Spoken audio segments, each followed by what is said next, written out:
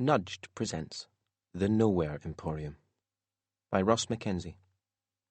Narrated by Monty Dinverno. Prologue. The Shop from Nowhere. The Shop from Nowhere arrived with the dawn on a crisp November morning. Word travelled quickly around the village, and by midday the place was abuzz with rumour and hearsay. There were 4 shops in the row yesterday. Today there are 5. Did you hear? It sits between the butcher's and the ironmonger's. The brickwork is black as midnight, and it sparkles strangely in the light. By evening time, a curious crowd had begun to gather around the mysterious building. They jostled for position and traded strange and wonderful theories about where the shop had come from and what it might sell, all the while hoping to catch a glimpse of movement through the darkened windows. The shop was indeed built from bricks the colour of midnight, bricks that shimmered and sparkled under the glow of the gas street lamps. Blocking the doorway was a golden gate so fine and intricate that some wondrous spider might have spun it. Over the windows, curling letters spelled out a name: The Nowhere Emporium. There was a glimmer of movement in the entranceway, and a ripple of excitement passed through the crowd. And then silence fell, a silence so deep and heavy that it seemed to hang in the atmosphere like mist. The shop's door swung open. The fine golden gate turned to dust, scattering in the wind. The air was suddenly alive with 100 scents, the perfume of toasted coconut and baking bread, of salty sea air and freshly fallen rain, of bonfires and melting ice. A dove emerged from the darkness of the shop and soared through the air, wings flashing white in the blackness. The enchanted crowd watched as it climbed until it was lost to the night. And then, as one, they gasped. The black sky exploded with light and colour, and a message in dazzling fireworks, sparks and shimmers spelled out, The Nowhere Emporium is open for business. Bring your imagination. The writing hung in the air just long enough for everyone to read it, and then the words began falling to the ground, a rain of golden light. The crowd laughed in delight, reaching out to catch the sparks as they fell. Everybody who'd gathered outside the Emporium was entranced. No one had ever seen a spectacle such as this. One by one, they walked forward, touched the sparkling brickwork, examined the tips of their fingers, and then they stepped through the door to find out what was waiting. 2 days later, when the shop had vanished, a stranger arrived in the village. He was polite. He paid for his new room with stiff new banknotes. But something about him, his startling height, perhaps, or the hungry look in his cold blue eyes, troubled the villagers. He asked questions about a shop built from midnight bricks.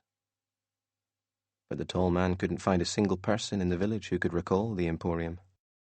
Within a day he too was gone, and all trace of these strange events faded from the history of the place. Those who'd walked through the Emporium's doors had no memory of anything they might have seen inside.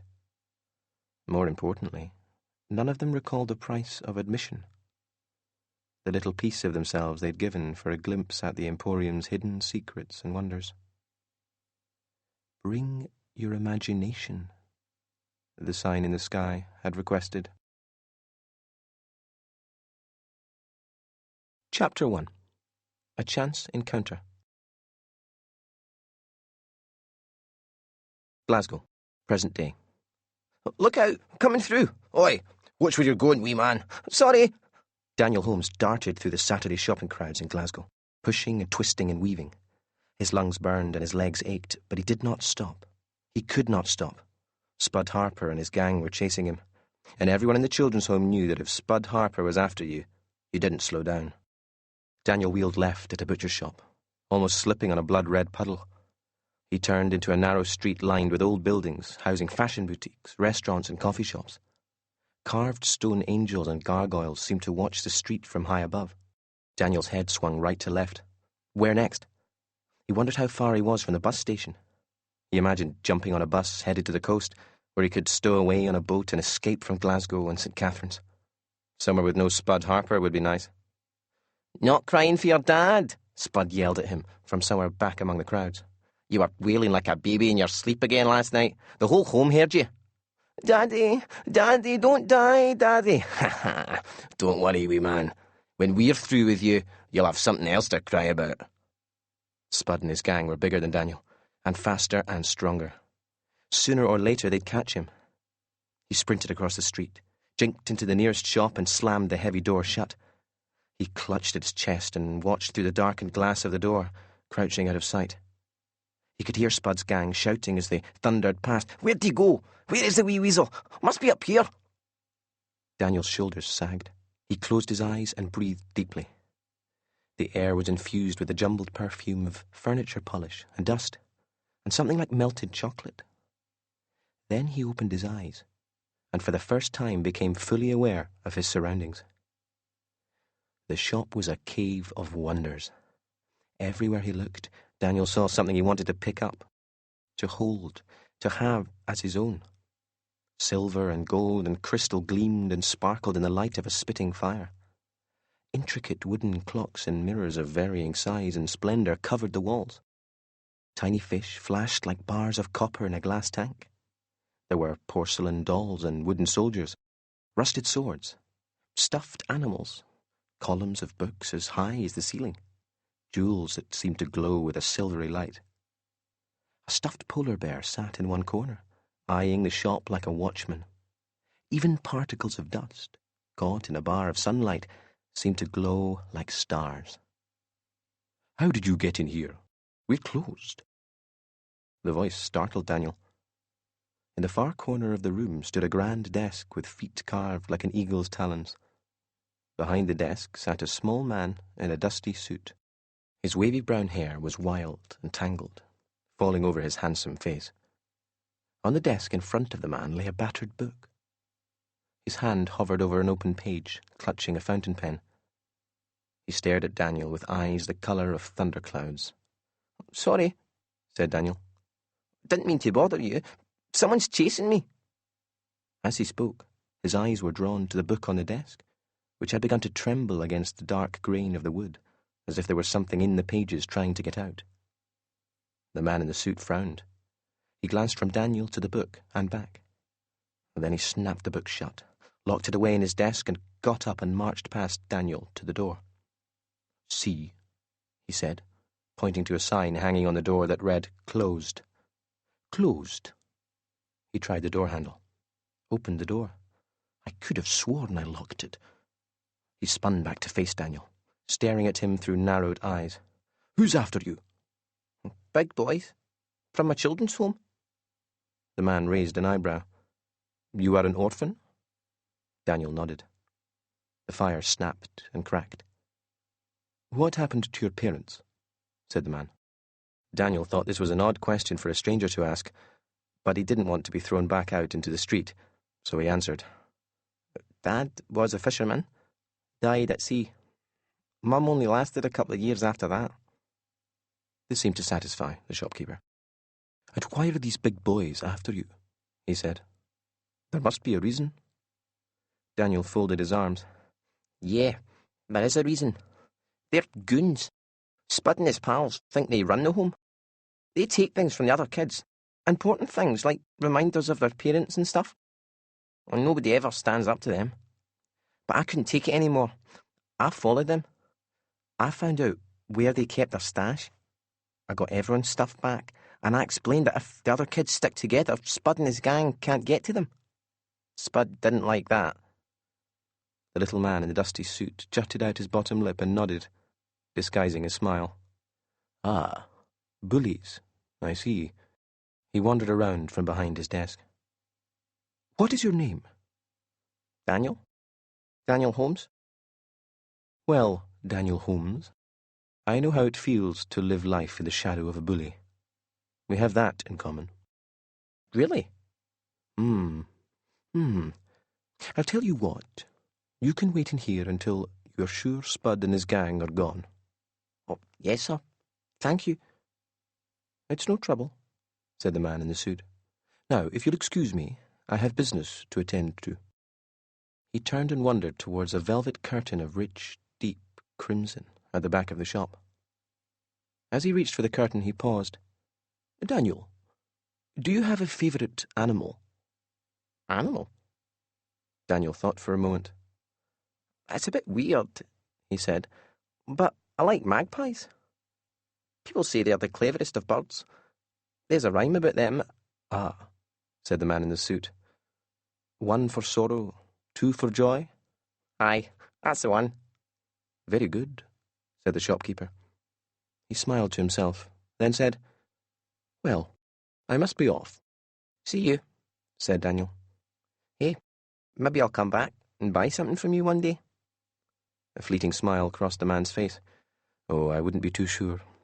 Return customers are very rare in this place. And with that, he was through the curtain and away. Daniel peered out of the window, which was tinted sepia, so that the outside world looked like an old photograph. Grey Glasgow rain had begun to fall in fat drops. Puddles were already gathering on the road. Spud Harper and his gang were long gone, but Daniel was keen to have one last look around before he left. He wandered towards a table scattered with metal toy soldiers. He picked 2 of the soldiers up, imagining that one was himself and the other Spud Harper, and staged a fight between the 2. Daniel's soldier was about to throw Spud off the table when something startled him. A soft, fluttering sound. He dropped the toys and stared at the red curtain to the back of the shop. Another flutter. The curtain waved gently. He edged forward, his heart racing. When he was close enough, he reached out a trembling hand and slowly, gently touched the material. A burst of red velvet, the sound of flapping wings, and 2 silver birds exploded from behind the curtain. Daniel ducked and spun, and the birds flew across the store and landed on a column of stacked books. They were magpies, but they were like no magpies Daniel had ever seen. They were made of brilliant, gleaming silver. Every feather, delicate as a shaving of ice, reflected the flames of the coal fire. The silver magpies fixed him with shining ruby eyes, twitched their heads to one side. How? Whispered Daniel, treading softly towards them, though they did not shy away as he advanced. When he was close enough, he reached out a hand. Are you real? His fingers touched upon the cool silver of one of the magpie's wings. The bird let out an indignant call and flapped away, leading its twin back towards the curtain. But when they reached the rich red velvet, the birds did not fly through. Instead, they exploded with a flash, and a shower of rubies rained down on the shop floor. Daniel's mouth hung open. "What's going on out there?" came the shop owner's voice from behind the curtain. "What was that sound? Nothing had better be damaged." Suddenly unsure exactly what he'd seen, or what kind of place he'd stumbled upon, Daniel made for the door. A little bell sang as he dashed out into the rain and down the street. A moment later, the short man in the dusty old suit stepped from behind the curtain. He stared around the shop. Then he leaned over and plucked 2 of the magpie rubies from the floor, rolling them between his thumbs and fingers.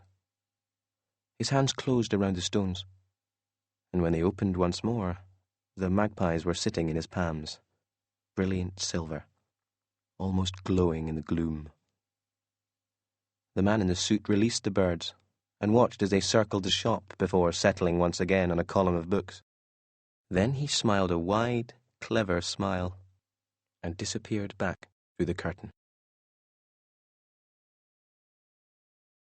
Chapter 2. The Return Customer. Daniel returned to the shop the very next day. He couldn't help himself. On reflection, he felt silly for rushing out in such a panic. Now he'd had time to think, he supposed what he'd seen must have been a clever trick, an illusion, nothing more. but he found himself desperate to know exactly how the owner of the shop had made the magpie seem so real. He spent breakfast trying not to look at Spud Harper, who made threatening gestures at him across the dining hall for the entire meal. Slipping out during the rush after breakfast was easy. Lost in the flow of the crowd, Daniel darted along to the kitchens, where the back door was always open to let out the reek of the chef's cooking. The world was bathed in Sunday sunshine, the sky endless blue. Daniel retraced his steps from the previous trip, passing the butcher's shop, breathing the smell of sawdust and raw flesh, and found himself back in the gargoyle-lined street. For a moment he was worried that he'd dreamt the whole thing, but then he saw black bricks glistening in the light of the sun, and a grand arched doorway and golden sign. The Nowhere Emporium. The closed sign was still displayed in the door. Daniel stared at it, arguing with himself, knowing that he shouldn't try to enter, but something about the shop was pulling him in. His hands trembled as he reached for the handle. The door was not locked. He pulled it open and felt warmth spilling from the shop. Inside, it was exactly as he'd left it. There was no sign of the owner, no hint of the silver birds. Daniel examined the column of books where the magpies had landed. Then, treading softly, he made his way towards the red velvet curtain, to the spot on the floor where the birds had fallen and smashed into rubies. The light in the place was dim. He had to drop to his knees to inspect the floor. Not a single ruby anywhere. The velvet curtains flapped, and Daniel found himself staring at a pair of grey leather shoes.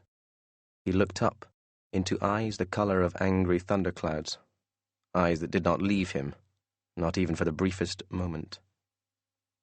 Silence. The shop owner's brow furrowed. He rubbed at his temples. He opened and closed his mouth several times, but no words escaped. He blinked, turned around, and retreated through the curtain. Then he poked his head back into the shop, as if checking to see if Daniel was really there.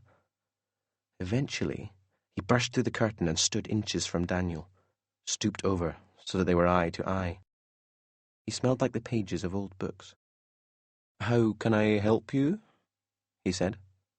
His voice was calm, but the look in his eyes suggested that a storm was erupting somewhere in his brain. Daniel said, "I just wanted another look around.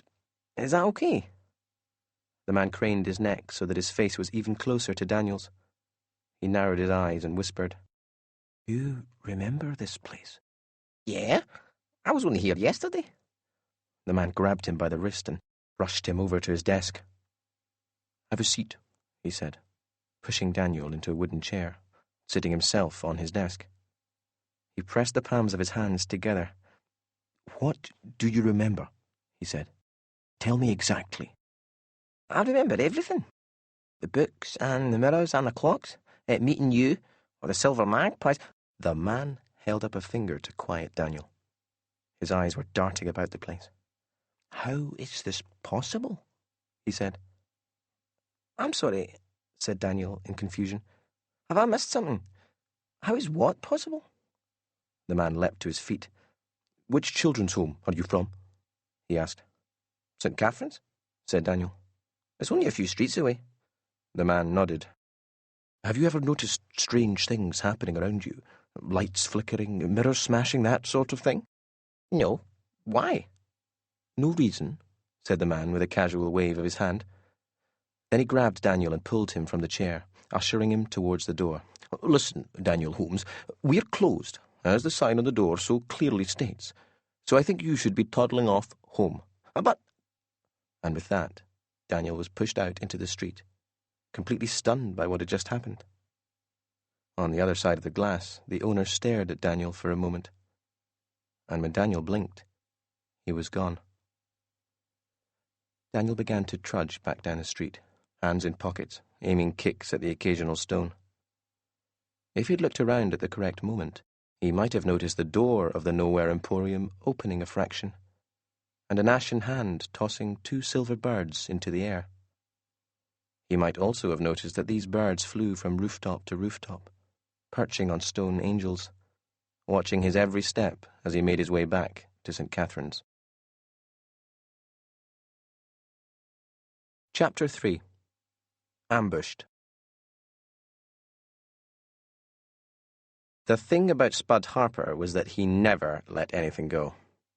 Any time he had a grudge, no matter how small, he'd carry it around for as long as it took to get even. As long as it took. Daniel knew this. Everyone did. He might have escaped Spud once, ducking into the nowhere Emporium, but he'd been looking over his shoulder ever since. Daniel didn't leave St. Catherine's at all over the next few days. Every time he was alone in a corridor or turning a corner in the playground, he expected Spud to jump out at him. It didn't happen. Not that way. Monday went by. Nothing. Then Tuesday. Wednesday was the same. And the longer it dragged on, the more it seemed certain that Spud's revenge would be truly horrible when it arrived. Thursday. The last Thursday of every month at St. Catherine's was fire drill day. It happened right after lunch. You could set your watch by it. When Daniel's class sat down at their desks after the break, their teacher, Mr. Pym, did not even bother telling them to open their textbooks. Sure enough, a few minutes later, the air was split by the shrill of the alarm, and the class filed out, merging in the main corridor with several other classes. Daniel's stomach sank to somewhere around his knees as he felt someone huge appear at his side. Smitty, the biggest boy in Spud's gang, smiled down at him. "Don't say a word, wee man, or I'll knock you out."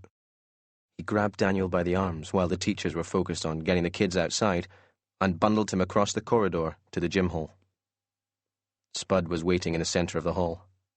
Smitty dragged Daniel towards him and held him in front of Spud, who stuck his freckled face right in Daniel's. "Thought I forgot about you, pal," he said. "Thought I was going to let you off with what you did?" Daniel said nothing. He stared at Spud, hatred burning in his veins. "Here's what's going to happen," said Spud. "You're going to steal back all this stuff it took me so long to get from the other kids. And if you don't, I'm going to smack you once for every single thing you cost me. That's a lot of punches, Daniel." Daniel stared around the gym hall. The door back to the corridor was blocked by another of Spud's gang playing lookout. No escape that way. But the back door, the one behind the stage... Daniel brought his foot down as hard as he could on top of Smitty's. He heard the big guy howl in pain, felt the grip of his huge arms soften. Daniel managed to squirm away, taking off towards the back of the hall. "Hey, get back here!" Daniel ran up the stairs to the stage. He ducked through the curtain, the sound of Spud's trainers on the boards behind him, down another set of steps, and out to a narrow corridor. "Not this time, Danny boy," yelled Spud. "You're getting it!" Daniel ploughed on, his feet barely touching the floor as he ran to the end of the corridor and burst through a fire exit to the car park at the back of St. Catherine's. Then he was away through the gate to the streets beyond, pushing past office workers who were out making the most of the Glasgow sunshine during their lunch breaks. Daniel glanced over his shoulder, kicked into another gear, and tore through a pedestrian courtyard between two office buildings, firing out the other side like a bullet. "Daniel!" Spud shouted. "Stop! You're gonna get..." The tail of Spud's sentence was cut off by the blast of a car horn, and Daniel realised, in one of those strange instances when time seems to slow down, that he'd run out onto a road. He heard the screech of tyres, saw the car coming towards him head-on, caught the driver's horrified gaze behind the windscreen. He knew it was too late to stop, knew he was not fast enough to keep going. There was no doubt in his mind that he was going to die in the street. A flash of silver in the corner of his eye. Someone pressed a play button on the world. Everything screamed back to life. Before the car could hit him, something else did, knocking him sideways. He landed heavily and stared up through blurred eyes at the cloudless sky. He was aware of someone standing over him, a person in a grey suit. Whoever it was, they were talking to him, but the voice was very far away. The only thing Daniel wanted to do was go to sleep. The world around him was lost to blackness. Chapter 4. The Monster. Edinburgh, December 1878. The knock on the door of Castlefoot Home for Lost Boys came at precisely 5 minutes to midnight. At first, the call went unanswered.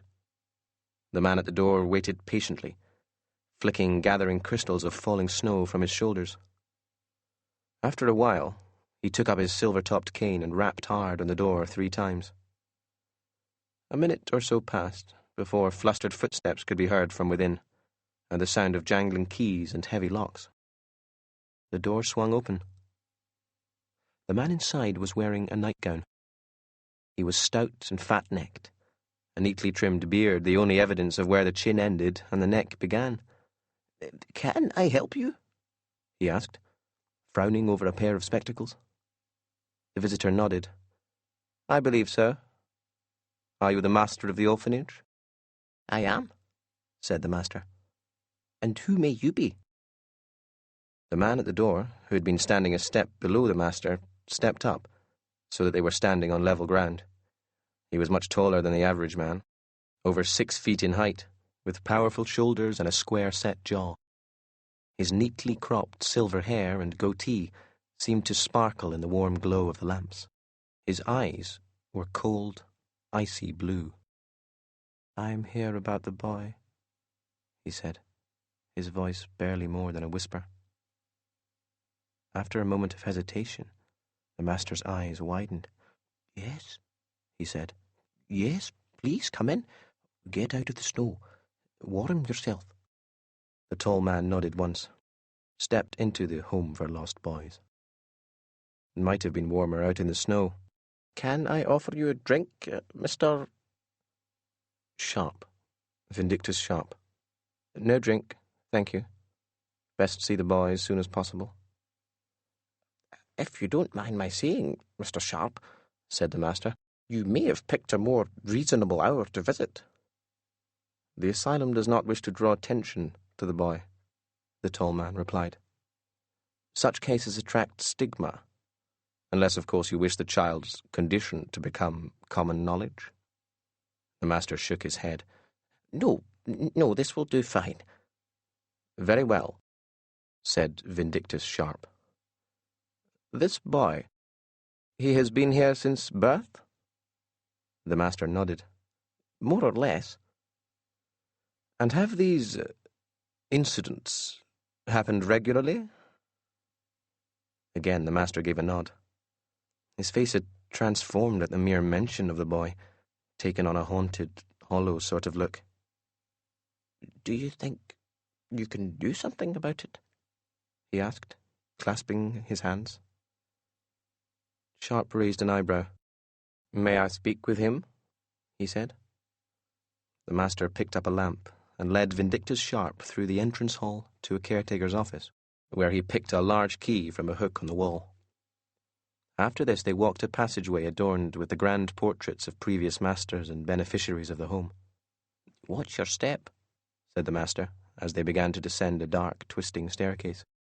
The stairs opened out to another corridor, this one lit by a solitary gas lamp. The place smelled of damp and dirt, and faintly of disinfectant. "You keep him down here?" said Sharp. The master, who was a pace or two ahead, turned, and his face was a white mask of shame. "We've no choice," he said.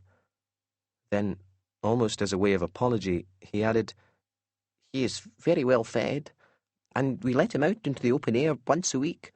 There are many children in this city who have it much worse." Sharp did not answer. They reached a door at the end of the corridor. The master took the rusted key and placed it in the keyhole. It was stiff, and it took him a few attempts to open the lock. He reached for the doorknob, but Sharp's gloved hand blocked him. "I think I will take it from here," he said. The master stared for a moment. "Alone? Are you sure?" "You are welcome to wait here," said Sharp. "But if I am to evaluate the boy, then yes, I must speak with him privately." In spite of the cold, the master wiped a bead of sweat from the end of his nose. "Very well," he said. "If it is necessary, I suppose." but I will be here by the door should you need me. Vindictus Sharp's mouth twitched. It may have been a smile, but he had turned towards the door before the master could properly tell. He reached for the handle and slowly opened the door. The room beyond was small and square. The only items of furniture were a small bed made from cast iron and a simple wooden bookcase packed with volumes of various size and thickness. At the foot of the bed sat a boy. He was perhaps 10 years old, scrawny almost to the point of being skeletal, with a mop of ragged wild hair. At first glance, Sharp thought him unremarkable, save for his eyes, which were the angry grey of a thundery ocean sky. Sharp closed the door in the master's peering face. His gaze returned to the child. "Are you here to take me away?" said the boy. Sharp brushed a smudge from the silver handle of his cane. "That depends," he said, and he indicated the bookcase. "You like to read?" The boy nodded. "I love it. The words let me go somewhere else in my head, away from here." Vindictus Sharp scanned the contents of the bookcase. There were some children's stories there, among them Alice's Adventures in Wonderland and Treasure Island. But there were also books that were not for children.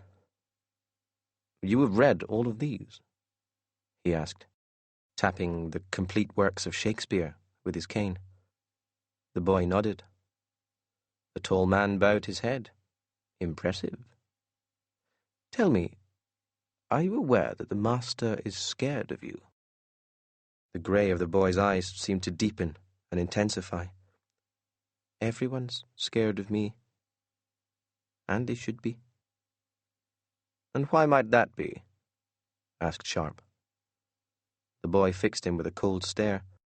"Because," he said, "I can do things that they can't. I can do things that nobody can." He nodded towards the door.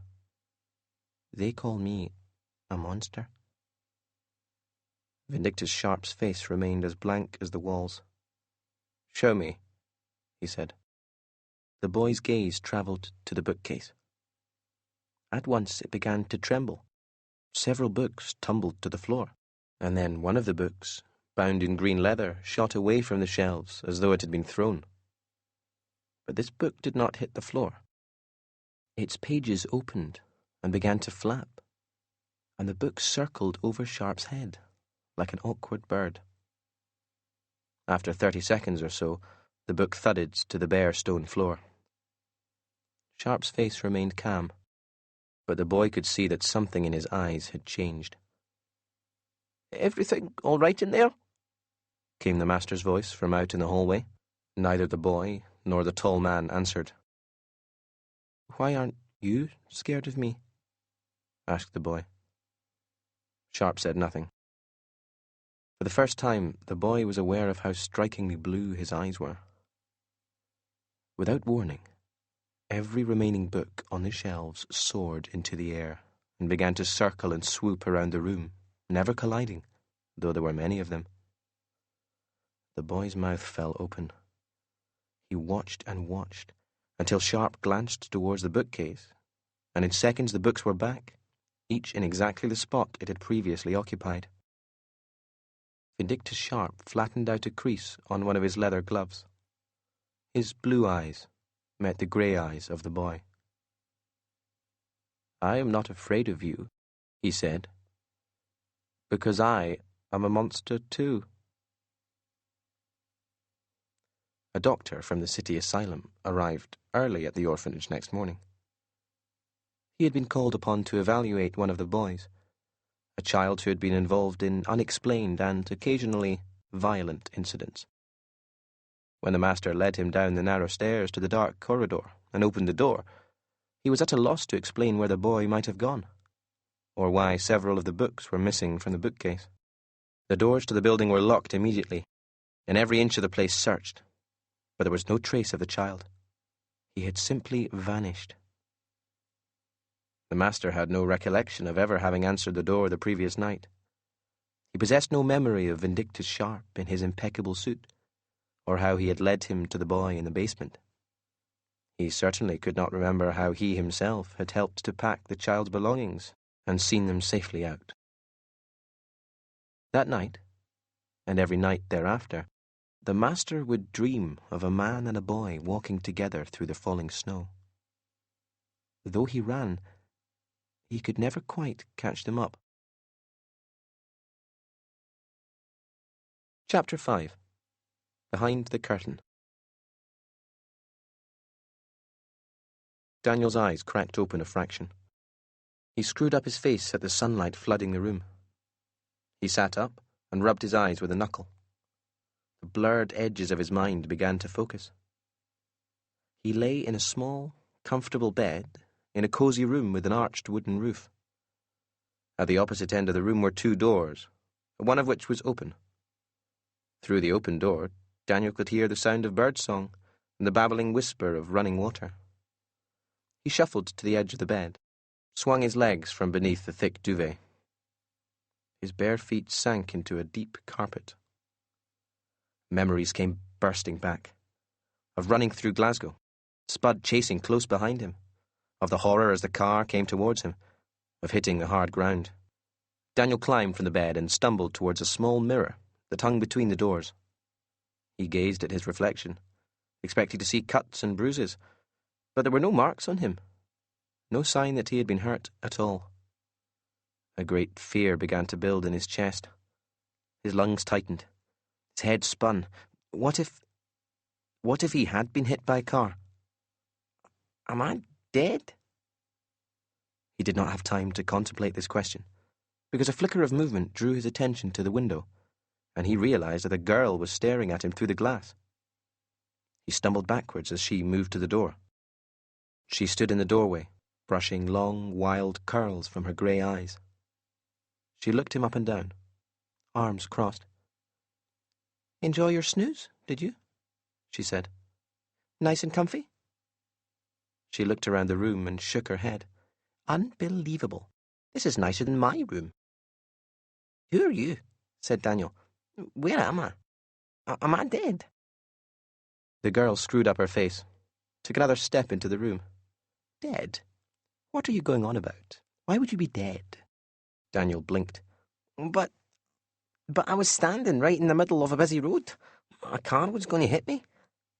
The girl tapped her foot on the floor. "He must have saved you. I wonder why. What's your name?" "Daniel," said Daniel. "Who are you talking about? Who must have saved me?"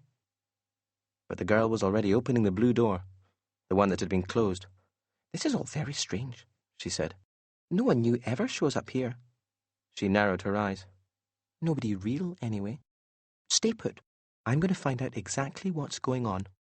And she slipped off through the blue door before Daniel could ask her name, or why she was so interested in him, or what she'd meant about nobody real ever showing up. Daniel patted himself on the chest. He felt real. He certainly didn't feel dead. Then again, how would he know what being dead felt like? He stared at the door through which the girl had left, and tried the handle. The door was locked. So he went to the second door, the open one. A hilltop view lay before him, patchwork of fields and forest beyond, under a crystal blue sky. The air was warm and sweet as honey. Daniel stepped down some narrow wooden stairs into a meadow of waist-high grass.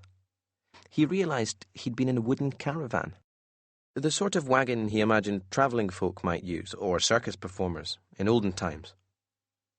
The wagon was painted a deep shimmering blue, decorated with golden flourishes. Something struck him then. If this was all real, how could that girl possibly have left through a door inside the wagon? He was thirsty. His tongue was sticking to the roof of his mouth. He moved towards the stream, bent down and drank. The water was ice-cold and pure, and probably the best drink he'd ever had.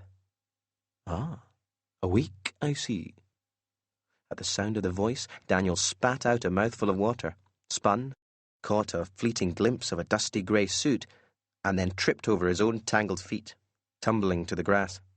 "Oh, very graceful," said the man in the suit.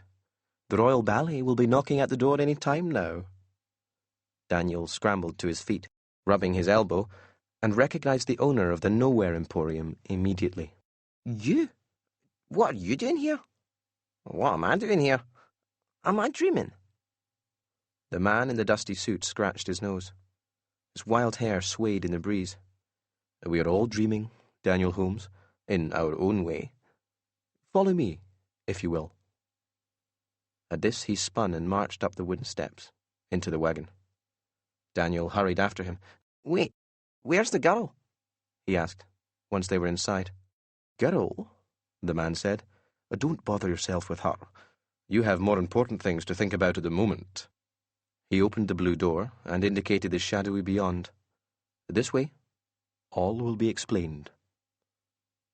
Daniel took a slow step towards the door. He peered through. That's not right, he said. That can't be right. Beyond the blue door was a square entrance hall, like the inside of a castle, that seemed to climb up and up forever, crisscrossed with 100 or 1,000 entangled and intertwining stairways, all lit by the flickering glow of torchlight. The man in the suit stepped into the hall. Don't look so worried, he said. Nothing can harm you in here. I checked the corridors yesterday, caught the last of the escaped lions. He wheeled away and began to stride across the hall. Daniel was unsure what to do. He watched the man in the suit, and then his eyes widened. Lions? He said. Hey, wait up! Chapter 6. A Bargain with Lucien Silver. Would you like a cup of tea? The man in the dusty suit sat behind his desk, stirring tea in a china cup. No, said Daniel. He watched a small whirlpool form in the liquid and tried to sound braver than he felt. No tea, thank you. Just tell me what's going on. He had followed the man across the hallway, passing dozens of staircases, to another doorway, this one with a curtain of deep red velvet. When he'd brushed through the curtain, Daniel had found himself back in the Emporium. The man in the suit sipped at his tea, then returned his cup to a saucer on the desk. There really is no way of making what I am about to say any easier for you to hear or comprehend, he began. So here it is. Daniel Holmes, you should be dead. At this he stood, and began to wander around the shop, his hands clasped behind his back. Allow me to explain. My name is Lucien Silver. I am a traveller. This Emporium is my means of transport. It dances through time, taking me from city to city, town to town, village to village, all over the globe. Through time? Said Daniel. Like Doc Brown. Mr. Silver gave him a blank look. Who? Doc Brown, said Daniel. You know, Marty McFly, Back to the Future. It's an old movie I saw at the children's home. Doc and Marty have a time machine. Mr. Silver shrugged. I do not get to the cinema much, he said. His grey eyes sparkled in the light of the fire. And my Emporium is not just a time machine. He pointed to the red curtain. Beyond that curtain, beyond the many staircases we have just passed, lie my wonders. Think of the Emporium as being like a tree. The hall of staircases you just walked through, that is the trunk. Branching off it are the passageways, hundreds of them, where the wonders lie. Wherever I visit, customers are drawn to this place. For a small fee, I allow them to step through the curtain and experience what it's like to fly among the endless stars, to taste the colour of the sunset and explore the very boundaries of imagination. I allow them to visit my wonders. Of course, I cannot allow my customers to remember what they have seen in the Emporium. They leave with a foggy glow of happiness, perhaps even the sense that their life has changed forever. But they cannot recall the shop. To them, it's as if it never existed. He frowned, and a sudden weight seemed to cause him to sag. The day you ran away, strayed onto that road, you nearly died." Daniel opened his mouth, but found his throat thick and choked. "If that's true, if I nearly died, then why am I here? How did I get out alive?" "Because I interfered," said Silver. "I saved you, Daniel. I don't know if it was the right thing to do. It was not an easy decision to make. But the day you returned to the Emporium, the moment I realized you remembered being here the previous day, I knew you were special. I knew there must be a reason why you came to my attention." "What sort of reason?" "I don't know yet," said Mr. Silver, drumming his fingers on his chin. "But I am offering you the chance of a lifetime, my boy. The chance of 100 lifetimes. Come with me. Learn about the Emporium. Prove that I was right to interfere. See the world in a way nobody else can. What do you say?" Daniel said nothing. He stared out of the Emporium's windows. Glasgow was hidden beneath a veil of thick, swirling fog. "You need persuasion," said Mr. Silver. "Seeing is believing, or so they say." He strode towards the shop door, reaching for an elaborate metal instrument on the wall. To Daniel, it looked like a complicated cross between a clock and a compass. There were many dials and rings of numbers set within smaller rings. Mr. Silver began to manipulate the hands of the instrument. When he was satisfied, he spun and headed for the fire, scooping a handful of coal from a bucket on the floor. He tossed the coal into the fire. There was a great roar, and the flames became so bright Daniel shielded his eyes. For the briefest moment, the flames burned a deep red, and the fire exploded, sending a plume of soot billowing out into the store. As Daniel coughed the soot from his lungs, a bar of bright sunlight began to burn through the smoke. When the soot had settled, Mr. Silver stood by the door of the Emporium and opened it with a flourish. "See for yourself," he said. Daniel stepped to the doorway and felt a warm breeze on his face. He had been expecting, of course, to look out on a Glasgow street, to see shoppers bustling past, weighed down with bags. But that is not what he saw. He inched out of the door, onto a wide walkway. The air was warm, the sky awash with deep reds and purples.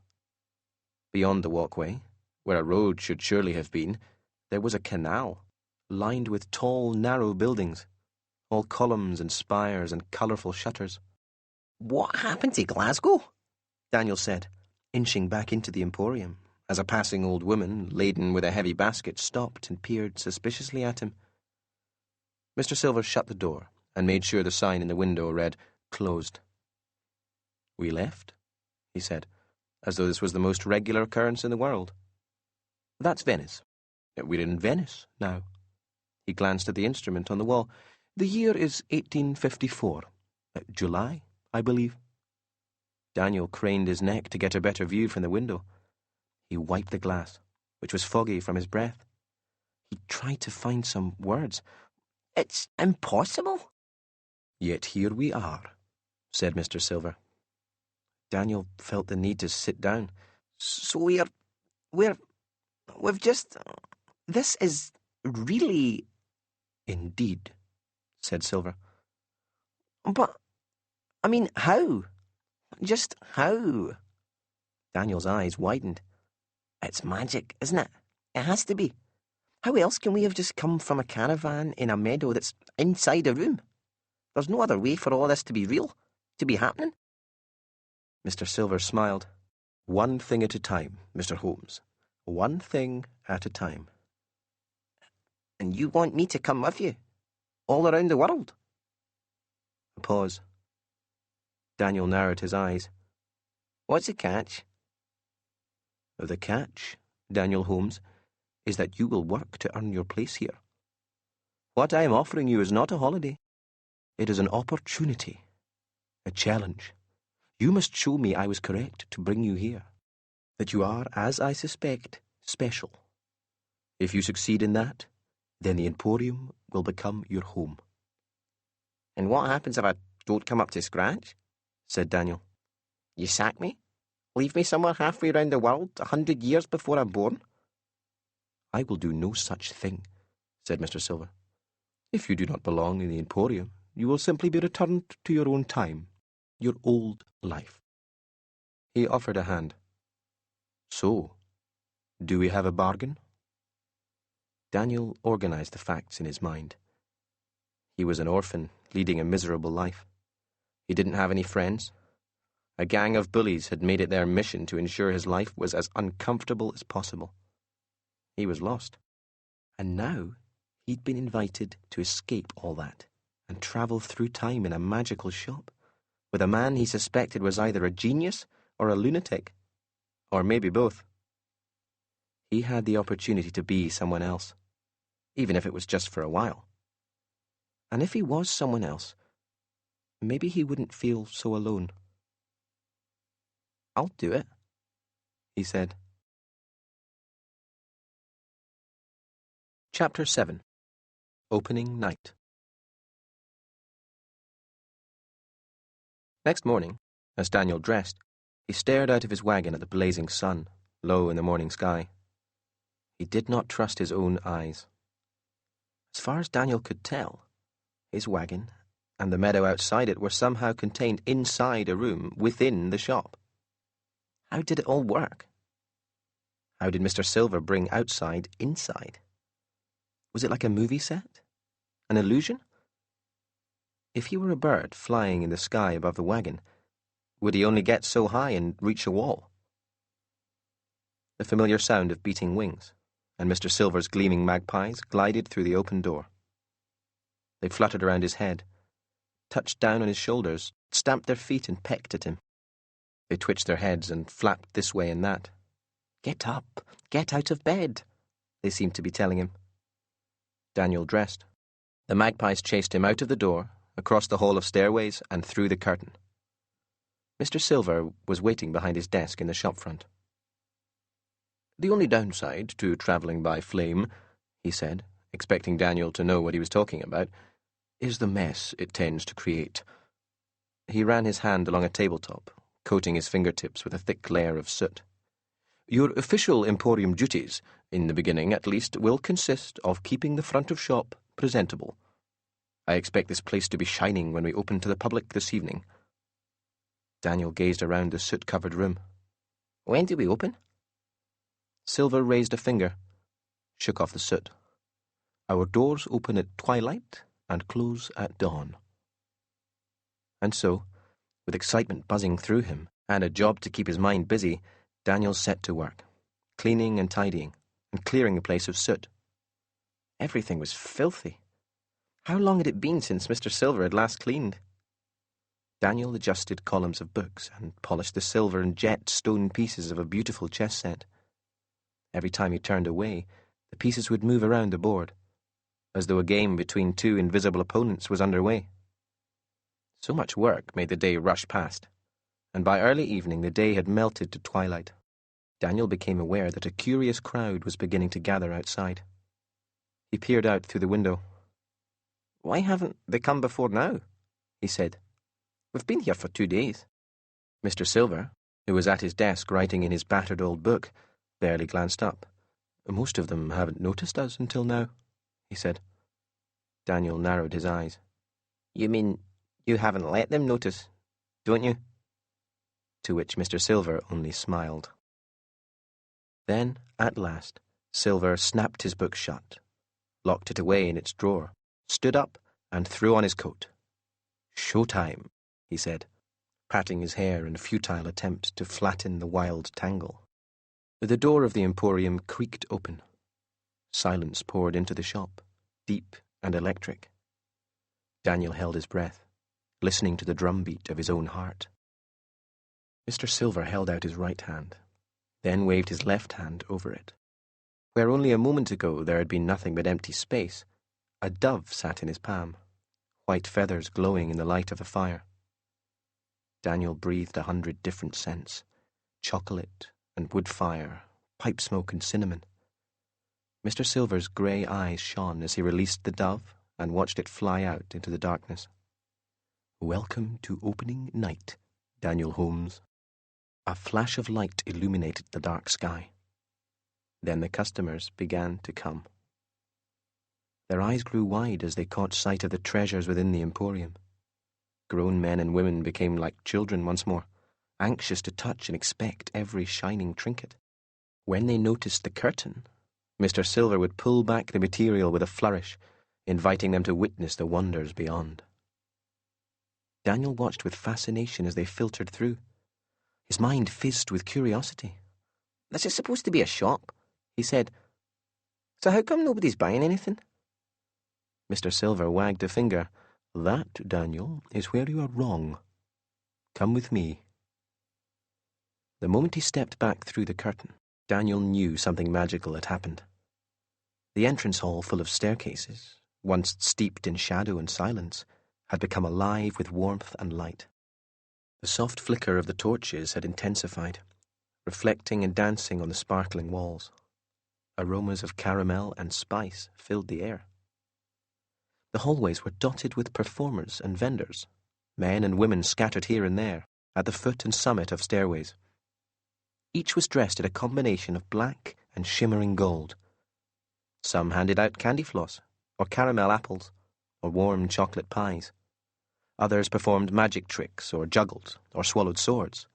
No two were identical. "Where did they come from?" said Daniel, passing a bare-chested man who was breathing fire. The flames formed the shape of a pouncing tiger, then an elephant, and finally a dragon. "From within," said Mr. Silver. As they walked, they passed several customers chatting excitedly about rooms that contained impossible things, oceans and deserts and windows to the stars. A little girl tugged on the sleeve of her mother's coat. "I saw a dragon, Mama," she was saying. "A real dragon with fire breath and wings and a spiky tail." "I can understand what they're saying," said Daniel, who had until that moment forgotten that he was in a foreign country, and that these people were not speaking in English. "Of course you can," said Silver. "What use would I have for an assistant who could not communicate with my customers? You can now understand and speak any language that you may need." Daniel tried to remain cautious, suspicious even, mostly because nothing he cared about tended to hang around for very long. But wonder had begun to chip away at his armour. "Are there other shops like this?" he asked. "Is there more magic out there?" "There is nowhere else like my Emporium," Mr. Silver said. "There is magic, certainly, and plenty of it, but it exists at the edges of things, in the corner of the eye and the back of the mind. Our world is filled with the extraordinary, Daniel.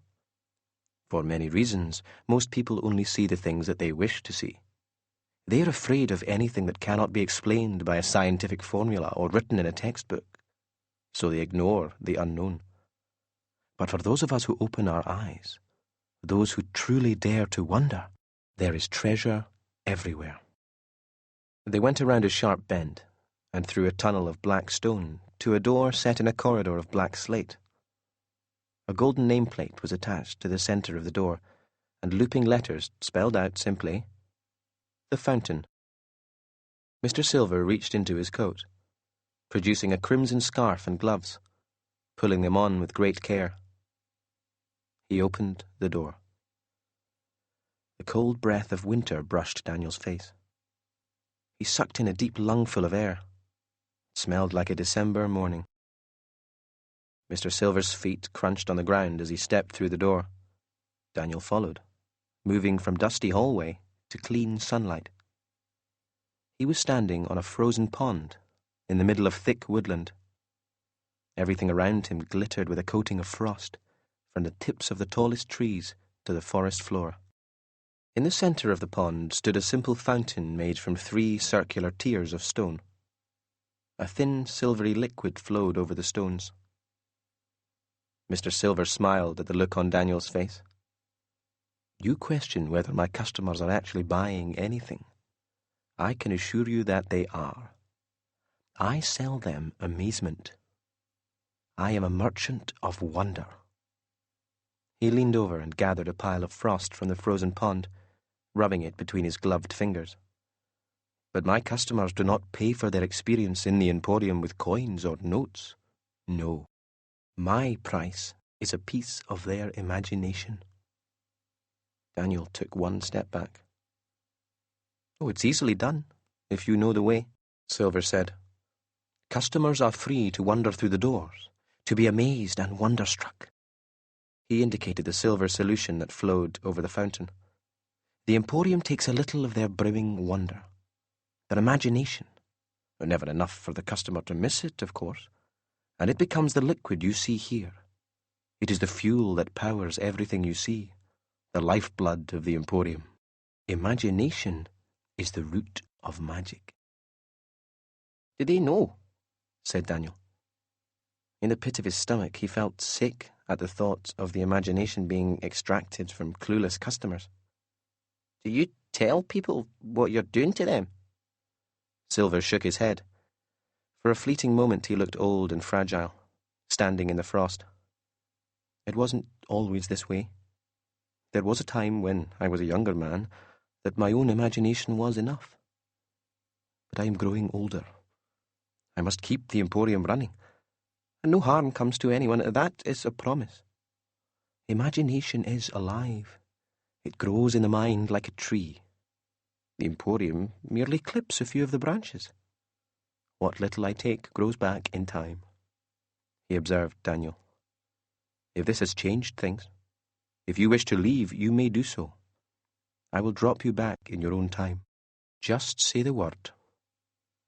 Daniel stared at the fountain, at the silvery imagination flowing over the stone.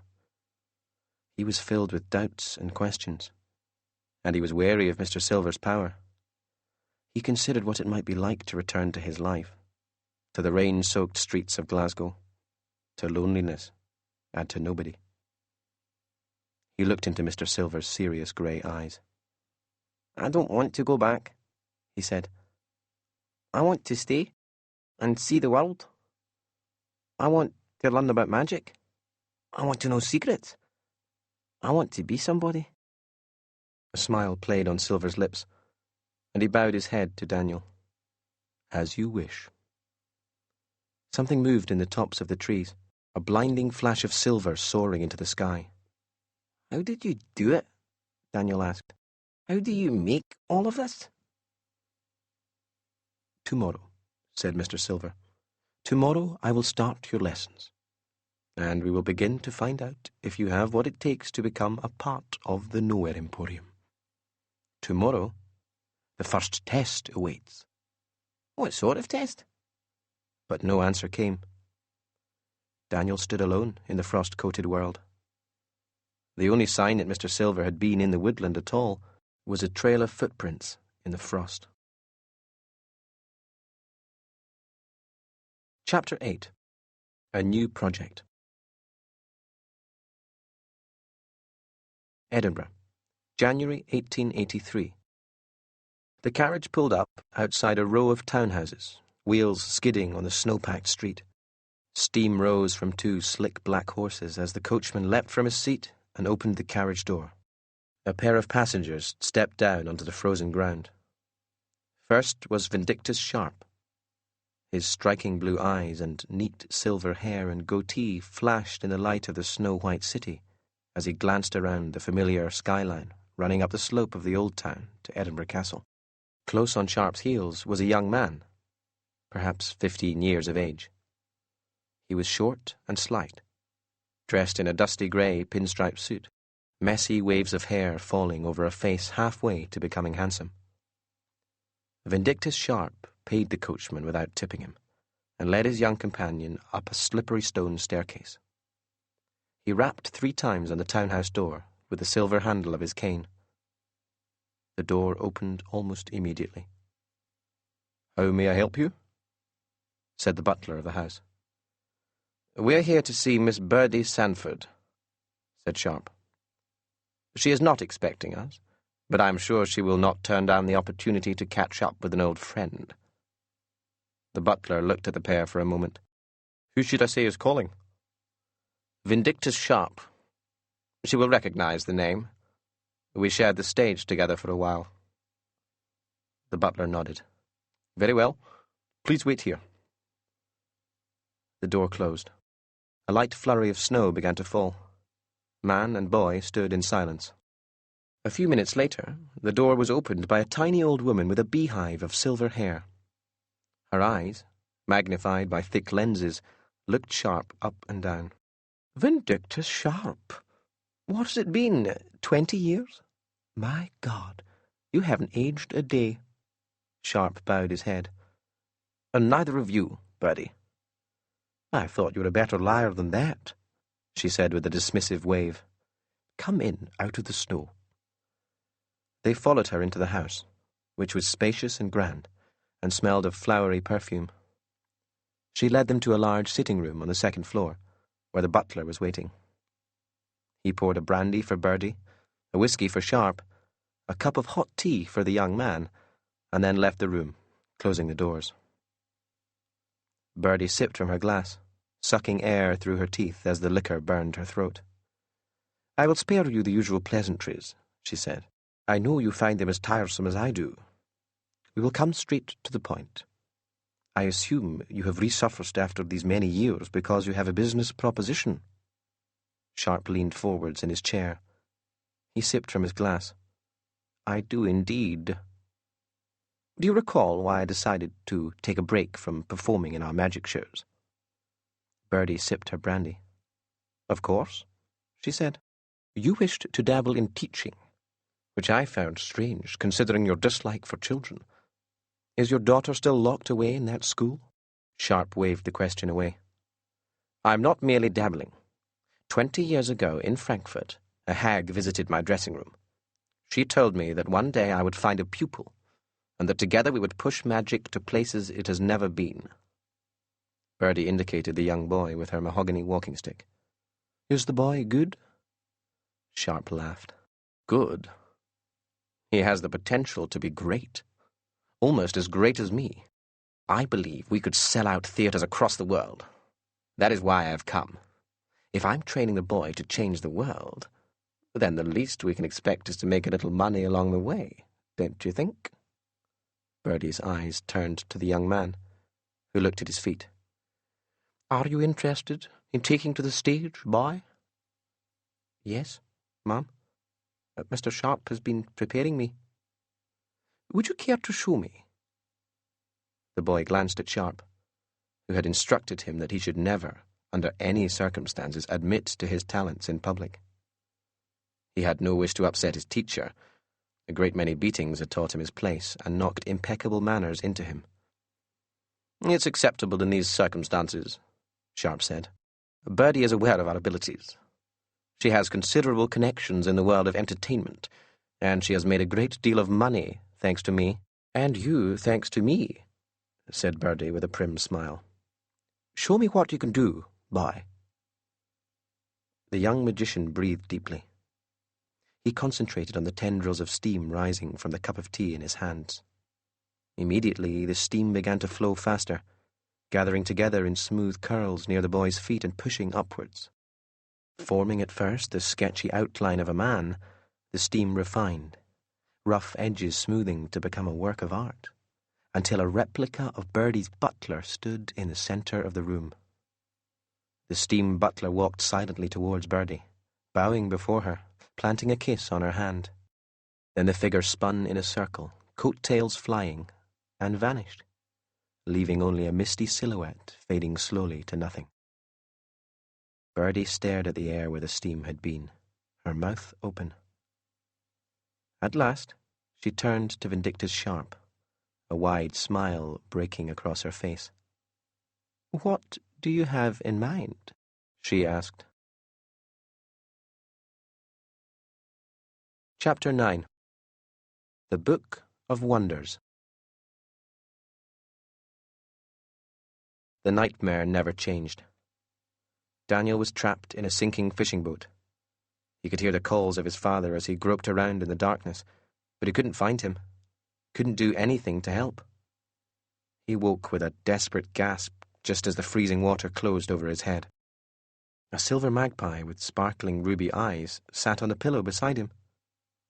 Its twin was hopping around at the foot of the bed. The magpie had dropped a small black envelope onto Daniel's pillow. It nudged the envelope towards him, until the sharp paper pressed against his nose. Inside, he found a black card with a message in golden ink. Your first lesson shall commence in 1 hour. Follow the magpies. Mr. S. Daniel turned the card over in his hands, still trembling from the bad dream. What sort of lesson lay in wait? In the wagon he found a wardrobe filled with black trousers and sweaters, crisp white shirts and golden ties, his Emporium uniform. Go on, then, he said to the magpies when he was dressed. The birds fluttered through Daniel's bedroom door to the great hall of staircases. They began to climb through the Emporium, navigating the tangle of steps in a series of swoops and spins and slows. As he followed the birds from one staircase to another, higher and higher, Daniel glimpsed many corridors of shining black brick. Countless doors lay along those passageways. But what lay beyond the doors? Wonders, Mr. Silver had called them. Somewhere along the way, Daniel spotted movement in the shadows and realized that the girl he'd seen in his wagon was watching him. He took a step towards her and raised his hand, but she spun away into the darkness like a startled fox and was gone. He would have to ask Mr. Silver about her, perhaps after his lesson. One of the magpies pecked his ear, letting him know that it was not amused by the disruption, and they were moving again, until finally the birds landed at the foot of a wide door. Daniel pulled it open. The walls of the square room beyond were completely hidden under rows of bookcases. He narrowed his eyes, squinting at the walls, and realized upon closer inspection that there were, in fact, no bookcases. There were only books. The books were the walls. And in that moment it hit him. Every object in the room, from the armchairs to the tables to the lamps, was made from books, or from the covers of books, or pages that had been torn from books. The floor was made of books. The ceiling was made of books. A miraculous fire was burning in the fireplace made entirely of books. Glad you could make it. There were 2 armchairs. Both had been empty when Daniel walked into the room. He was sure of it. Now, somehow, Mr. Silver occupied one of them. He nodded to Daniel, motioned for him to sit opposite. Let us begin at the beginning, said Mr. Silver, wasting no time. First, the basics. I deal in awe and wonderment. I sell escape and fantasy.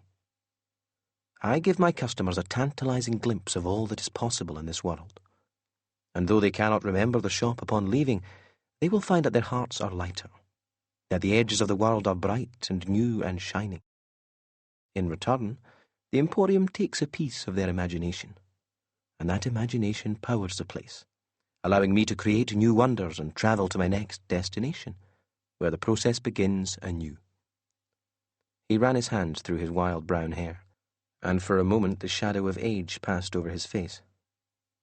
Magic can help one accomplish incredible things, Daniel. Take time, for instance. If you know enough, you can do things with time you wouldn't believe. I once worked for a man who never aged. Not one day the whole time I knew him. Silver shook his head, and his eyes darkened. He's still out there somewhere, probably looking exactly as he did when I last saw him. I myself managed to stop the clock a few years after we parted ways, though I use a different method. I didn't have the stomach for his. Daniel wondered what the man who never aged had done, exactly. But Mr. Silver waved a hand, as though flicking away the memories. The point is, I am older than I seem, and I'm beginning to feel the weight of the Emporium upon my shoulders. This is why I have decided to take on an assistant. He nodded to Daniel. Do you recall what I was doing when you first found the shop? I think, said Daniel, screwing up his eyes as he tried to replay the memory on his head, you were writing. At your desk? Silver reached into the pocket of his coat. He placed the battered old book on his lap. I was writing in this book, said Silver. And he took it up and fanned the pages, causing his wild hair to blow into his eyes. And what a book! It is the key to this place, The Secret Behind the Emporium. My Book of Wonders. Daniel stared at the cracked cover. The title was all but faded away, though there were places where the gold lettering was still visible. He could decipher the letters L, S, W, O, and D. He leaned in. Was it his imagination, or could he feel the book pulling at him, drawing him closer? Silver continued. For every room that will ever come to exist in the Emporium, there is a page in this book. When I have an idea for a new wonder, and I've thought it through carefully and decided that it's suitable, I begin to write it down. The pages are enchanted and entwined with the shop. When I've finished writing, a wonder will appear somewhere in the corridors. All the doors I saw on the way here, said Daniel. All the wonders. They have a page in that book. Silver thumbed through the pages, selecting one passage and placing the open book on the table. The writing within, in deep black ink, was small and neat, and decorated with many curls and flourishes. There was also a sketch, drawn in flowing black lines that seemed to come alive as Daniel gazed at it. I recognise this, he said, leaning ever closer to the book. It's my wagon. My bedroom. Silver smiled for a fleeting moment, causing the lines around his eyes to deepen. Correct, he said. I trust you find it comfortable enough. If you wish me to change anything... It's perfect, said Daniel. His fingers fluttered hungrily, and he felt a great rush of excitement as he asked, Can I have a closer look? A hesitation. Silver handed over the book. It was heavier than Daniel expected, but it also felt familiar somehow, as if he had held it before. He flicked through page after page, noting in his mind a list of rooms he longed to visit. There was an underground lake of gold, and a cove filled with sapphire water where a mermaid whispered the whereabouts of buried treasure. He saw a path through an enchanted forest, and the mountain-top den of an armour-clad dragon, and a grassland populated by lions. There were ancient pages where the ink was worn and could not be properly read. One such passage caught his attention, and as he stared at the words, his stomach told him that they contained something vast and dark and ancient. The Library of Souls, said Mr. Silver. I am a fan of stories, a collector, and there is no greater story than that of life. The Library of Souls holds on its many shelves the life story of everyone who has ever lived, everyone who will ever live. Wonderstruck, Daniel tried to imagine a room vast enough to hold such a great number of books, but he was distracted when Mr. Silver gasped and breathed through his teeth. He sat forward in his chair and held his hand to his chest. What's wrong? Silver closed his eyes tight and took a deep breath. He let the breath out slowly, opened his eyes, and blinked. I'm fine, he said. Daniel's eyes lingered on Silver's hand, which was still pressed to his chest. Now that you've seen inside the Book of Wonders, said Mr. Silver, as if nothing had happened, it is time for the first test. He held out an open hand. In his palm sat a golden fountain pen. Daniel stared at it. I don't understand. I want you to attempt a wonder of your own. Write in the book. Me? Make a room appear from nowhere? You're having a laugh. I certainly am not. It's the quickest way to judge whether you have any talent. Daniel fidgeted in his chair. He had not imagined his first test could be something so huge. He took the pen from Silver. What if nothing happens? He asked. Will you sack me? Now that he was holding the book, that he'd seen the wonders within its pages, his old life seemed so very far away. It was like he'd been living in black and white, and suddenly the world was alive with colour and possibilities. He was not ready to return to the grey. Silver thought about the question. We shall worry about that if it happens. He mimed writing. On you go. Daniel found a blank page. His palms were wet. What should I write? That is up to you, said Silver. though I would advise starting with something small. A solitary room, perhaps. Nothing too fancy. Daniel thought and thought. Then, from nowhere, an image appeared in his mind. Something comforting from his past, and the idea began to blossom and flower. When he was as certain as he could be, he began to write in Mr. Silver's book. When he had finished, the entire page was filled with the neatest handwriting he could manage. His fingers tingled warmly. Silver motioned for Daniel to hand the book over. "Do you think it worked?" Daniel's heart punched at the inside of his chest. Mr. Silver shook the messy hair from his eyes and went to the door. "Let's find out," he said. The Emporium was closed, which meant the corridors were deserted and cloaked in shadow. As he followed Silver, sticking close, Daniel imagined that he could hear the walls breathing. A shiver danced down his spine. As if reading his mind, Mr. Silver said, "It's perfectly safe to walk the corridors, to explore. In fact, I encourage it. Everything you see here is under my control. Nothing will harm you. In all the years I have been welcoming customers into the Emporium, no one has left with so much as a bruise." "It's the thought of getting lost," said Daniel. "I could wander around forever." "You will find your feet," said Silver. "Walking the corridors and passageways will become second nature. And know this, if by some curious twist of fate you find yourself in trouble, the Emporium will help you. All you have to do is ask." Silver slowed at last. He tilted his head to the side, as if he were listening for some faraway sound. He took 4 slow steps to the nearest shining black door and pressed his ear against the surface. He stepped back. His gaze flicked from the door to Daniel and back. "This is new," he said, "and it's not one of mine." He gave Daniel a curious look, like he was staring at some alien creature. "Open it." Daniel trembled as he approached the door. Even after everything he'd seen the past few days, he couldn't quite believe that a new room had appeared simply because he'd written in an old book. And at the same time, he felt a strange sense of wondrous pride. But was it enough? Would he pass the test? His hand was slick with sweat as it grasped the door handle. The lock gave a satisfying click. The door opened.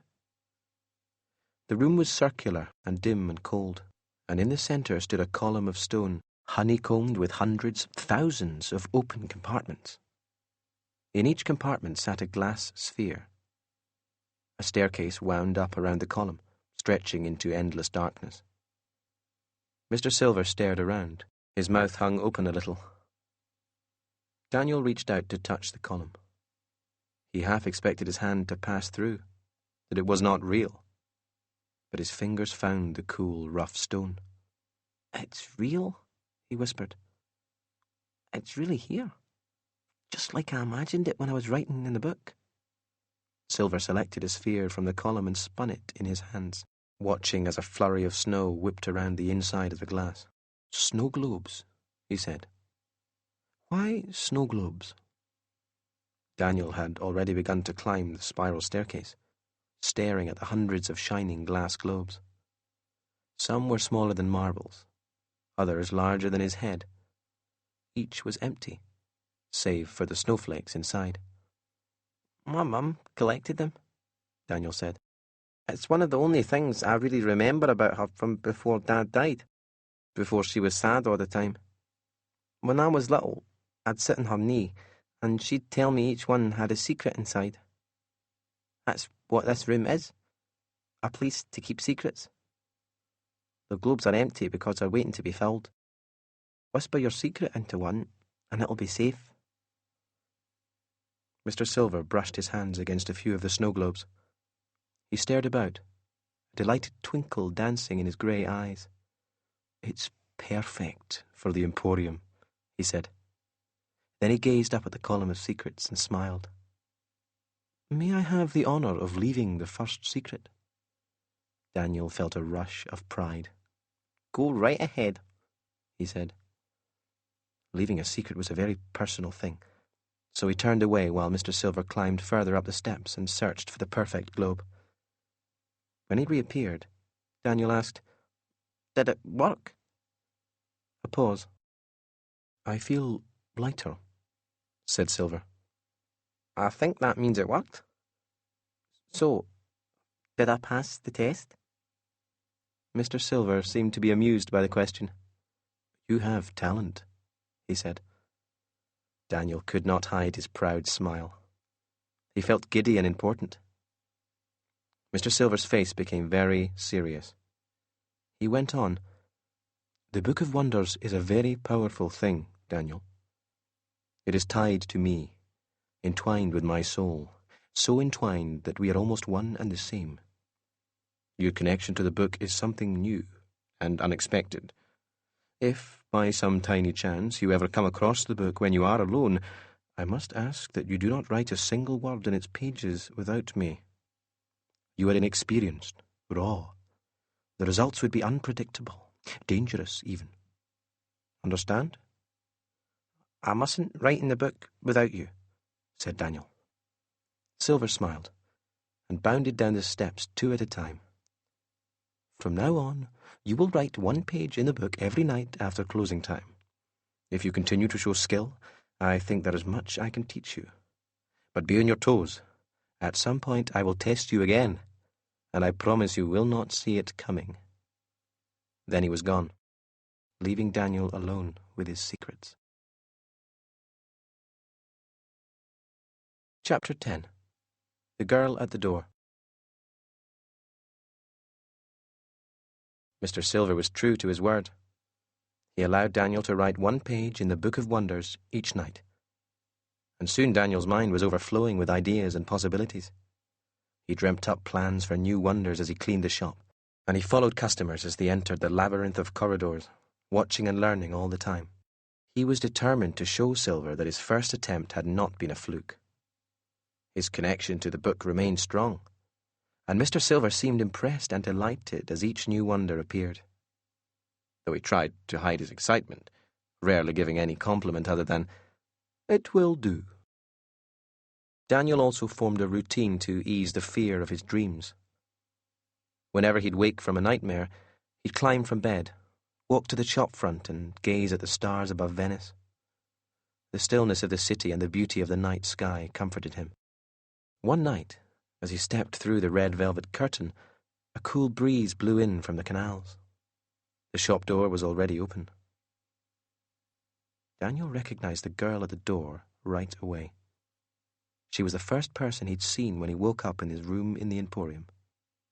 She stood in the doorway, curls of hair swaying in the breeze as she gazed out at the city on water, oblivious to Daniel's presence.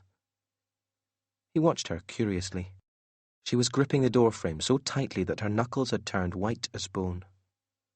Her whole body seemed to shake as she lifted 1 foot from the floor and tried to step forward, out of the shop. She gasped and became breathless, straining as though she were struggling against something very powerful. Then she pulled her foot back and slumped against the doorframe. She began sobbing into her hands. Daniel shifted from foot to foot. He was not very good with girls. Girls who cried were well out of his range of experience. "Are you all right?" he asked, because it was the only thing that came to mind. The girl jumped at the sound of his voice. She shot him a look so sharp it could have burst a balloon. "Do I look all right to you?" she said, rubbing her eyes. "Well," Daniel fumbled with the words. "Is there anything I can do?" The girl shook her head. "You? There's nothing you can do." She sniffed and narrowed her eyes. "What are you playing at, anyway, spying on me?" "Oh, no, it wasn't like that," said Daniel. "I wasn't spying." A thought occurred to him. "Anyway, you'd want to talk about spying. When I first woke up, you were peering through a window into my room." "That was different," said the girl with a shrug. "This is my home. I was making sure you weren't a murderer or something." "Why didn't you come back?" said Daniel. Another shrug. "Papa told me to keep away. He said I'm a bad influence, and he doesn't want anybody distracting you." "Papa? Mr. Silver? Is he your dad?" "Yep. I'm Ellie." A mischievous smile spread across her face. I'm a huge disappointment. I mean, he loves me to bits, I know that, but Papa wanted me to follow in his footsteps. She put on a deep voice, an impression of her father. Take over the business, keep it in the family. But there isn't a magic bone in my body. I'm useless. So he's been banging on about finding an assistant. She frowned. I never thought he'd actually go through with it. He's never invited anyone behind the scenes before. But here you are. She looked him up and down. How can a person be so skinny? You look like you'd blow over in a breeze. Daniel patted his stomach. Not that skinny, he mumbled. What's he got you doing, anyway? Cleaning, mostly, said Daniel. Ellie wrinkled her nose. You're a skivvy. Doesn't sound like much fun. Have you seen many of Papa's wonders? The Circus of Bones, the waterfall? What about the fountain? Oh, I love the fountain. Funny to think all that pretty watery stuff is actually imagination, isn't it? The Emporium takes it from the customers. Uses it like petrol in a car, I suppose. Papa's very clever. Yeah, I've seen one or two, said Daniel, skipping over the fact that he had actually created a number of his own. He didn't think Ellie would think much of that. He'd seem like a teacher's pet. Of course, said Ellie. Papa used to be able to power all of it on his own. But he's getting older, you see. Well, not really older. Time does weird things in the Emporium. Papa hasn't aged at all for years. Her eyes sparkled. The wonders make life bearable around here. I'll show you my favourite. And she began to pull him by the arm towards the red velvet curtain. I thought Mr. Silver told you to keep away from me. Technically, said Ellie, you're the one who found me, so I'm not breaking any rules. Plus, he knows I'll get to you in the end. Back through the curtain, up and up they went, staircase after staircase. You know what's weird? Said Daniel. Ellie looked at him sideways. You? Apart from me, said Daniel. I feel like I know where we're going. I mean, it's as if I know how to get anywhere inside the Emporium. Yep, the place gets under your skin. Ellie's favourite door was located high in the Emporium, in a passageway with a polished floor made from black slabs of glass. Can't you even give me a clue what's inside? Said Daniel. And spoil the surprise? Never. Not knowing what's coming is part of the magic. It's sort of a test, I suppose. I've had enough of tests, said Daniel. But it occurred to him then that perhaps Ellie was presenting him with the second test Mr. Silver had mentioned, the one he wouldn't see coming. You'll like this one, I promise. She halted and indicated the arched door ahead. Daniel shifted forward and inspected a golden sign engraved with the following words, Leap of Faith. The chamber beyond was in complete darkness. Daniel took a slow step back. Don't be shy, she said, twisting a lock of hair around her finger. Look, if we're going to get along, you'd better get used to having a little fun. I like having fun, said Daniel, edging towards the doorway. He pointed into the blackness. I'm just not sure this looks like fun. I'll go first, Ellie said. I've done it 1,000 times. Ready? Before Daniel could say anything else, Ellie grabbed him tight, wrapping her arms around his waist, and pulled him over the edge. He was falling so fast, with the wind tearing into his face and his eyes and his ears, that he couldn't breathe. Ellie was no longer holding him. He shut his eyes tight, waiting for the moment when he'd smash into the ground. It did not come. When he opened his eyes, the world around him came to life. Glimmering points of light erupted in the blackness, illuminating the heavens. Some were arranged in familiar constellations, others scattered like spilled diamonds. Daniel realized that he was no longer frightened. And he was no longer falling. He let out a whoop of delight, the cool night air whipping through his hair as he flew, free as an eagle, through the night sky. Told you, Ellie called as she tore past. They lost sense of time as they flew, through fluffy clouds and falling snow in the crystal sky, until at last Ellie turned to him. Head for the moon, she shouted. I'll race you. Daniel did as she asked. The stars began to disappear, and the moon shifted and warped, becoming the familiar arch of a doorway. They stepped from the sky onto the solid Emporium floor. So, said Ellie, hopping on the spot, what do you think? Daniel smiled at her enthusiasm. It's magic, he said. Of course it's magic, she said. Magic is what Papa does best. Daniel glanced back at the leap of faith doorway as she led him away.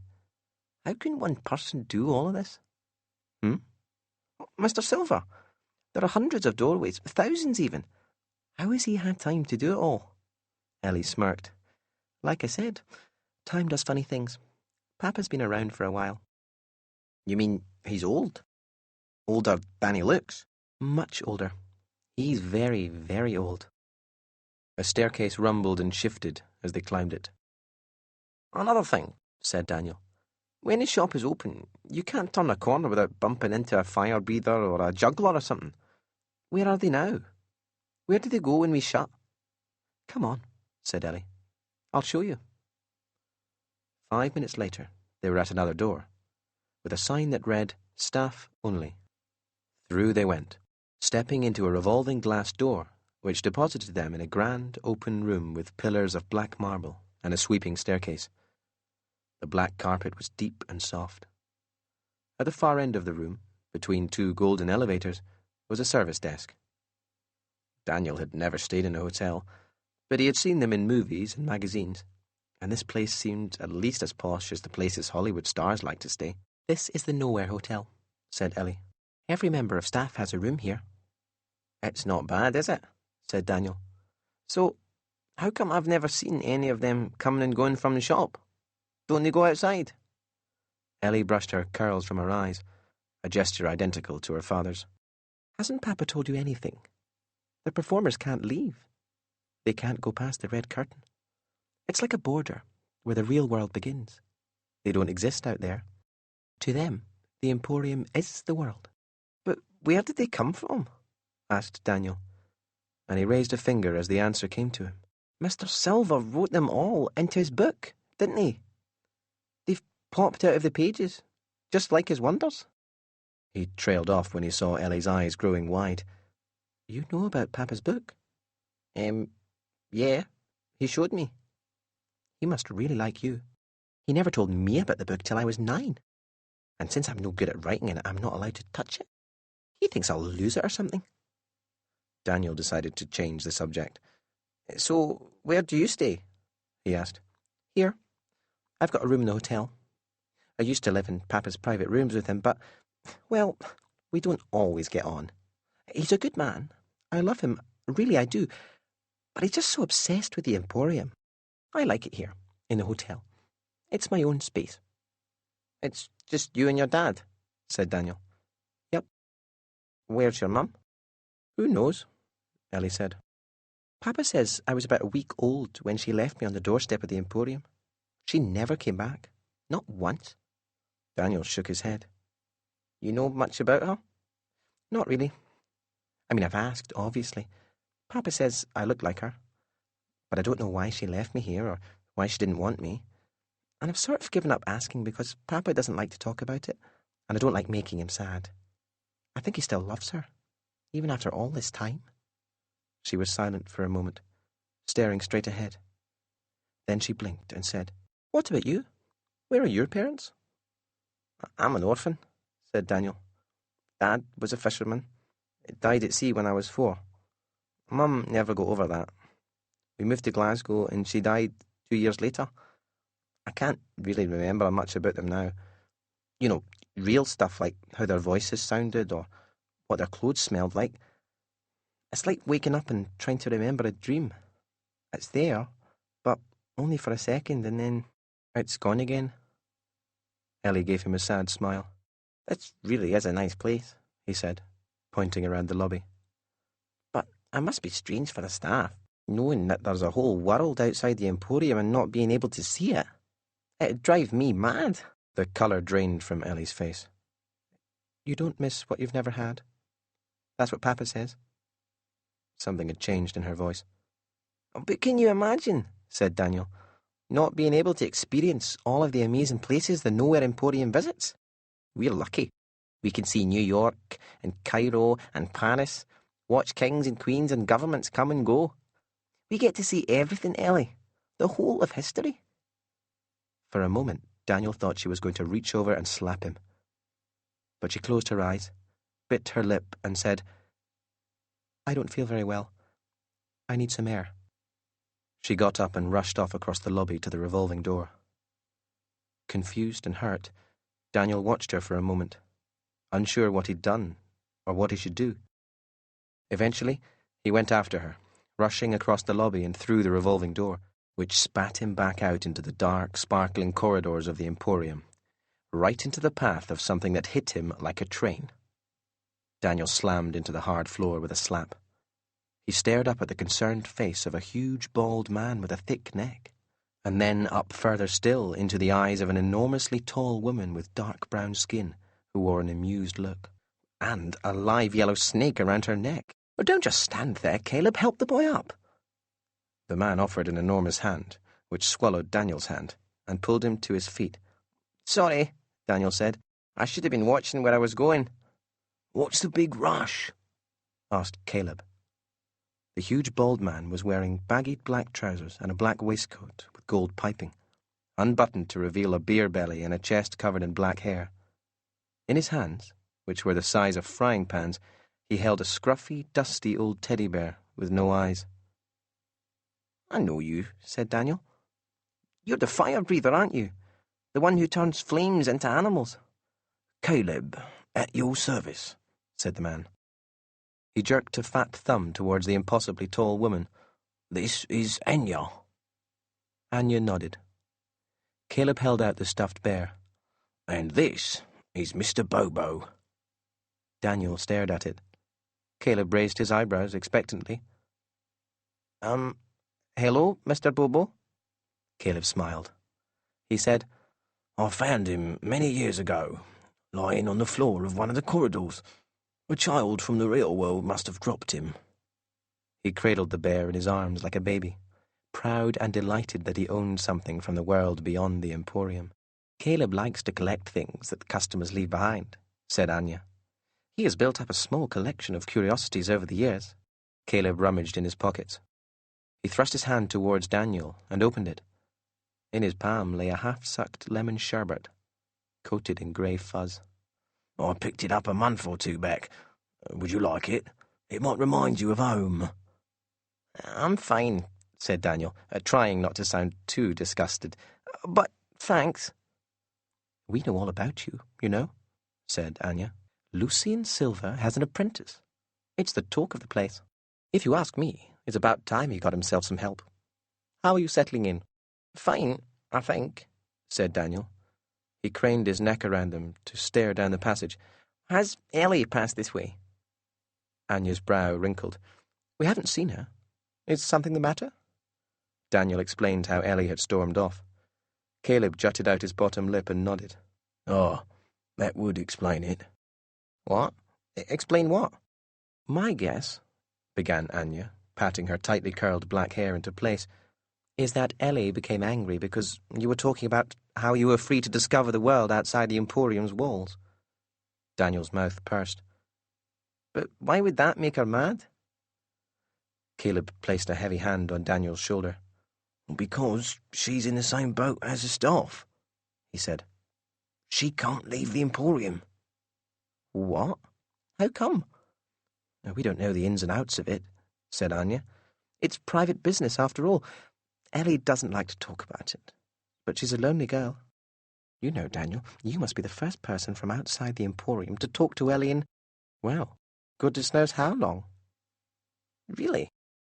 What about the customers? She must talk to them, surely." Caleb shook his big head. "No, they can't see or hear her. Something in the magic of this place has made Ellie invisible to anyone who isn't part of the Nowhere Emporium. To most of the world, Daniel, Ellie Silver is nothing more than a ghost." Chapter 11. Blade of Fire. Next morning, the view from the shop window was very different to what Daniel had grown used to. There were no canals, no colourful shutters. Instead, there was a narrow cobbled lane, lined with unbroken rows of skinny houses and shops, and scattered with stalls selling a great number of different things. Mr. Silver explained that they were now in Paris. He invited Daniel to walk the streets with him. Daniel, who had not left the shop since his arrival, jumped at the chance. As they walked through the crowded back streets, Daniel raised the subject of Ellie. "I told her to keep away from you until you've had time to settle in," said Silver with a resigned sigh. "Was she rude to you? She has a habit of being rude." "She wasn't rude. I like her. She showed me around and let me see her favourite wonder." Silver gave Daniel a sideward glance. "She has a favourite?" "Yep. The leap of faith." As they walked, Daniel became aware that Mr. Silver was undoubtedly disguising a limp. His right leg seemed stiff, and he gritted his teeth when his weight shifted to that side. "Do you mind me asking, is it true Ellie can't leave the shop?" said Daniel. Silver seemed caught off guard by the question. "She has a condition that prevents her from going outside," he said.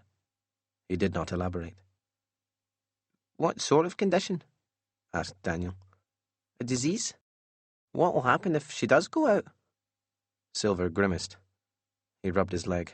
"Look, Ellie is safe in the Emporium. That is all you need to know." "And is it true that the customers can't see her?" Silver gave him an irritated look. "Yes." "And that's part of this condition as well?" Silver nodded and grimaced again. "No more of this," he said. "We are not here to discuss Ellie." "Of course not," said Daniel. I knew not to push too far. "Why are we here?" "Looking for something," said Silver. "I'll know it when I see it." "Is your leg all right?" "Fine." On they walked. Daniel soon realized they were not out for a leisurely stroll around the sightseeing spots of Paris. They stuck to the back streets and alleys, visiting several shops and stalls in the darkest corners of the city, each connected to the elusive and shadowy world of magic. There was a shop whose owner claimed to be in possession of magic carpet, a stall selling the blood of many different animals, and an old woman who sold potions and powders from a flat overflowing with rats.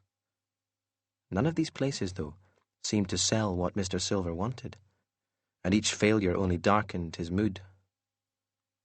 "These are the places you were talking about, aren't they?"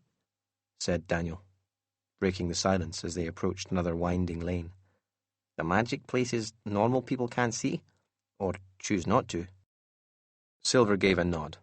His limp had subsided a little, but Daniel could tell that he was still in pain. "What exactly are we looking for?" "Treasure."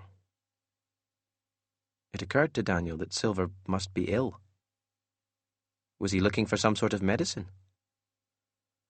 An apothecary sat at the end of the lane, leaning at a strange angle, as if it had been propped up by something that had suddenly disappeared. In the window, Daniel saw many dust-smothered bottles and jars arranged around a human skeleton. He hoped it wasn't real. The interior of the apothecary was filled with a silvery fog that stuck in Daniel's throat. Sharp, metallic smell hung all around. Mr. Silver purchased several items, among them a glass jar of black powder and a strangely shaped bottle filled with red liquid, but none of them seemed to be the mysterious item that he was so desperate to find, and by the time they left, Silver's mood had become quite black. Daniel did not speak as he hurried along after him. He did not dare. In a mood like this, the air around Silver seemed to crackle. It reminded Daniel of how the world felt before a thunderstorm. They had travelled some way along another alleyway, a shortcut completely hidden from the streets, when Silver stopped dead and clamped a hand on Daniel's shoulder. A little further up the path, a man in a ragged black coat blocked the way. In his hand he clutched a dagger with a long curved blade that looked as though it had drawn blood many times. "Give me your money and valuables," he said. "We don't have any money." Mr. Silver's voice was low and calm, but there was an undercurrent there, something sharp and dangerous. The mugger smiled. "You wear a fine suit such as that, and expect me to believe you've got no cash. I may be a mugger, but I'm not a mug." He held out his free hand, beckoning for Silver to hand over his wallet. "Put the blade away," said Silver. "I do not like knives." The mugger snorted. "Well, "I'm sorry to inconvenience your lordship," he said, "but the idea behind my holding this blade is not to make you feel more comfortable, is it?" He took a step forward, raised the blade, so that it pointed to Silver's face. "Last chance." Mr. Silver did not move. He did not even blink. The mugger's gaze turned from Silver to his own hand, the one that held the knife. What's happening?" Beads of sweat were forming on his forehead, dripping from the end of his nose. He began to shake, to gasp and squirm. "What are you doing?" he said through clenched teeth. It was then that Daniel noticed the knife trembling in the mugger's hand, glowing red-hot, like embers of coal in the Emporium's fire. "I can't let go," screamed the mugger. He dropped to his knees. "Help me, please." He crumpled on the ground in agony. Mr. Silver watched for a while, his face impassive. Then he made the slightest of movements, and the mugger's grip on the glowing dagger was released. The man whimpered, nursing his hand. Mr. Silver dusted a speck from his sleeve. He stepped over the mugger, motioning for Daniel to follow. "I warned you," he said, without so much as a backward glance. "I do not like knives." Chapter 12. Friction. Edinburgh, August 1885. The dagger spun through the darkened theatre in perfect circular motions, blade glinting in the stage lights. Across the stage, Vindictus Sharp's apprentice was suspended several feet in the air, fastened securely to a sparkling circular board. The audience gasped as a blade plunged deep into the board, only a few inches from his left eye, though the young man himself did not so much as blink. As the crowd applauded, Vindictus Sharp, widely regarded as the world's finest magician, held up his hand for quiet.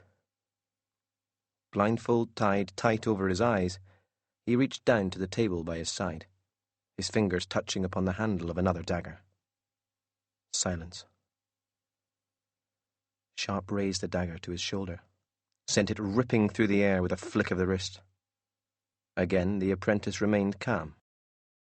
His thunder-grey eyes watched the blade with great concentration as it flew towards him.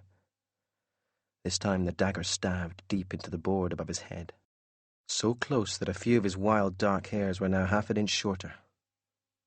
The audience seemed to breathe as one.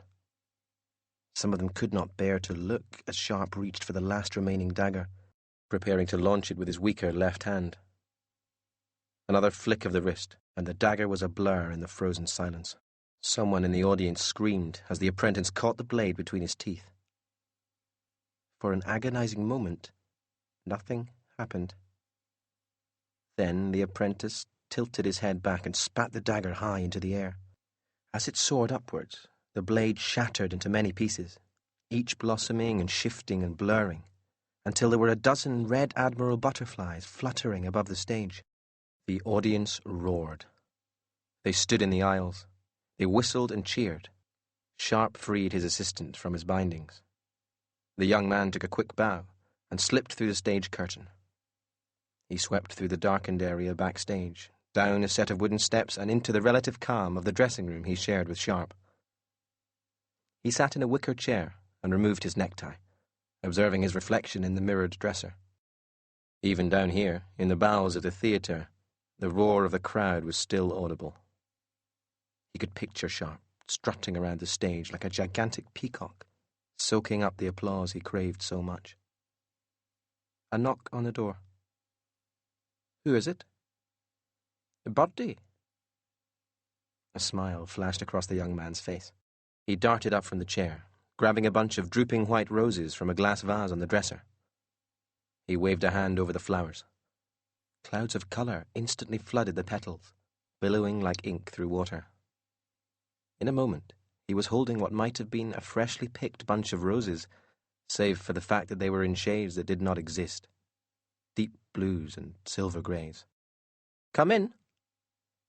When Bertie entered, wearing a flowing gown of black and gold, he rushed to her, planting a kiss on her hand, pushing the flowers into her arms.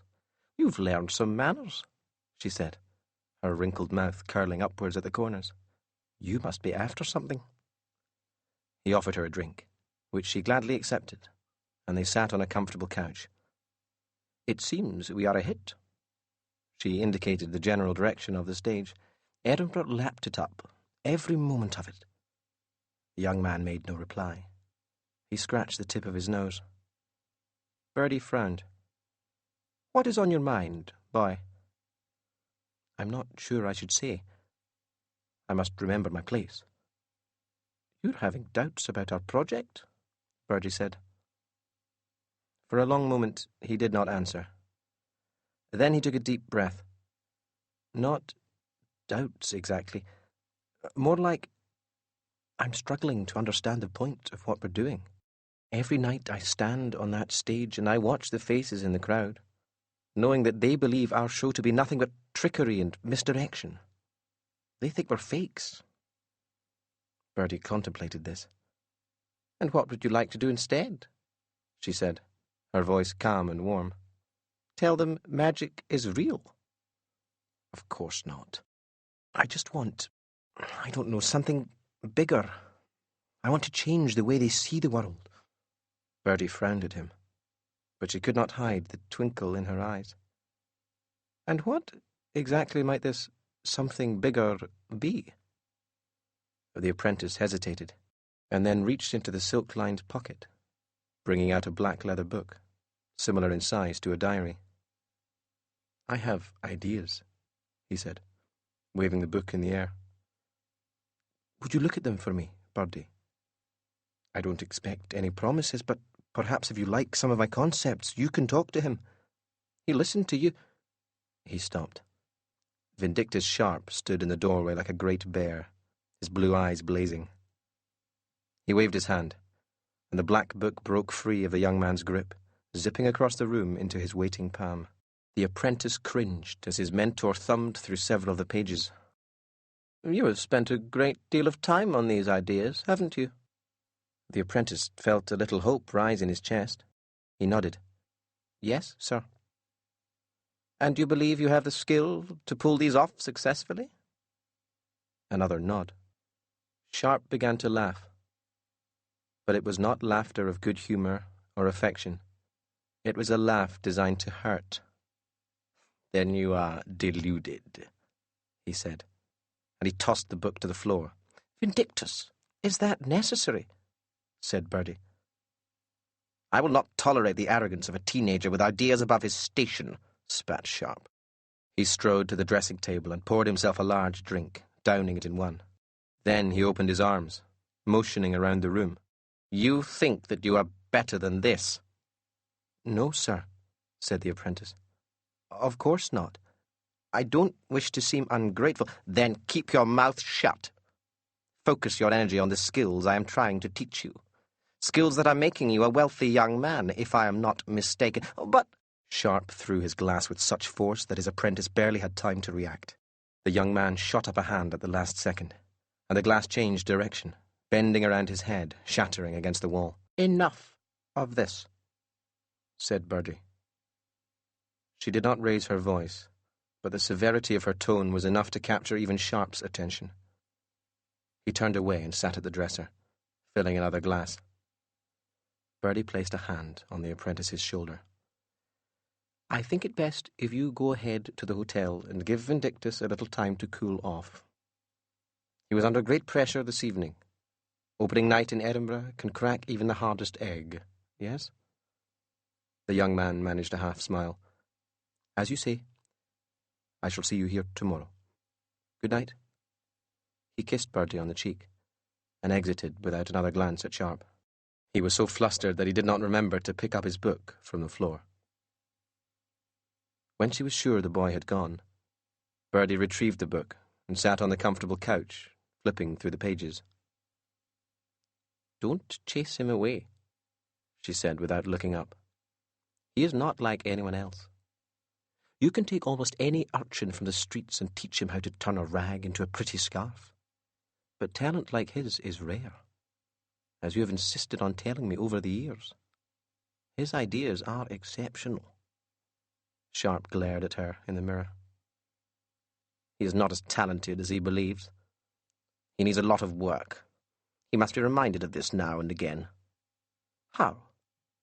By almost killing him with a glass to the head? I can see what's really going on, Vindictus.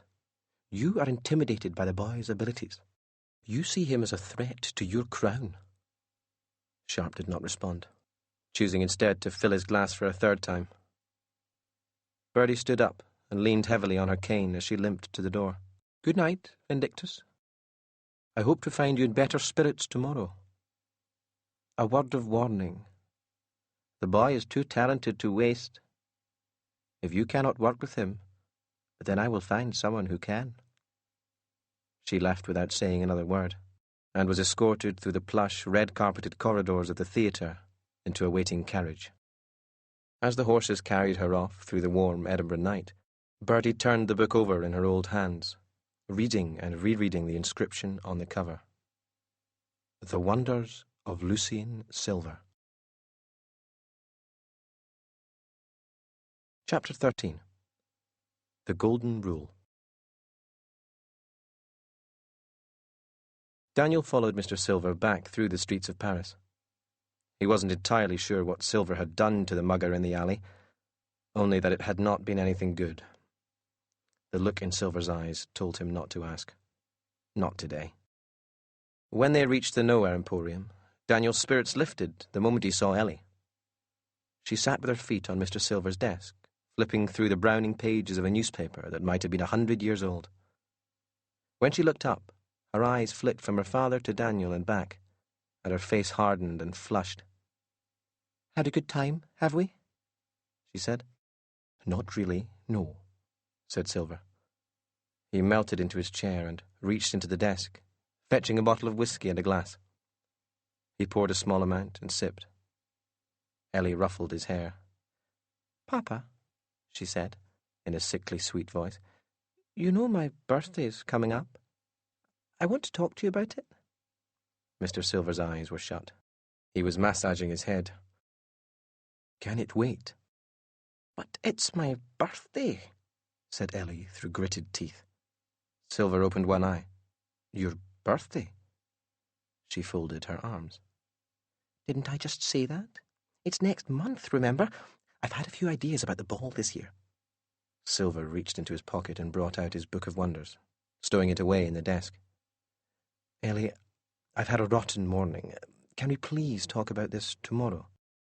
Ellie let her arms fall to her sides. "It's always tomorrow, or the day after that, or next week. It's always later, while you're out and about with your new best friend." She pointed to Daniel. "I'm stuck here every day. And you can't even find 5 minutes to talk about my birthday. You don't care about me. You never have." She stormed towards the curtain and disappeared. A moment later, she poked her head back into the shop and added, "I hate you." And she was gone. Silver scrambled up, knocking over an inkwell on his desk. He went after Ellie, leaving ripples spreading through the velvet curtain and black ink seeping across his desk. Daniel didn't know what to do. He was more certain than ever that Ellie must hate him, and he could understand why. He had been brought to the Emporium to do what Ellie couldn't, to learn about magic and wonders and all the rest. He grabbed an old newspaper and began soaking up the spilled ink from Silver's desk. As he worked, something caught his eye. One of the drawers in the desk was open a fraction. Daniel leaned to shut it, but a glint of light from within caused him to pause. Without knowing why, he opened the drawer. He felt a flutter in his chest. Inside the drawer was Mr. Silver's Book of Wonders. In all the commotion with Ellie, Mr. Silver hadn't locked the drawer. Daniel stared at the book. Anticipation began to build inside him. Ever since he'd written his first wonder, something had been playing on his mind. It seemed to him that anything was possible, that there were no limits to what the stroke of a pen could achieve inside these walls. And if that was the case, if anything was possible, then why couldn't he see his parents again? Mr. Silver's warning echoed in his mind. If, by some tiny chance, you ever come across the book when you are alone, I must ask that you do not write a single word in its pages without me." Daniel tried to turn away, to close the drawer and forget about it, but he could not shake the notion that had gripped him. His heart ached to hold the book, to write in its pages, to open a door and see his parents' faces, faces that he could barely remember. He could almost feel their arms wrapping around him. And anyway, hadn't he been creating wonders of his own for days and days, all of them perfect? Surely it wouldn't hurt to add another. A final glance at the curtain, and Daniel snatched the book from its place in the drawer. He rested it with great care on the desk and turned to a blank page. He grabbed one of Mr. Silver's fountain pens. He dipped the pen in what was left of the puddle of ink and lowered the shining nib to the page, hardly daring to wish or hope. The nib of the pen found the page, and he began to write. 10 minutes later, Daniel was sweeping through the Emporium towards his new wonder. He hurried up a narrow staircase, turned a sharp corner into a passage with a low ceiling. For a moment, he forgot to breathe. The new door was just up ahead, but everything was very wrong. Something inside, something huge and angry, was banging and pounding on the door, straining to get out. Guttural screams filled the air as the door juddered and shook. And as terrible as all of this was, as confused and scared as it made Daniel, the worst thing of all was not the beast behind the door. No, the very worst thing was that Mr. Silver stood by the new door, arms folded, thunder-grey eyes glaring down the corridor. In his hands, he held the Book of Wonders. "What did you do?" he asked. His voice was calm and low, which unsettled Daniel more than if he had yelled. The door rattled. A howl came from the creature beyond. In that moment, Daniel wished to be anywhere else, even back on the streets of Glasgow, running from Spud and his gang. I wanted to see my parents," he said, amazed he could still speak. "Every day, they get a bit further away, a bit harder to remember. When I picture them, they're sort of fuzzy round the edges, so I wrote a room where they're still alive." Silver's shoulders seemed to sag a little. He looked old and hunched. And then he straightened up and was himself again. Something battered the door with the force of a train. Daniel jumped back. "Magic cannot bring back the dead, Daniel," said Silver, and he began to flip through the book, stopping when he found the page on which the wonder had been written. Another scream, and the corridor trembled. "There are certain borders that should not be crossed. The line between the living and the dead is one of them. If we mess with that, we create cracks that allow terrors beyond imagination to escape, nightmares that have been trapped for eternities." He pointed to the door. "Will it get out?" said Daniel. "If it did, we would all be in trouble," said Silver. He ripped the page from the book, and at once the bricks around the doorway began to shift, closing in around the door, sliding and swivelling into place until the doorway was buried beneath, the wall blank and clean. Then Silver held out his hand, and the page caught fire. Daniel watched it curl and blacken, and soon nothing remained but floating whispers of cinder. Silver wagged a finger at Daniel. "If you had told me you wished to see your parents," he said, "I might have been able to create an image from your memories, an echo of what has passed, but they would not have been real. The dead are beyond the reach of magic.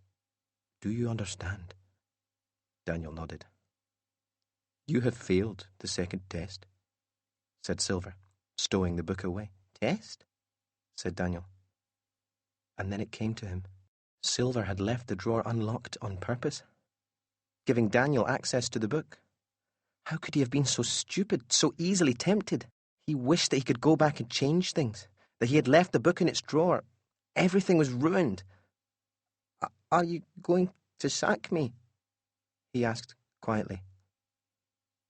Silence. Silver stared at Daniel, seemed to be staring through him. "What you did was dangerous," he said. "What if I hadn't been watching? What if a customer had come along and opened that door? do you understand what you've done? Not only have you disobeyed me, you've used the book selfishly and hurriedly. Daniel felt small and ashamed. He felt like a thief. I'm so sorry, he said. And to his surprise, there were tears in his eyes. Real tears. He took a breath and fought them back. If you want to drop me back in Glasgow, I understand. It's my own fault. I'm the one who ruined everything. But I promise you I've learned my lesson. Silver let out a long, wheezing cough. He leaned against the wall until it stopped.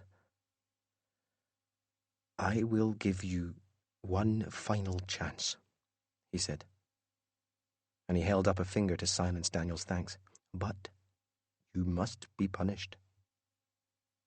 You have a connection with the Book of Wonders. That much is obvious. I won't break that connection, but I will not permit you to write a single word in its pages until I feel you are ready. If you put even 1 foot out of place, you will be gone. Daniel wanted to jump up and down. Instead, he pushed his relief and delight back down inside.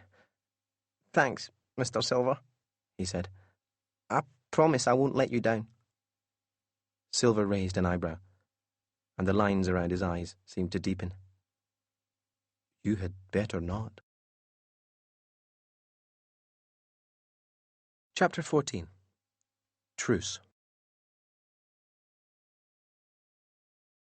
Since his run-in with the mugger in Paris, Mr. Silver had not been the same. Aside from putting a stop to any lessons, which Daniel missed greatly, Silver treated him well enough. Still, there was no denying that something was not right. His limp was showing no signs of improvement, and his general health seemed to be worsening each day. He looked older somehow, tired and fragile, and at times he would simply sit staring into space while cups of tea grew cold and customers came and went. His production of new wonders had slowed to a halt. Daniel was worried about him, and about the Emporium. Silver moved the shop around a lot over the next few weeks, visiting Berlin in the 1930s, as Hitler was riding the crest of a dark wave, London during the coronation of Queen Victoria, and finally the streets of Barcelona, just months after the end of the Spanish Civil War. In each of these places and times, Silver would scour the back streets for magical shops, searching for his elusive treasure. But he would always return empty-handed and angry. One morning in Barcelona, Daniel set out to fetch coal for the fire. Upon his return to the shop, he began to tidy in preparation for twilight. He listened to the ticking of the clocks as he worked, humming tunes and tapping on the tables and books. You should be on the stage with a voice like that. Daniel, who had been polishing the eagle feet of Mr. Silver's desk, sprang up, catching the edge of the table with a thud. Ellie stood by the velvet curtain, arms folded. Daniel had not seen her since Paris. He knew that she didn't like him, and why should he like her? She seemed pig-headed and infuriating. But he found her fascinating. Where have you been? He said. Ellie shrugged. Around. I've been watching out for you, said Daniel. I've been wanting to say something. Sorry. Ellie tilted her head a little. Sorry? Aye, said Daniel. I mean, I can understand if you hate me. Some wee boy from Glasgow coming in here and getting a job, working with your dad. But, Ellie, I don't really have a clue what I'm doing. I'm sorry, I didn't know about you, about how you're stuck in here. I'm just... Sorry, said Ellie. Daniel nodded. Daniel Holmes, she said, unfolding her arms.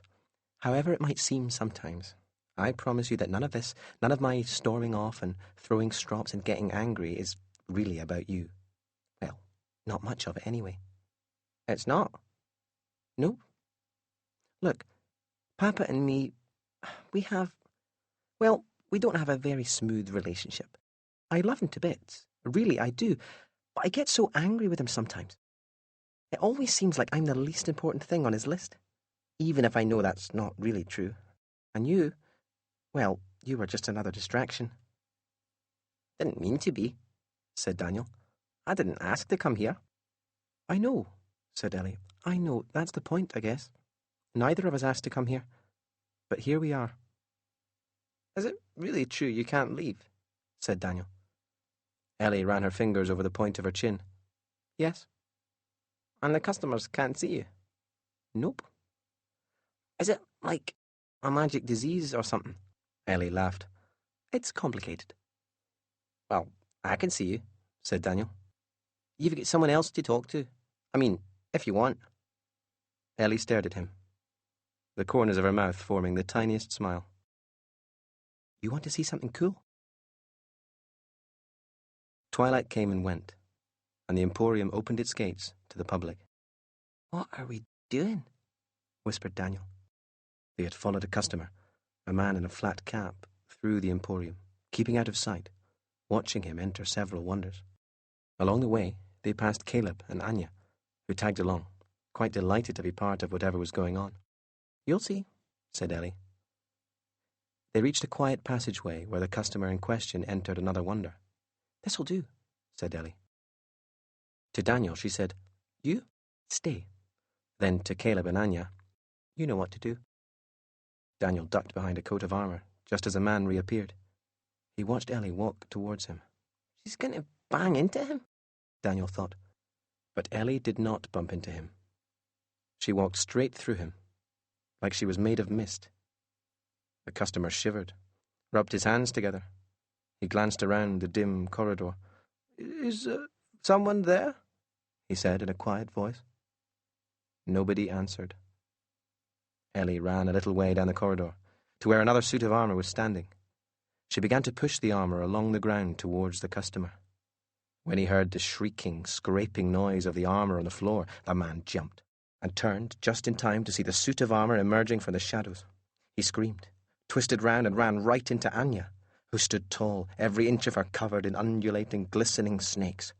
The man shrieked and spun again, just as Caleb lit his torch and blew hard on the flame, making the tongues lick and curl into the shape of a monster.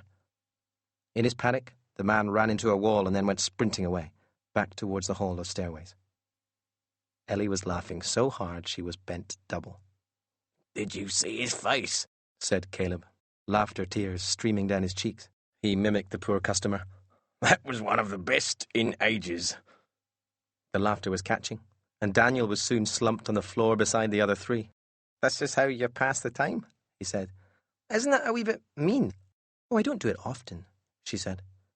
But it usually works if I need cheering up. She wiped her eyes. Customers don't remember anything after they leave the shop, do they? So it's perfectly harmless to scare them half to death. Her brain seemed to switch gears. Hey, we're having a ball for my birthday soon. You'll be invited.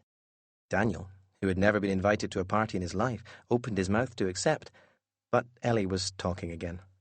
Papa throws the best balls for my birthday. I think it's his way of making up for the fact that he's so completely obsessed with the Emporium for the rest of the year. All the staff will be there. She nodded to Caleb and Anya. Won't you? Of course, said Caleb. Have we ever missed a ball? He clapped his hands together. Oh, I love mixing with people from the real world. He stopped short, remembering that Ellie would be nothing but a ghost to many of her own birthday guests. Don't worry, she said. It's nice to have so many people there just for me. They can't see me, of course, but I enjoy watching them, listening to how they talk, hearing their stories from out there. Where's everyone gone today? Said Daniel. They had been walking back through the Emporium as they talked. There was no sign of customers or staff. The place had fallen silent. It's too early for closing time. Something's up, said Ellie. They said goodbye to Caleb and Anya, and rushed down staircase after staircase, seeing no one, until they were on the ground floor through the red curtain to the shop front. The closed sign had been hung on the door. Mr. Silver, limping and wheezing, was busying himself at the strange instrument on the wall. He was twisting the dials as if his life depended on it, an expression of panic on his handsome face. Ellie leaned close to Daniel and whispered, He's lost his marbles. It's finally happened. Daniel squinted at Mr. Silver, who was now tossing handfuls of coal haphazardly at the fire. We're leaving. Very perceptive of you. Why so sudden? What's happened? I've decided I don't like Barcelona. Daniel glanced at Ellie, who gave him her best "I told you so" look. The fire roared. The flames turned red. I'm supposed to be your assistant, he said. If something's wrong, maybe I can help. Silver stopped. He spun around and fixed Daniel with wild grey eyes. Nobody can help. Daniel didn't get the chance to ask another question. The fire exploded in a cloud of soot. By the time the dust had settled, Mr. Silver had disappeared through the curtain. Chapter 15. Bizarre's Bazaar. The Nowhere Emporium arrived in New York on the 30th of October, 1929. It has a magic all of its own, this city, said Mr. Silver, staring through the sepia-tinted window from behind his desk. The buildings, skyscrapers they call them, are growing taller by the day, it seems. It is as if they are racing to touch the sky. There is no place like it. Daniel turned from the impressive view and watched Mr. Silver, who was half hidden behind a pile of blank envelopes, scribbling on small black cards. A silver magpie sat on each shoulder. What are those for? Asked Daniel, scrubbing a layer of soot from the mirrors and clocks. Invitations, said Silver. He did not elaborate. It's for my birthday ball, Ellie told him later. It's tomorrow. Daniel and Ellie had begun to meet most days before the Emporium opened to the public. Ellie, for all her fierce bravado, was also caring and loyal, and Daniel had seen flashes of the person she hid behind her armour. It was also useful to be in Ellie's company. He was still banned from writing in the book, and Mr. Silver seemed too distracted to teach him much. Ellie was the next best thing, a guide who knew every corner of the Emporium. Daniel supposed that loneliness was binding them together. He was an orphan, after all, and Ellie was motherless and always chasing the attention of her father. So here they were, two lonely children sharing in the biggest, most incredible secret there ever was. A smile spread across Ellie's face. When Papa's finished the invitations, you can help me send them out. It'll be fun. Fine, said Daniel, unable to fathom why anyone would get so excited about posting some letters. His mind turned to Mr. Silver. Ellie, have you noticed anything strange about your dad recently? He's always strange, said Ellie. I mean, a different sort of strange. Not in a good way. He spends most of his time alone, either locked up in his apartments or out looking for some secret object. I think he might be ill. He's been limping and coughing and all sorts. Ellie considered this for about 4 seconds. I'm sure he's fine, she said with a shrug. Daniel left it at that, knowing Ellie was too excited about her birthday ball to think about anything else. That evening, twilight came and went, but Mr. Silver did not open the Emporium. Is something wrong? Asked Daniel. Are we having a night off? Silver looked hollowed and worn. He did not answer, but slipped on his coat. Going out? Said Daniel. Silver gave a nod. Come, if you like. Eager to explore Manhattan, Daniel was across the room in a few bounds, pulling on his coat and gloves and scarf. Together they set off into the night. As it turned out, sightseeing was not on the agenda. It soon became clear that Mr. Silver was on the hunt again for his elusive treasure. He limped a couple of steps ahead of Daniel, barely speaking as they charged along streets carved like canyons through the enormous buildings. Central Park. Among all the suffocating concrete and glass and fog, it seemed like the last green place on earth. Mr. Silver pointed out the famous Plaza Hotel, an enormous building that looked like a grand castle. 8 blocks later, they swung into an alley where the steam from restaurant kitchens glowed in the light of the moon. They walked until they reached a plain brown door. At first glance, it seemed to be the back entrance to a store or cafe or hotel. But then Daniel spotted something. 2 words carved into the doorframe above the door. Bizarre's Bazaar. The sort of thing that would only be noticed by those searching for it. Silver leaned in and opened the door. The shop beyond was a dark and dingy cave, half lit by the soft, flickering glow of hundreds of dribbling candles. The air was soup-thick. Mr. Silver had packed the Nowhere Emporium with many trinkets and objects picked up on his travels. Props, he called them, that would never be sold, but created the illusion of a regular store. You could spend hours looking and always spot something you'd never seen. But Bizarre's bazaar must have contained 100 times the amount of treasures. Coats of armour glistened. Swords and shields hung on great racks. There were jars of pickled animals, powders, lotions, potions, cages containing ravens and snakes and spiders the size of Daniel's fists. At the far end of the store stood a counter, and behind the counter sat a middle-aged man with greasy, receding hair and a long, waxy face. His eyes seemed too large for his head, and one of them pointed inwards while the other fixed on his customers. "You looking for something in particular?" he said, in a voice rough as dead tree bark. "As a matter of fact," said Mr. Silver. He leaned in and whispered something in the man's ear. At first the shopkeeper did not respond. He sat back in his chair and reached under his desk, and when he brought his hand back up, it held a large onion. He raised the onion to his mouth and took a bite, skin and all, as if it were a juicy apple. "You're in luck, friend," the shopkeeper said, onion juice dripping from his yellow teeth. Silver took a sharp intake of breath. He closed his eyes for a moment. When he opened his eyes, there was a spark in them that Daniel had never seen before. "Show me." The shopkeeper's yellowing eyes lingered on Silver's dusty old suit. "You realize," he said, "that the item in question will not be cheap." "Show me," roared Silver, and he brought his fist down on the counter with such force that Daniel actually jumped. The shopkeeper nodded and cowered and turned away, disappearing down a set of stairs somewhere behind the desk. There was much banging and clattering from an unseen room, and after several minutes he reappeared, carrying a thin wooden box decorated with intricate carvings. Mr. Silver took it in his hands, and he turned his back to both Daniel and the shopkeeper. A pause. Daniel heard the box snap shut, and Silver spun around. His face was blank, but there was a light dancing somewhere deep in his eyes. "I'll take it," he said, and he reached into his coat and pulled out a huge wad of $100 bills, held together with a golden clip. He tossed the money onto the desk. It was more money than Daniel had ever seen or imagined, and he watched the shopkeeper's eyes widen and his face become a mask of avarice and hunger.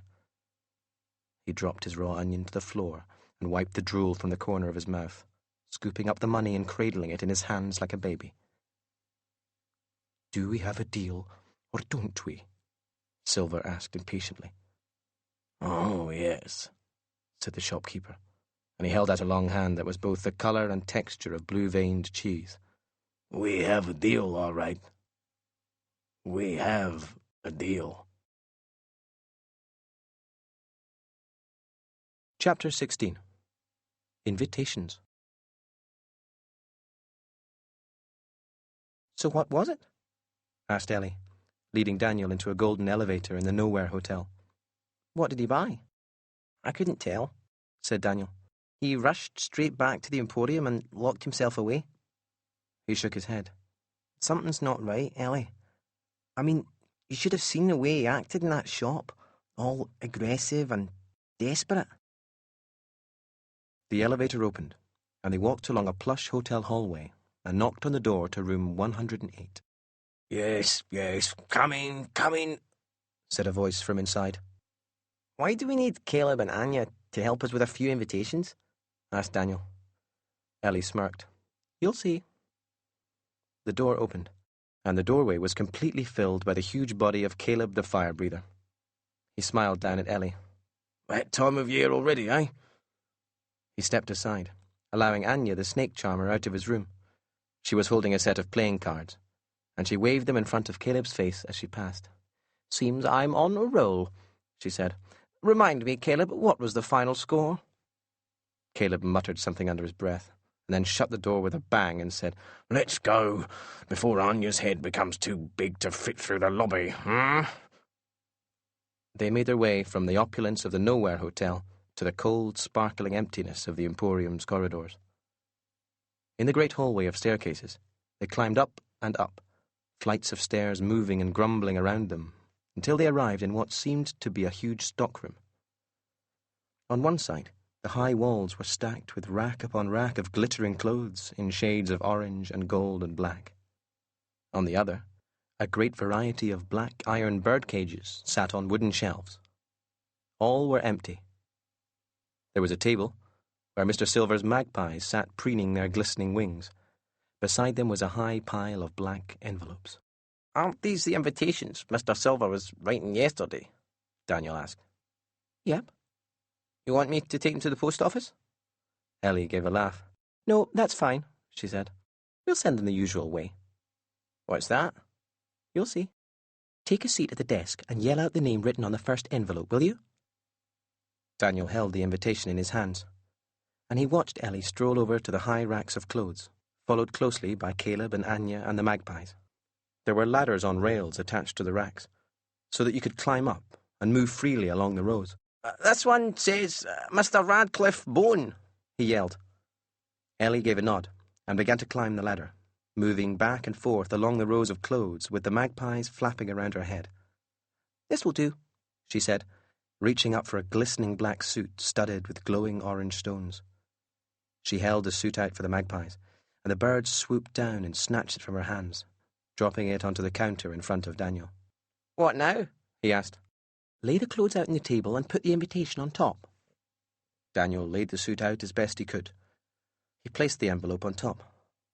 No sooner had the paper touched the material than the suit began to move, arranging itself one fold at a time into a tightly packed shape.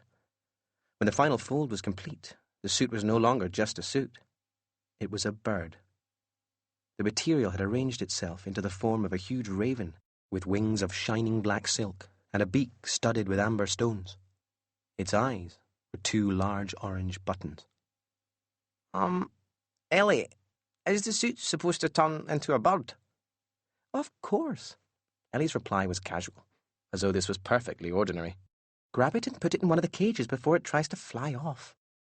The raven was already spreading its huge wings. Daniel snuck towards it.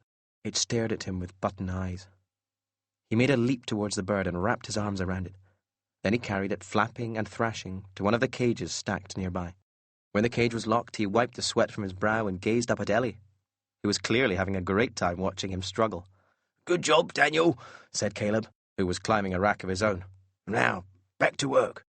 We've only got another 150 to go."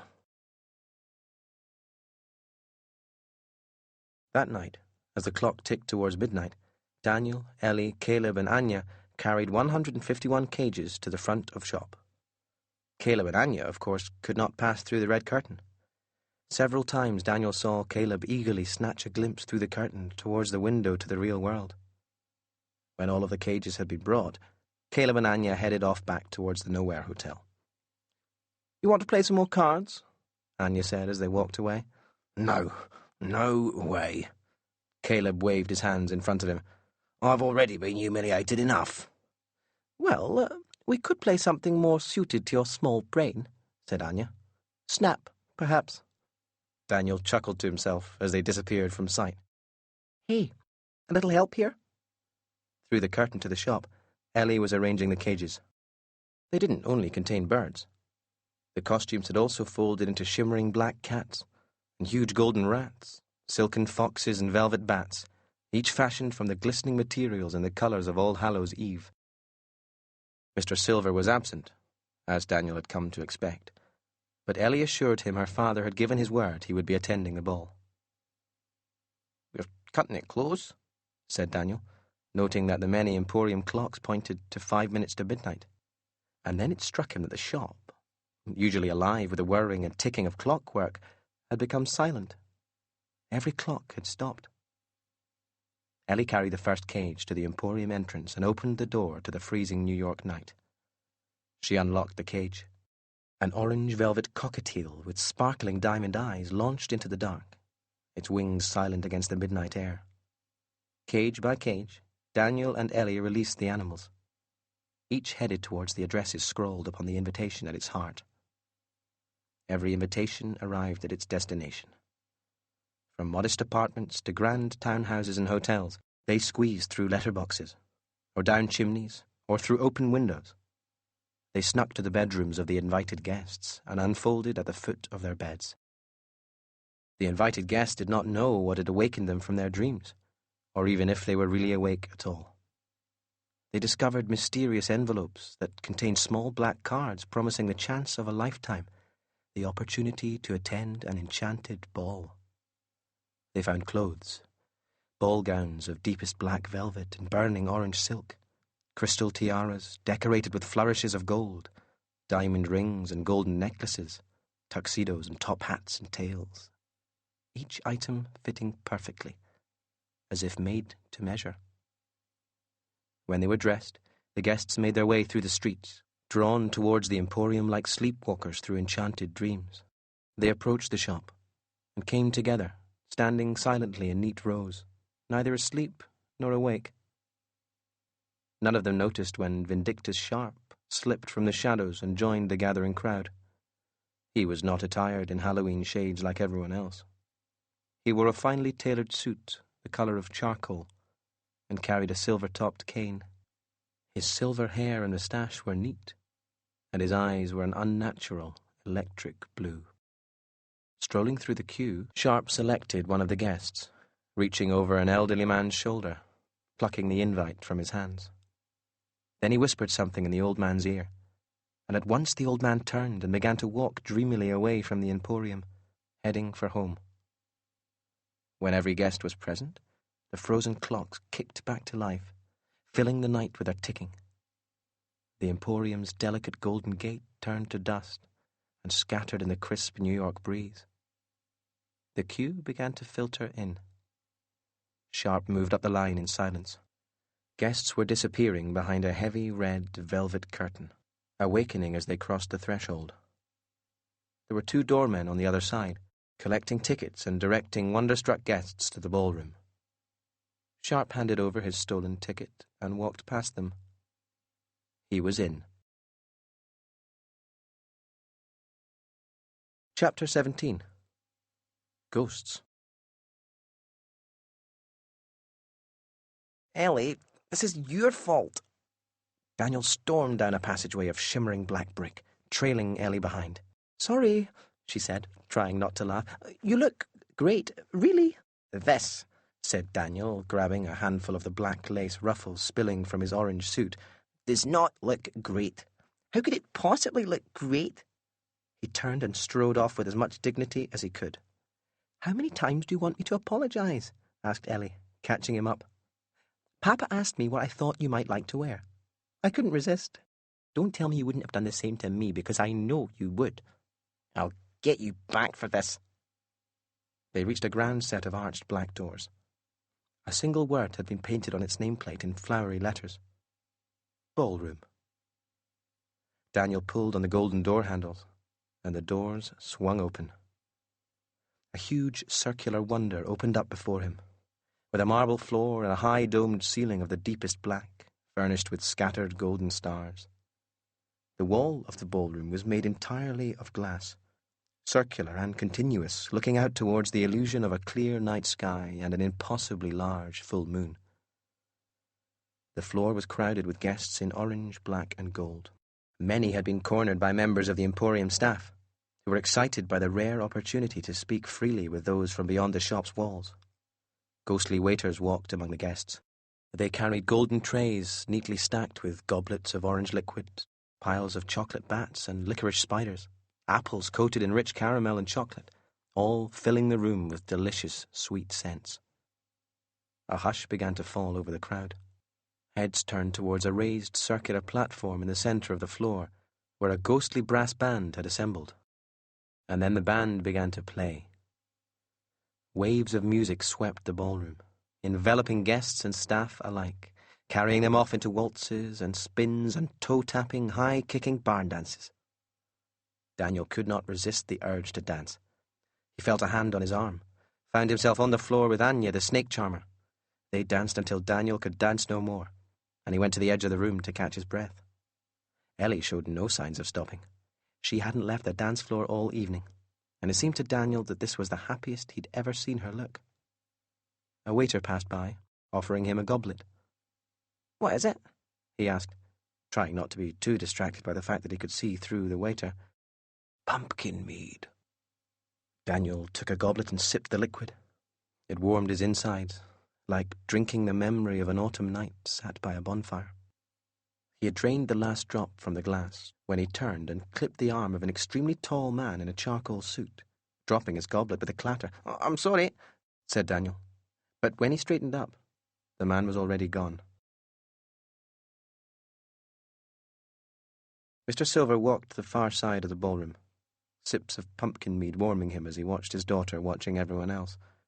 He cut through circles of chattering guests, dodging waltzing couples, catching snippets of stolen conversation.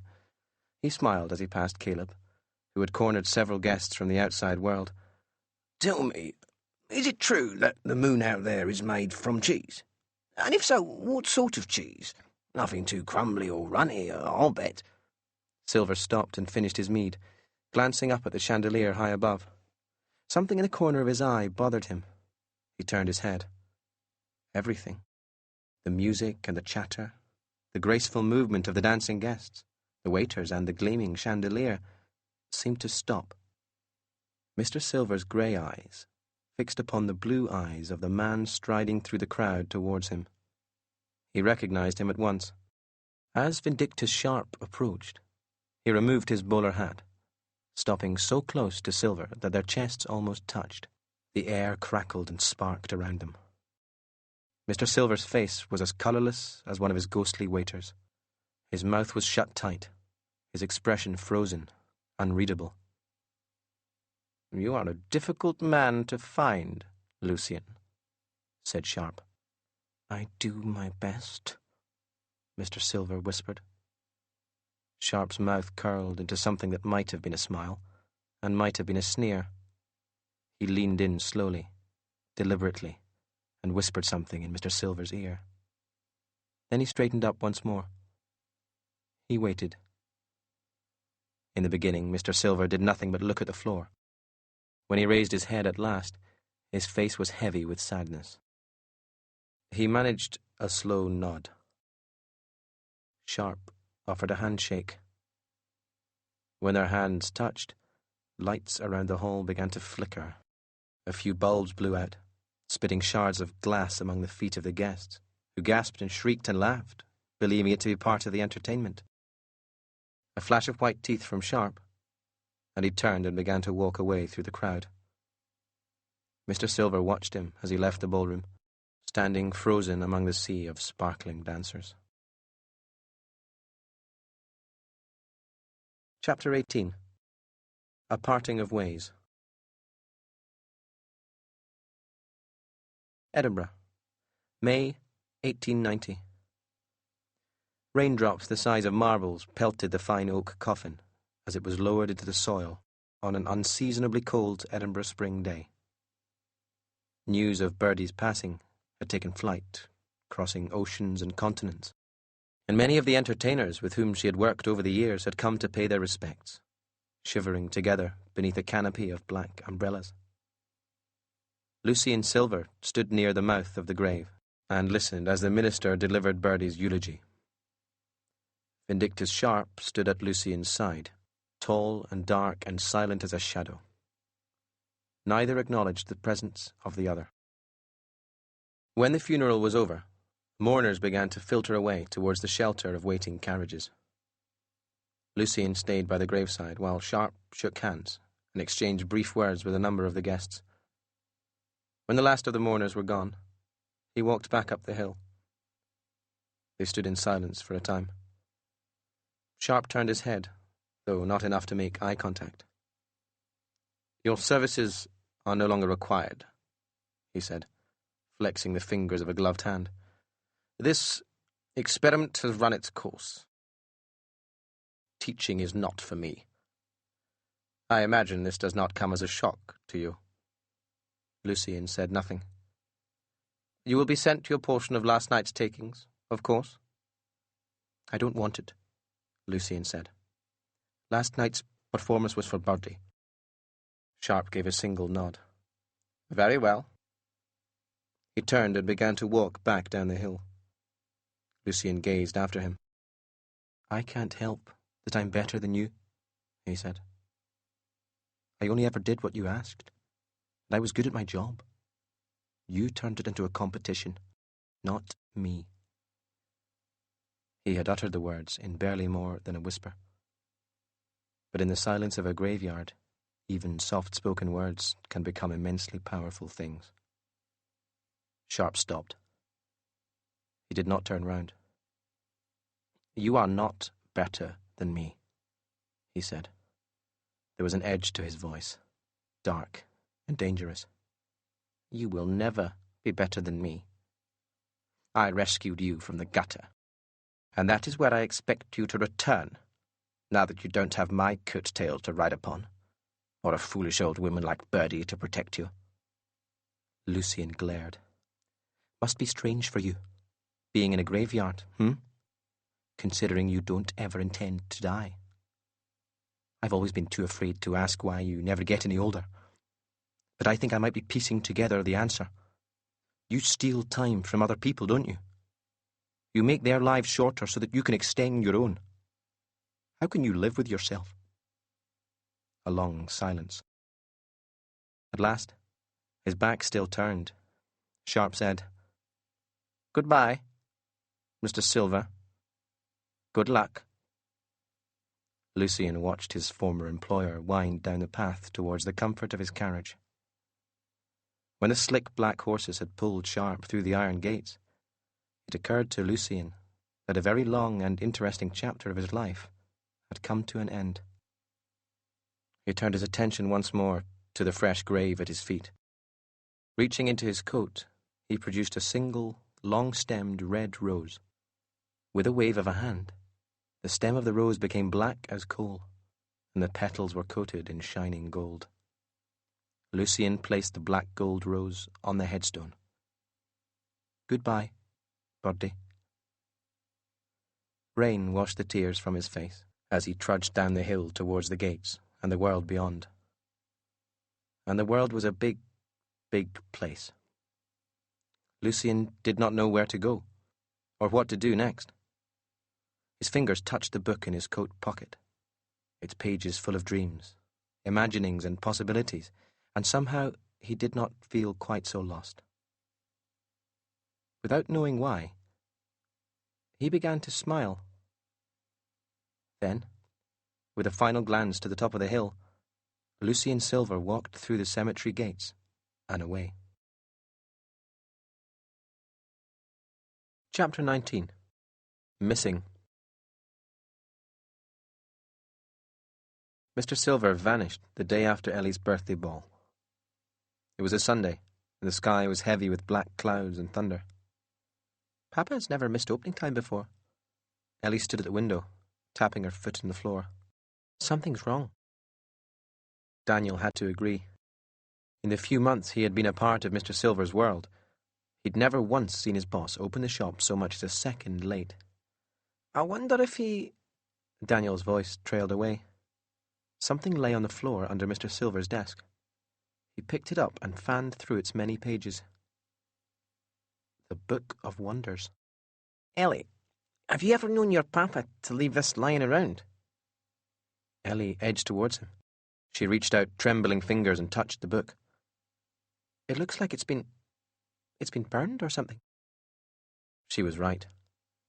The ends of some of the pages were blackened, and Daniel found a cluster of shriveled pages where wonders had been scorched away.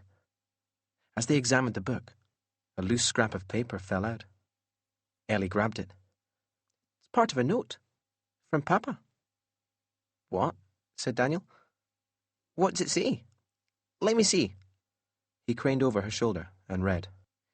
Dearest Ellie, and Daniel Holmes, I'm sorry that I could not be there to give you this message in person, but time is against us.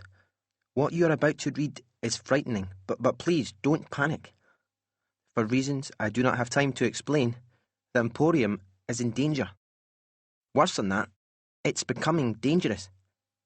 I have a plan. If you follow it to the letter, you should be fine. You'll be safe in the shopfront. Stay there whenever possible. And when the time comes, you must... The message ended abruptly. That's it, said Daniel. That can't be it. He picked up the paper, stared at the ragged edge where the rest of the message had obviously been burnt away. Brilliant. Whatever burned the book destroyed the note as well. And your dad's plan. Ellie was staring at the message, shaking her head. What's happened? What does he mean? That stuff about the Emporium being dangerous. Where is he, Daniel? Daniel pointed to the coat stand. Look, his coat's still hanging up. I don't think he's gone outside. Maybe we should just wait here like he says. I've ignored his orders before and it didn't end well. Ellie shook her head. He only wanted us to stay here so we could follow his plan. And we don't know what it is, do we? We have to find him and tell him we're in the dark. He'll probably be relying on us, Daniel. Mr. Silver's apartments were the logical place to begin the search. They found the door open a fraction, and a labyrinth of grand chambers lay in wait, each made entirely from books.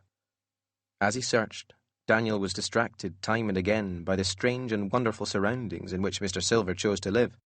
He found Ellie in a garden of books, under a huge tree blossoming with intricately folded pages. He's not here, she said, and she kicked the trunk of the tree, shaking pages to the paper floor. Maybe we should go back to the shop, said Daniel. But his note made it sound like he won't be back any time soon, didn't it? Ellie said. He's so infuriating sometimes with his secrets. Why didn't he just tell us what's going on? So we just keep looking, without a plan, said Daniel. How many rooms in the Emporium? 1,000? How are we supposed to check them all? A thought flared to life in his mind. Search parties! The lobby of the Nowhere Hotel was packed with impatient performers and vendors, eager to start work. This was the way of things. Every day the staff would gather dressed to the nines in black and gold, checking pocket watches and timepieces until the glorious moment when twilight cloaked the world outside and the doors of the Emporium opened. Excuse me, sorry. Daniel pushed and squirmed through the pack, looking for Caleb and Anya. Ouch, watch it. Hey, there they are. Ellie, I found them. The fire breather and the snake charmer were standing together, as they always seemed to be. Caleb stood a full head taller than everyone apart from Anya, and was holding court amid a group of vendors. So, out there in the real world, not only is the moon 400 times smaller than the sun, it's 400 times closer. So they appear the same size in the sky. And when they meet, the moon covers the sun completely. Night turns to day, and not a bit of magic is used. Now, that is a wonder. Anya, who looked like she might fall asleep at any minute, caught sight of Daniel. Daniel? Ellie? Caleb broke off from his story. What brings you two around here? What's all this about? He asked, pointing to the crowd. We're late opening up. Never been late before. Papa's missing, said Ellie. We found his book of wonders in the shop, all burned and bashed. And this note. She handed the note to Caleb, whose face became grave. Missing? He asked. At opening time? He exchanged glances with Anya. Well, that isn't right. No. Won't do at all. Well, you ask the rest of the staff to search with us, said Daniel. It'd give us a better chance of finding him. Caleb scratched the stubble on his square chin. I don't know, he said gravely. What if he turns up? What if he suddenly opens the doors and none of us are anywhere to be seen because we're off searching the Emporium? Read the note, said Daniel. Doesn't sound like you'll be opening the Emporium, does it? He says it's dangerous. We need to find him, Caleb. We've got to know what's going on and what his plan is. If the Emporium's in danger, it means we're all in danger too, added Ellie. I don't think Papa would abandon us. I think he's in here somewhere. We're worried about him, Caleb. Anya said, It does seem to be an emergency, Caleb. What if he's ill? Or has fallen and banged his head? Or what if one of his wonders is misbehaving? She turned to Daniel. It happens very rarely. Doors are left open. Things escape. Last time it was flying pencils. Very sharp. Caleb gave a thoughtful nod. Well, that was an interesting day. He shook his big head. But I'm sorry. We can't help. Rules are rules. We were created for one purpose. We must be ready always to take our posts. Ellie looked crestfallen, but Daniel was getting an idea. I could make it worth your while, he said. I could smuggle you something in from the outside world, eh? Come on, there must be something you want. Caleb peered down at him. Are you offering me a bribe, Daniel Holmes? A bribe? Said Daniel, his eyes wide. Not me. Just a gift. A way of saying thanks. Caleb mulled this over. He scratched his big chin. Very well. I want a kitten. A fluffy one. He shook Daniel's hand, then turned to the rest of the lobby. Attention! We have a job to do. Word spread quickly through the lobby. Mr. Silver was missing. Everyone was chattering and gossiping, agreeing that the loss of their leader was the worst disaster that could possibly happen. What'll we do without him? We're lost. This place won't last a week. And so the search was on. There were many members of staff, many pairs of eyes and ears. They scoured the Emporium's catacomb of passages and doorways. They searched through vaults and tunnels, in a basement that seemed to be mined into the earth. They climbed the very highest staircases, where the air was thin and cold and filled with crystal flakes of ice. They even rediscovered a long-lost section of the Emporium, buried under a rainforest that had spilled from an open door. But there was no trace of Mr. Silver. To add to the worry, many search parties returned with news of strange cracks appearing on the Emporium walls, white lines crawling over the black bricks like jagged spider trails. In some places it was worse than others. There was even a rumour that one of the corridors had collapsed. It's as if he has vanished, said Caleb, after yet another search party reported no success. He clicked his fingers. Gone. Poof. Like that. Are you very sure he hasn't left the shop? He wouldn't leave the Emporium without a book, said Ellie. It's practically part of him. Well, then, I am sorry to say, I'm stumped. Daniel's mind was ticking. It just didn't add up. Why would Silver vanish? If the Emporium was in trouble, as Silver's note suggested and the cracks in the walls confirmed, then Mr. Silver would be the last to leave. Daniel knew that. And why had he dumped the book? Wait a minute, he said. When we got to New York, Mr. Silver finally found his treasure, whatever he'd been searching for. And now, a few days later, he's gone. That can't be a coincidence, can it? But what was the treasure? Said Ellie. Was it something dangerous? And why would he disappear with it? Daniel shook his head. There's only one way to find out. I guess I'm heading back to Bizarre's Bazaar. Chapter 20. Blood and Snow. Are you sure about this? Ellie's nose was pressed against the glass of the Emporium's front window. She peered out into the wintry Manhattan darkness. Snow had begun to fall.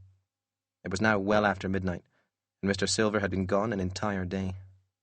I'm sure, said Daniel, putting on his coat and gloves and scarf. I wish I could go with you. To Daniel's great surprise, Ellie grabbed him and hugged him tight. Be careful. I will. I better go.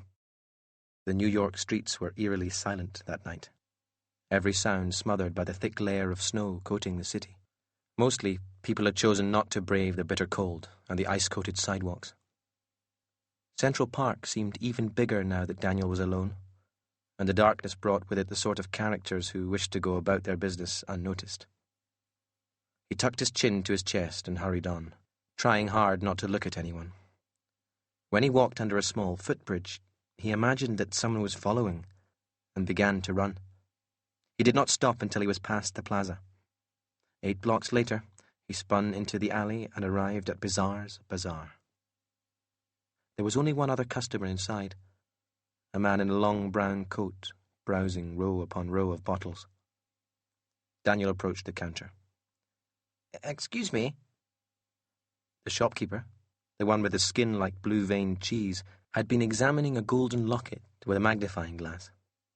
At the sound of Daniel's voice, he looked up, one milky eye magnified through the lens. "No refunds," he said, and he turned his attention back to the locket on the counter. What? "I never forget a face," said the shopkeeper. "especially a face connected with so much cash. You were in here a few nights back with a rich man. Well, you can tell him from me, sending a kid isn't gonna soften me any.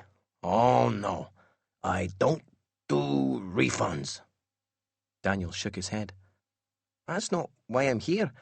I wanted to ask you about what you sold us the other night.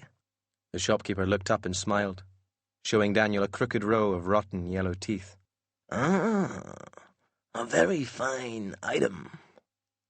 Was it? The shopkeeper leaned over the counter on folded arms. "Very fine. Let's just say it's not every day you come into possession of a vial of unicorn blood." A crash from nearby. The second customer had dropped a metal box to the floor and was on his hands and knees scooping up the powder that had spilled. "Hey," yelled the shopkeeper. "Careful with the merchandise. You break it, you buy it." Unicorn blood, said Daniel. Are you pulling my leg? "I'm not pulling anything." So, you're telling me there are really unicorns out there? Daniel had come to accept that the world was a far stranger place than he had ever imagined. Even so, a unicorn seemed a little far-fetched. "Kid, if you know where to look, everything's out there." Why would someone want unicorn blood? The shopkeeper smiled. "Unicorn blood," he said, "is sometimes called liquid life. Just a few drops will cure you of your ills and boost your strength. It's very rare and very expensive, which is the quality I like best." And there it was. What Daniel had hoped was not true. Silver was ill. There was no other explanation. And the treasure was a cure. When he left the bazaar, the cold of the night had sharpened, and the snow was falling harder. He pulled his coat and scarf tight, leaned into the wind as he walked. In Central Park, trees sagged under the weight of the snow. Daniel's feet crunched through the sparkling white canvas, leaving footprints. When he reached the darkest part of the path, where it wound under the little footbridge, he was struck again by the strong sense that somebody was following. He cast a quick glance back the way he'd come. He was not alone. Through the falling snow, he saw a figure in a long brown coat, and recognized it as the customer he'd seen in the bazaar. The figure slowed as Daniel turned, as though trying not to look suspicious. And then something happened. Something that turned Daniel's spine to ice. 2 glowing dots appeared on the figure's face, burning orange like cigarette ends. They were eyes. Daniel could see the entrance to the park, 200 meters away. He began to run. Cold air burned his lungs as his feet pounded the snow. The gate drew nearer with every step, but the man was catching up. Daniel's blood froze as a hand grabbed his coat. He squirmed and yelped, managing to slip out of his coat, landing a wild blow to the man's ear. He broke free and tore through the gate to the streets. The Emporium was only a block away. Daniel skidded between 2 parked cars, leapt onto the sidewalk. He ran and ran and ran, not looking back, imagining cold hands wrapping around his neck. Warm light poured from the shop window just a street away, and he thought he saw someone standing at the door, someone very tall. Daniel's feet hit a frozen puddle. He landed hard on the ice, his knee taking the brunt of the impact. He looked up into a skeletal face, skin hanging loose, eyes glowing amber. The man chasing him was suddenly in front of him. "Where's the unicorn blood?" said the old man. The voice was a rasping whisper. What? I don't have it, I swear. A hand crashed across Daniel's face. He tasted his own blood. "I'm not messing around, kid. Tell me where the unicorn blood is." The man stopped mid-thought, gazed up at something. For half a heartbeat he was still, like a startled deer. Then his burning eyes grew wide, and he turned and began to run. Something else brushed past Daniel, a blur of grey that was gone in an instant. He gathered himself. He could feel hot blood seeping from his knee. The short walk across the street to the Emporium seemed to take forever. "So who saved you?" said Ellie, back in the warmth of the shop. She was dabbing Daniel's knee with whiskey from Silver's desk. It burned and stung. "I don't know," he said through gritted teeth. "For a second, I thought it was Mr. Silver. I'd have seen him if it was," she said. She placed the whiskey back on the desk. "There. Done." "So you really think Papa is ill?" "It makes sense," said Daniel, rolling his trouser leg back down. "The way he's been acting, how old he looks all of a sudden. He can't have bought the unicorn blood for anything else, can he? The shopkeeper said the stuff's famous for curing diseases." Ellie took a long breath. "Why hasn't he told me?" "He probably doesn't want you to worry." "Daniel, what if the cure didn't work? What if we can't find Papa because he's gone somewhere far off in his shop to die? The plan he tried to leave us, it might have been instructions for what to do after he's gone." The bell at the door sang out, and a deep voice said, "Hello? Anybody here?" "We didn't lock the door," said Ellie. She wandered around towards the front door, where a tall, broad-shouldered man stood, silver hair and moustache glinting in the firelight. He wore an expensive-looking charcoal suit and carried a silver-handled cane. Electric blue eyes darted around the room. But he did not see Ellie. She was as much a ghost to him as to any other outsider who came into the Emporium. The tall man spotted Daniel at the back of the shop and moved towards him, passing straight through Ellie like she was made of nothing but light and shadow. He stopped in front of Daniel, looking down at him. "Are you looking for something in particular?" Daniel asked. "Not something," said the man. "Someone. I'm here to see Lucien Silver."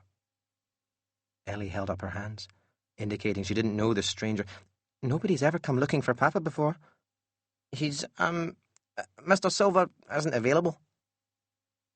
The tall man reached into his coat and produced a grey leather wallet. From the wallet he took a piece of paper and unfolded it.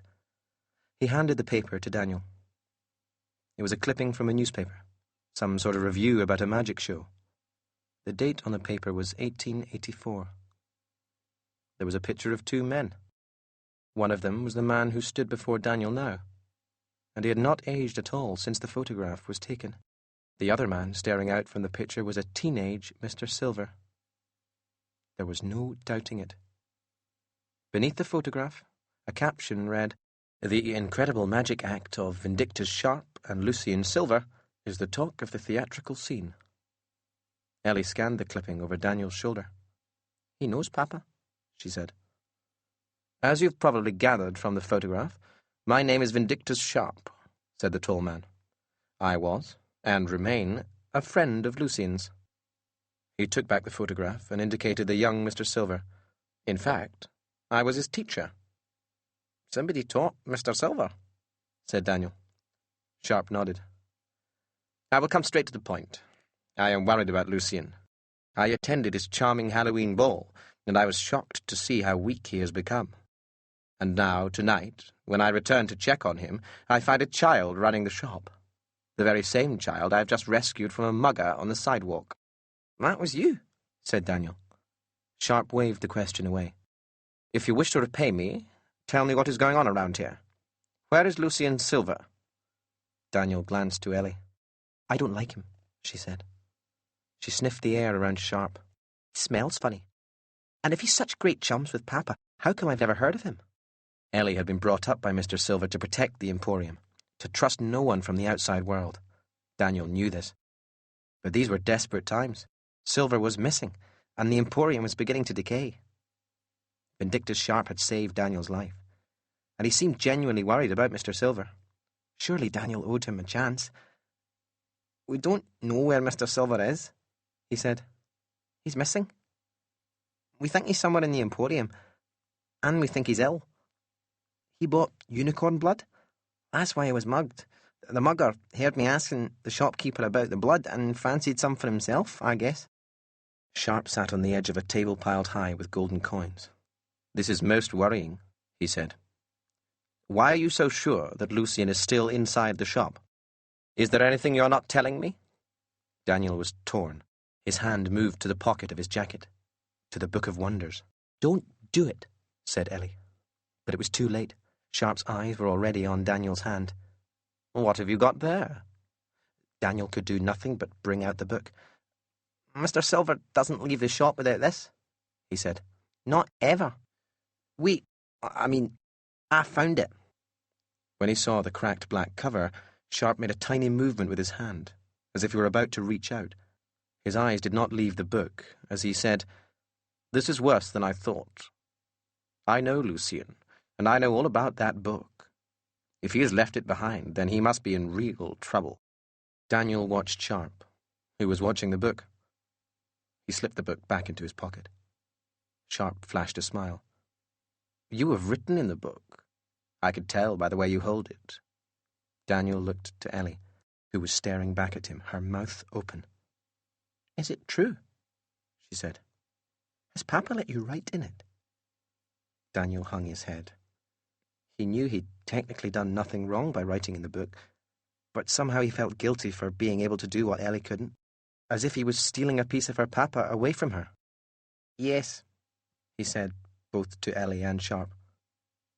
Ellie nodded, but there was a faraway look in her eyes, and Daniel wished he'd been honest with her from the start. Sharp stood up, scattering a pile of golden coins across the table. "Then you understand what is at stake if Lucien is not found. It will be the end of all of this." He motioned around the room, and then pointed to the curtain with his cane. "The end of all that lies beyond." Daniel had not wanted to think about this, although part of him knew the answer. The Emporium, and the people within its walls, couldn't survive without Mr. Silver. "Will you help?"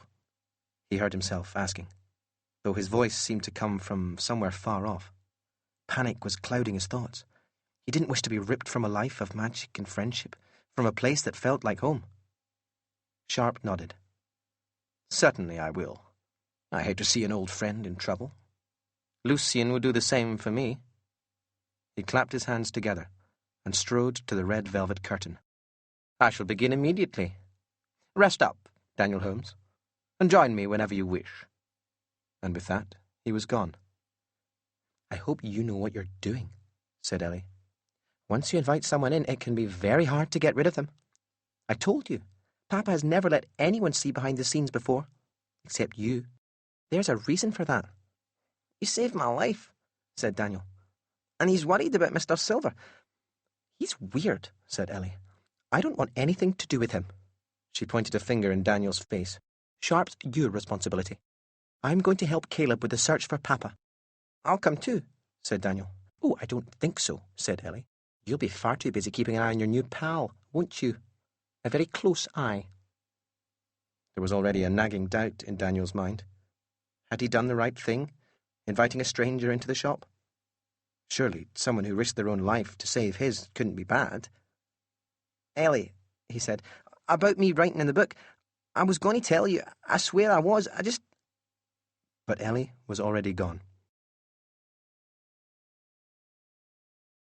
Chapter 21. Fear. Daniel had been walking with Sharp for over an hour.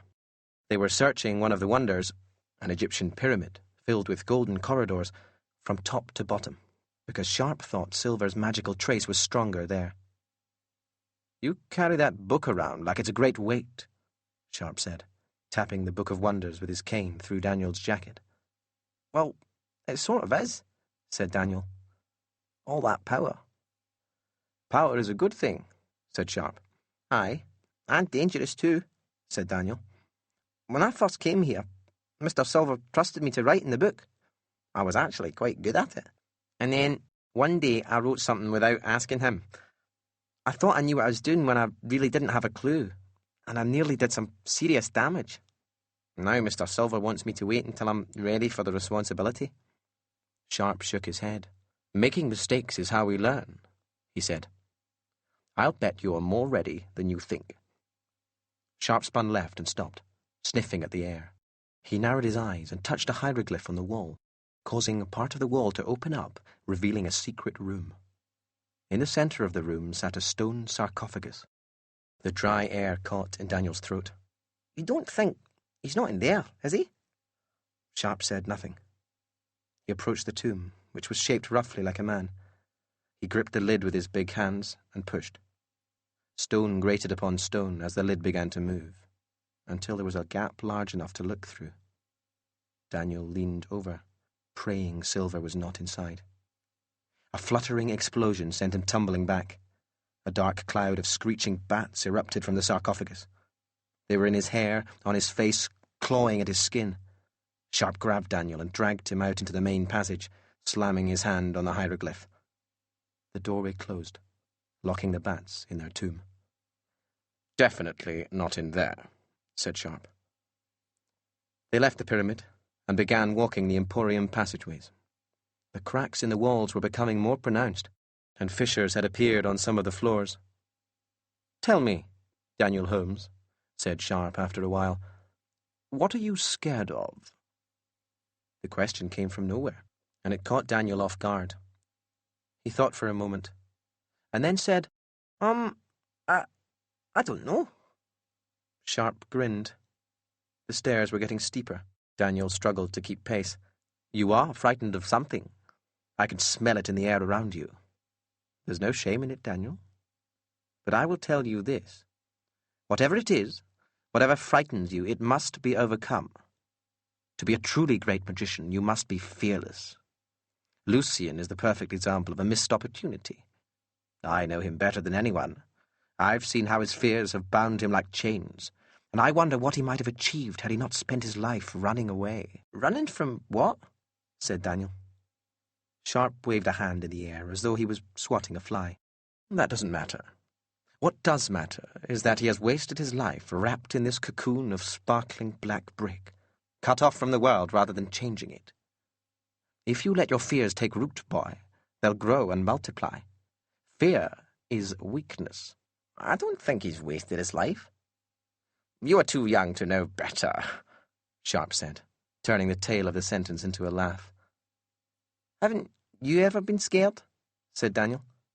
And as the question left his lips, rain began to spit into the passageway. Sharp stared down at him as they walked, and the droplets of rain began to bend around them, leaving them dry. He did not answer the question. They walked on in silence, and the subject of fear floated around in Daniel's mind, bubbling to the surface again and again until at last he felt he had to let it out. "When I was a little boy, too little to properly remember, my dad died at sea. He was a fisherman. His boat went down in a storm with him inside it. Nobody could help him. He must have watched the water rise until there was nothing for him to do but breathe it in. Can you imagine what that must have been like?" Sharp did not look around. "That is not a pleasant way to die, if such a thing exists." "I dream about it every night. I see him dying over and over, and I'm scared that it'll happen to me." Sharp showed a spark of interest. "You are scared of drowning?"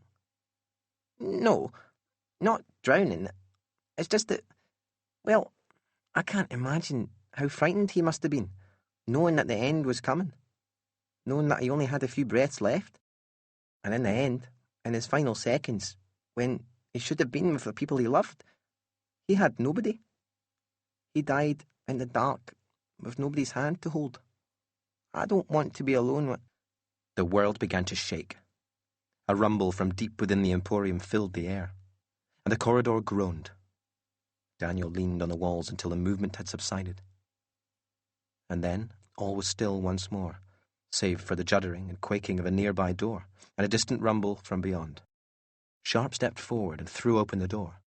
Whatever wonder had lain beyond was now impossible to tell. All that remained was a room filled with wreckage, with twisted metal and darkness and a spreading silence. "What's happening?" asked Daniel. Sharp closed the door. He rubbed the stubble of his chin. "There is so much raw magic in this place, so much untamed imagination. It all requires an anchor, something or someone to keep it under control. Lucian is that anchor. At this, Sharp touched the walls, shook his head. But it seems he no longer has the strength. Mr. Silver isn't controlling it anymore. Either he has already lost his grip, or is slipping away quickly, said Sharp.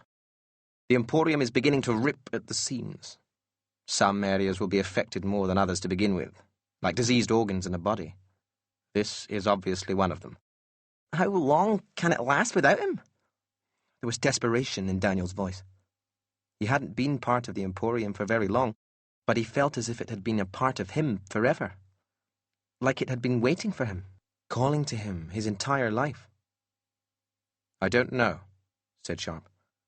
Hard to tell with this much energy swilling around. Maybe days, maybe weeks or months.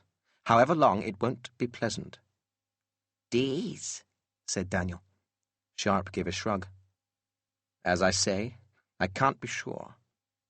A pause. The corners of his mouth creased. I wonder, is it possible? What? Said Daniel. Is what possible?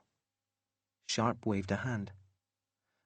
Just thinking aloud, he said. I'm wondering, what would happen if we tried to use Lucian's book to find him? Daniel's hand touched the cover through his jacket. Mr. Silver told me not to, he said. And after what happened last time... You're forgetting the circumstances, boy, said Sharp.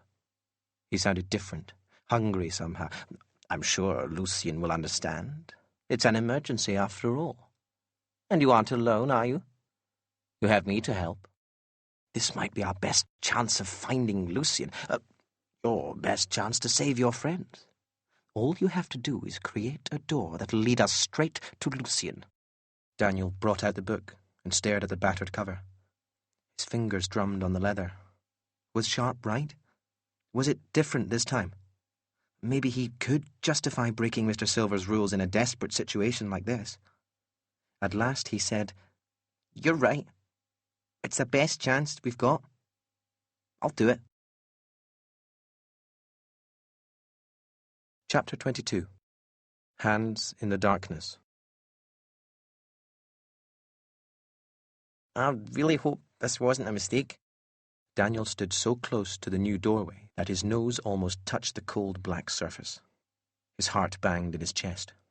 If Sharp's plan was a success, then Mr. Silver might just be the other side of the door. Something wrong? Sharp stood a few meters behind, hands grasping his cane tight. He sounded impatient. I'm just wondering what we're going to find, said Daniel, recalling the last time he broke the rules. Even if it has worked, what if we walk through and find him hurt, or worse? Sharp stepped forward and reached out an arm. For a moment, Daniel thought he was going to place a hand on his shoulder, to tell him not to worry, and that Silver would surely be fine.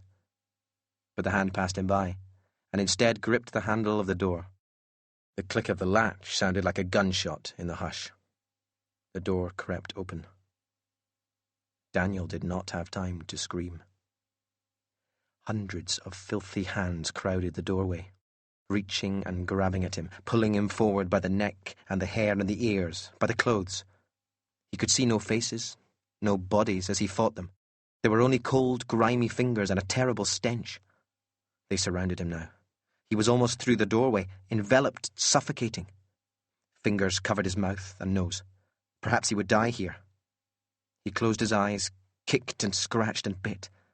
A hand grabbed his head, twisted him round, pulled him further into the tangled mass. And then the hand let go. So too did several of the others. Daniel wriggled and squirmed, feeling less crushing pressure, fewer cold grips. Another hand grabbed his own, this one warm, alive, and he was heaved forwards. He landed on the cold Emporium floor on his hands and knees, gasping, clutching his throat. The book! Do you still have the book? Sharp stood over him, his eyes bulging. Daniel felt for his pocket.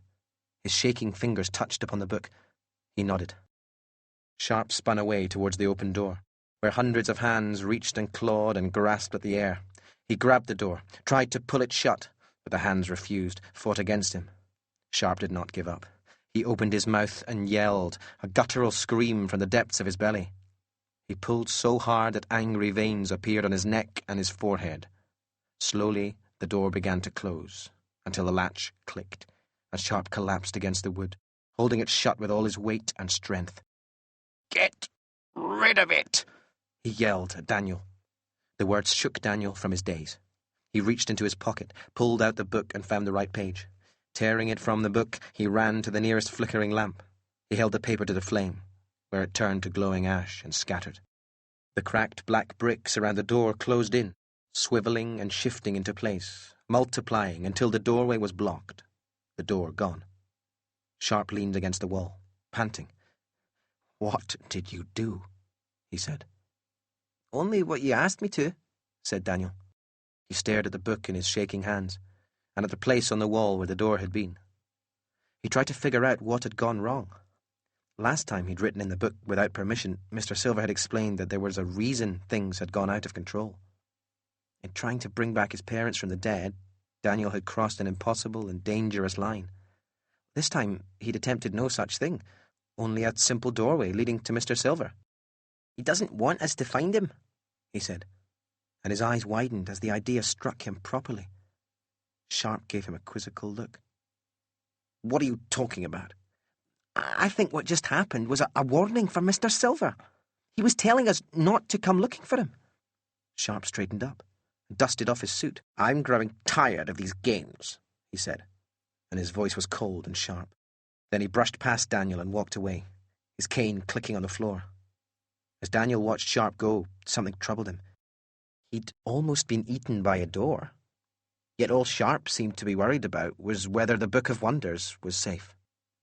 In fact, every time Sharp saw the book, his eyes would shine, and a strange look would creep over his face. Daniel stowed the book back in his pocket, let his hand rest on it. Perhaps he was imagining things. Sharp had saved his life twice now, after all. The stress of the crumbling Emporium and of Mr. Silver's disappearance might be taking its toll. He hoped so. All the same, Ellie had been right. Sharp was Daniel's responsibility. From now on, he'd watch his every move. Chapter 23. Creation. Edinburgh, June 1896. A pair of well-worn grey shoes stepped from the train carriage onto the platform of Edinburgh's Waverley Station. Lucien Silver had come home. His handsome face was now a little more lived in. The hair was a tangle of wild waves, the chin dotted with dark stubble. He stayed for a few days in a modest hotel near the centre of the city.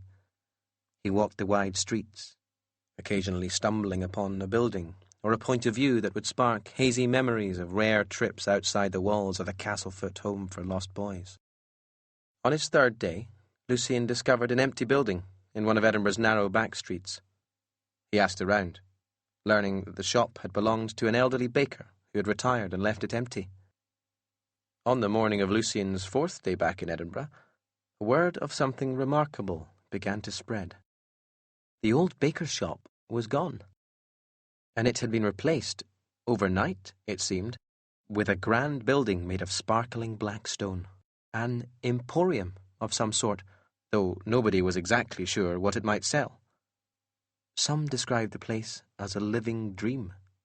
Some said that the young man who ran their shop must be a genius, an illusionist with no equal, for inside the shop they had seen wonders beyond belief or science or reason. Word of mouth is a magic of its own. Many that lived in the city or nearby became bewitched, returning again and again, sometimes every day. When journalists and writers picked up on the story, a new wave of patrons descended on Edinburgh, eager to see the work of the remarkable young man they'd read about. They came from Glasgow and Newcastle, Liverpool and London and beyond. None were disappointed.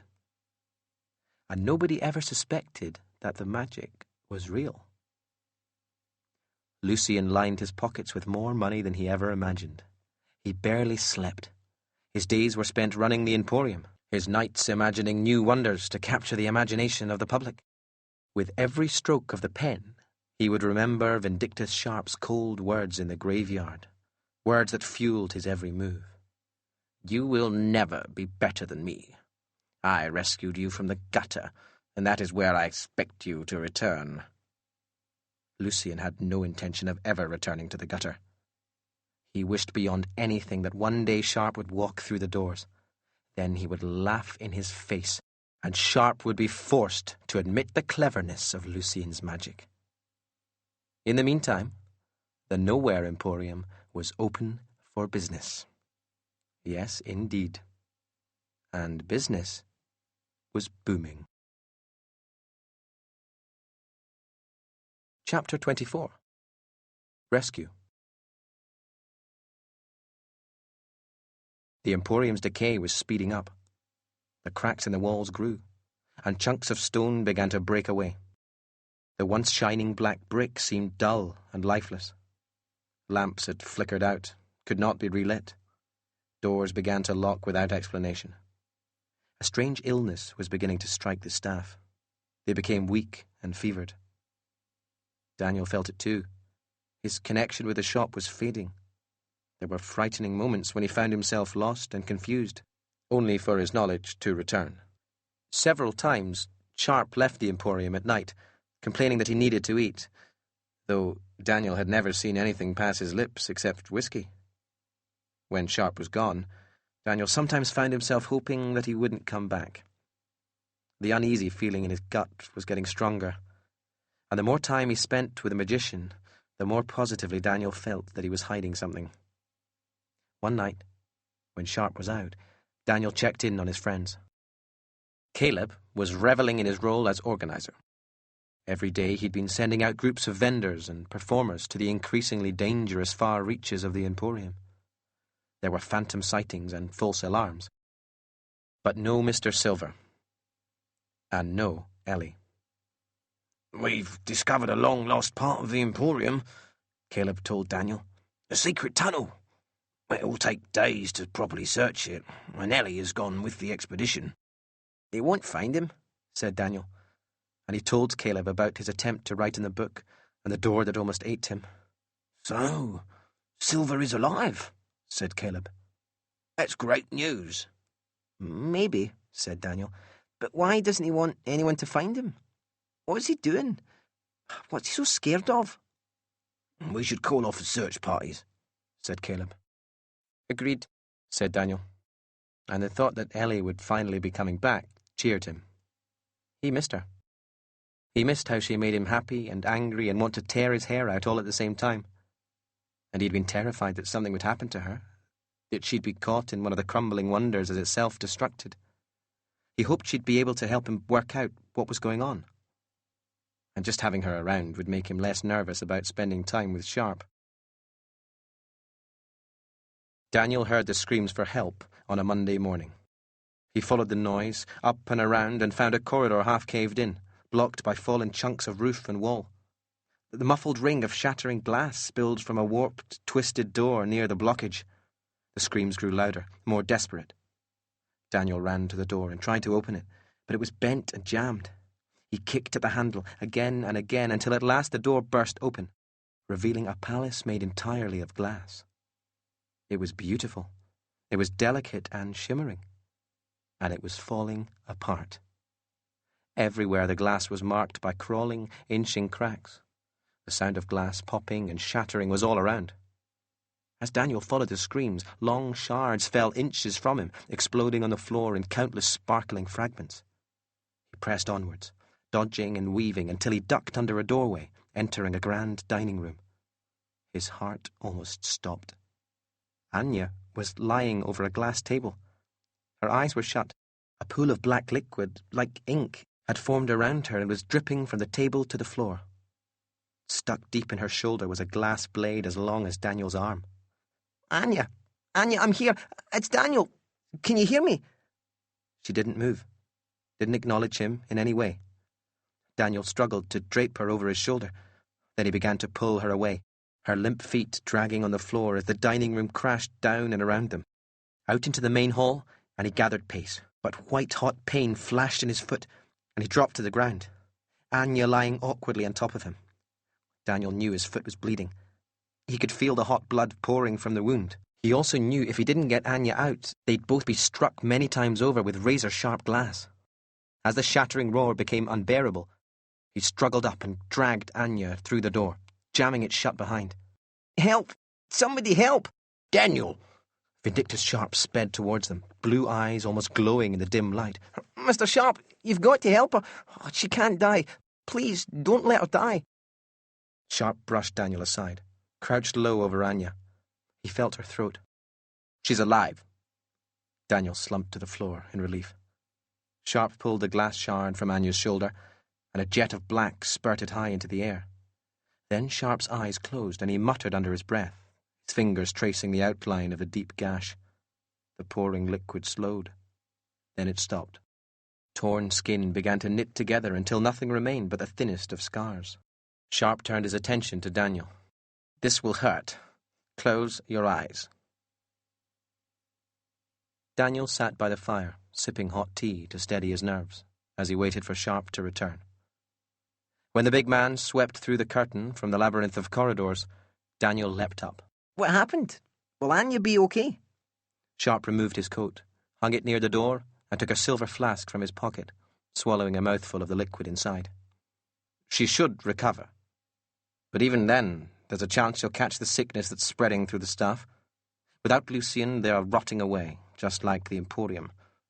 It's not blood inside them. It's ink. Daniel pushed his palm against the cool glass of the window. Hot tears gathered in his eyes. Why was it everything he loved, or cared about, or depended on went away in the end? What was wrong with him? Sharp said, I don't believe there's much time left. His big hands were pressed together, like he was praying. We need to find Lucien. Now.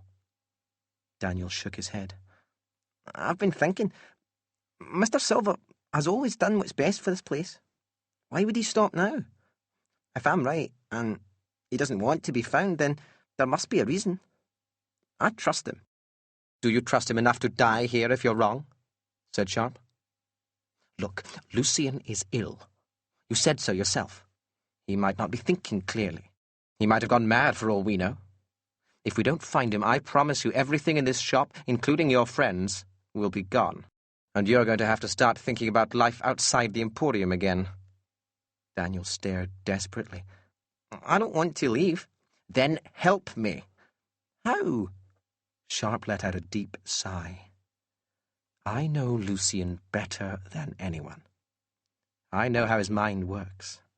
Perhaps if I were to study the Book of Wonders, I might find something that you have missed. The tiniest clue can make all the difference. Daniel reached for his pocket. He brought the book out and stared at the battered cover. He was tired and frightened and confused. Could Sharp be right? Was it possible Mr. Silver was losing his mind? It is your decision, said Sharp. If you do not wish me to have the book, I understand. He pointed to the gold watch on his wrist. But time is running out. And consider this. How would you feel if the Emporium slipped away and you knew that you had not done everything in your power to save it, to save your friends? Daniel's hand trembled as he clutched the book. Sharp was right. How could he ignore any chance, no matter how small, of saving his home and the people who had filled his life with magic? He held out the Book of Wonders. Sharp stared at it. He licked his lips, reached out hungry fingers. Just like that, the Book of Wonders was gone, nestling in Sharp's hands. How can I help? Daniel asked. Sharp tore his eyes from the book. Oh, I insist on doing this alone, boy. I won't achieve much with you staring over my shoulder. Besides, you've been through quite an ordeal today. It's best if you rest. As Sharp spoke, Daniel's eyelids grew heavy. Tiredness weighed upon his shoulders. You'll tell me if you find anything, he managed to say through a yawn as he slumped into a dusty old armchair near the window. Sharp flashed those white teeth. If I find what I'm looking for, boy, you will know about it. Believe me. And with that, he turned and swept away through the curtain. Daniel watched after him.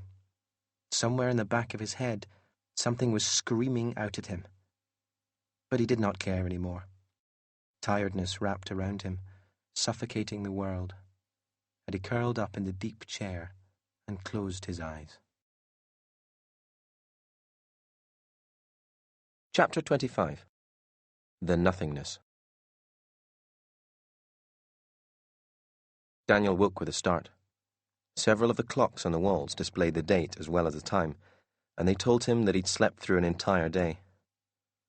It was strange how tiredness had crept over him just as he'd given the book to Sharp. Daniel's hand touched the empty pocket. He thought of the book.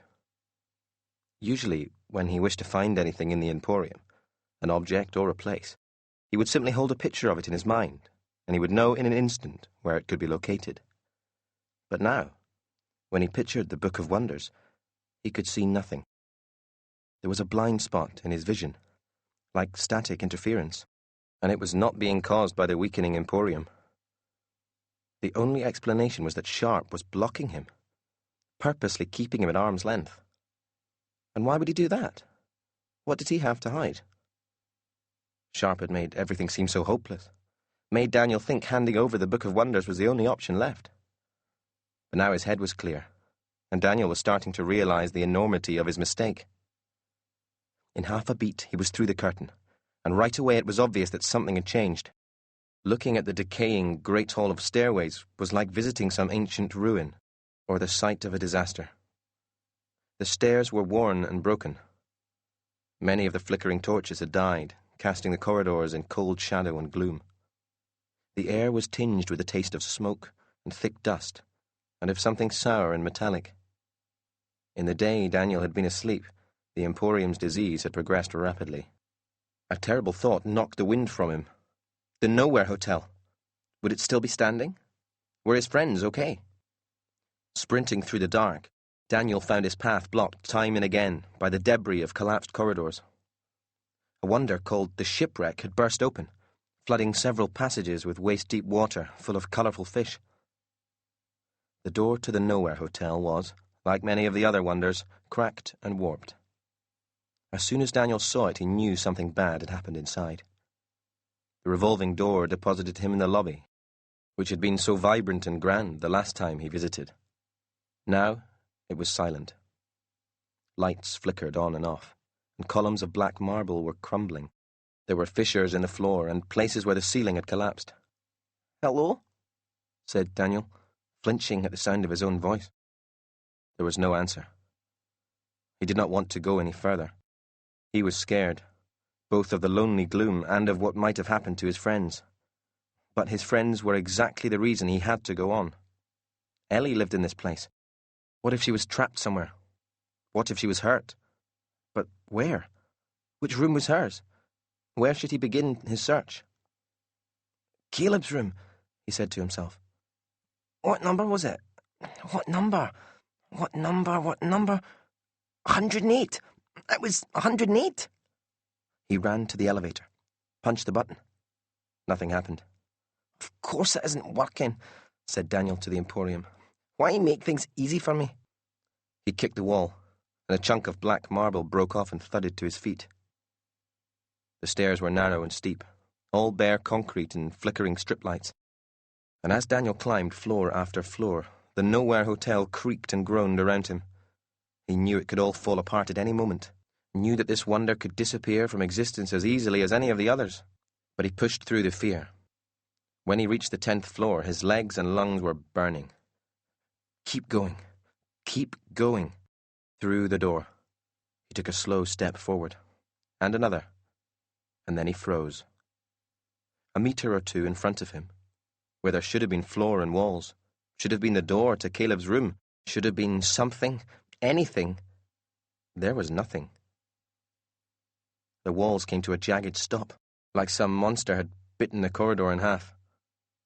The floor stopped suddenly, a lip of ragged black carpet. And beyond, opening up in every direction, was a darkness that went on forever. Daniel stared into the black, saw no wreckage, no light, no sign that anything at all had ever existed. He imagined stepping off the edge, falling into that nothingness, tumbling forever, losing all memory of who he was or how long he'd been there, until he became part of the nothing too, part of the fabric of the darkness. Lost. Was Caleb lost? Anya? Had the nothing swallowed Ellie? He tore one foot from the floor and stepped back. A deep rumble filled the place, like the breath of a sleeping giant. A small section of floor and wall broke off and spun away into the nothing, as the world lurched violently forwards, throwing Daniel onto the carpet. He landed with a thud, knocking the wind from his body, and rolled and skidded and bumped out of control towards an unimaginable fall. He threw out a desperate hand. His fingers found the ragged edge of the black carpet, and he clung on and managed to stop himself going all the way over. His lower body was now hanging out over the edge of the abyss.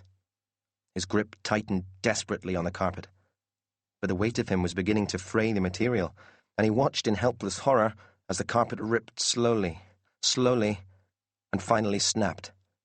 He fell back with a sickening jerk. A hand, huge and warm, wrapped around his wrist, hoisted him high. He was slung over a wide shoulder, and he watched, blinking the sweat from his eyes, as the remainder of the floor began breaking and crumbling like dry cake. I'm dead, he thought. The person who was carrying him leapt back, just as the floor collapsed completely, and for a moment Daniel felt like he was back in the leap of faith, soaring through the sky. Then he landed and rolled and tumbled, and Daniel was flung against something hard and cold. Are you all right? Daniel rubbed his head and face. There was a smear of fresh blood on his hand. Standing over him, looking down with a concerned expression, was Caleb. They were back in the stairwell, but the nothing was spreading. The door to the 10th floor was being swallowed up, and the walls of the stairwell were already beginning to crack. Daniel threw his arms around Caleb. You saved my life, he said. Where is everyone? Is Ellie all right? Let's talk on the move, said Caleb. The further we are from the edge, the better. Daniel noticed Caleb flinch as they descended the stairs. He seemed to be favouring one of his arms, holding it tight to his body. There was something else. Something missing.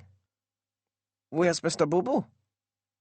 Daniel had never seen Caleb without his ragged, no-eyed teddy bear. Caleb's lip trembled. He didn't make it, he said in a slow, sad voice. You saw. My room is gone. Bobo was inside it when it was swallowed by the dog. He took a handkerchief from his pocket and blew his nose. When he lowered the hanky, a drop of ink trickled from his nostril. He wiped his nose with his hand and stared at the black smear on his skin. I suppose I should have expected it, eventually, he said with a sad sigh. We're all just characters in Silver's book, and we'll fade to nothing without him, just like the Emporium. Half of us were wiped out when the hotel began to crumble. Most of the survivors are dying of illness. Seems I can now count myself in that category. Anya? Said Daniel. Did she make it? She survived, said Caleb. She's still recovering from her injuries. He smiled and placed a massive hand on Daniel's shoulder. I heard you saved her. Everyone knows, Daniel Holmes, and we thank you. We're in your debt forever. The way things are going, there won't be much time for tomorrow. Never mind forever, said Daniel. Where are the rest of the staff?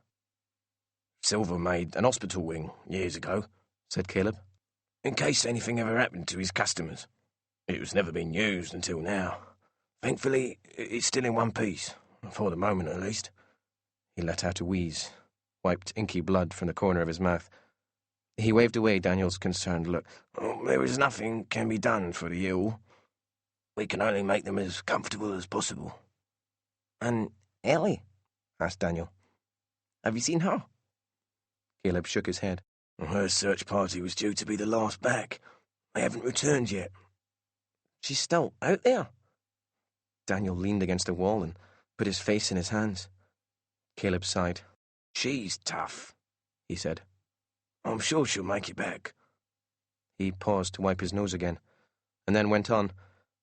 There is something I think you should know. Ellie doesn't have a condition. There's no magical disease that stops her from leaving the shop. It's Mr. Silver who's keeping her here. What? You mean she's his prisoner? He loves her very much, said Caleb, but he says Ellie must stay for her own protection. He will not tell her exactly what she needs protecting from. Ellie thinks he's been selfish. She believes Mr. Silver keeps her in his shop because he doesn't want to be alone. So you can see why she's so desperate. Not only is her father missing, but he's the only one who can release her from this place. She is trapped in a crumbling tomb. They reached the lobby, the fire eater and the boy, and stood face to face at the exit. You are not carrying the Book of Wonders, said Caleb, indicating Daniel's empty inside pocket.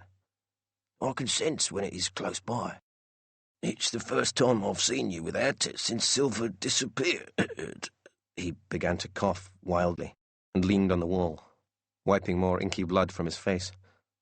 I have to go, said Daniel, worry swelling in his chest. He didn't dare confess that he'd given the book away. Try to look after the others, and yourself. And if you see Ellie, please tell her I'm so sorry, I need her help. I'll see you soon. He turned away, wondering if he'd ever see the fire breather again, and began to walk the lonely corridors in search of Vindictus Sharp and the Book of Wonders. Chapter 26. An Unexpected Visitor. Edinburgh, June, 1897. Lucien Silver's Emporium was the talk of Edinburgh, and far beyond. There were days when the shop was so busy that he barely remembered a face, the stream of customers becoming a blur of smiles and compliments. But on the first anniversary of the Emporium's opening, Lucien was introduced to a face he would never forget. He had placed an advertisement in each of the city's newspapers, announcing that entry to the Emporium would be free. On the day itself, Silver sat at his desk near the red velvet curtain, nodding to passing customers. Many of them commented that it seemed impossible that so many wondrous rooms could exist in a stick-thin little shop. Near the end of the day, someone approached the desk. At first, Lucien did not look up from his book, but then he heard a familiar voice, deep and firm and cold. "Hello, Lucien." Vindictus Sharp had not aged a day since their last encounter in the rainy Edinburgh graveyard. This did not shock Lucien. In his travels before he settled back in Edinburgh, he had discovered layers of magic that were hidden to all but a select few, magic that could unlock the mysteries of life and time and the universe. He was more certain now than ever that he knew the secret to Vindictus Sharp's long life. Sharp was stealing the future from innocent people, stealing time and adding it to his own life. Lucien stood. He had been waiting for this moment for a long, long time. To be able to rub his success in Sharp's face, to show him how wrong he'd been. He had actually stayed awake at night, imagining exactly what he'd say if they ever crossed paths again. This was the chance. Something shifted behind Sharp. He moved aside, and Lucien's eyes met those of a second person. All thoughts of Sharp were lost. The young woman was perhaps a year or two younger than Lucien. Her skin was fair and freckled, and her hair fell in tumbling red curls over her shoulders. "This is Michelle, my daughter," said Sharp. Michelle held out a porcelain hand, and Lucien kissed it. As his lips touched her skin, the air in the room seemed to shiver and crackle. Lucien pulled at his necktie. "Pleasure to meet you. I don't recall your father ever mentioning a daughter." Sharp sat on the edge of the desk and began examining one of Lucien's fountain pens. "There were many things I did not mention. Michelle has been in boarding school for most of her life. I travel the world, and that is no way for a young girl to grow up." Lucien nodded. He felt his gaze drawn back to Michelle. "Well, what can I do for you?" he asked. "What brings you to Edinburgh?" "Business," said Sharp. "I'm booked to perform in Edinburgh for 1 month. Word of your work has reached me." At this he glanced around the shop. I could not resist stopping by for a peek. Lucien smiled. Oh, then a peek you shall have. Miss Sharp, would you care for a tour of my Emporium? Michelle Sharp's blue eyes met Lucien Silver's thunder-grey ones. She smiled a shy smile. I'd like that very much, Mr. Silver, she said.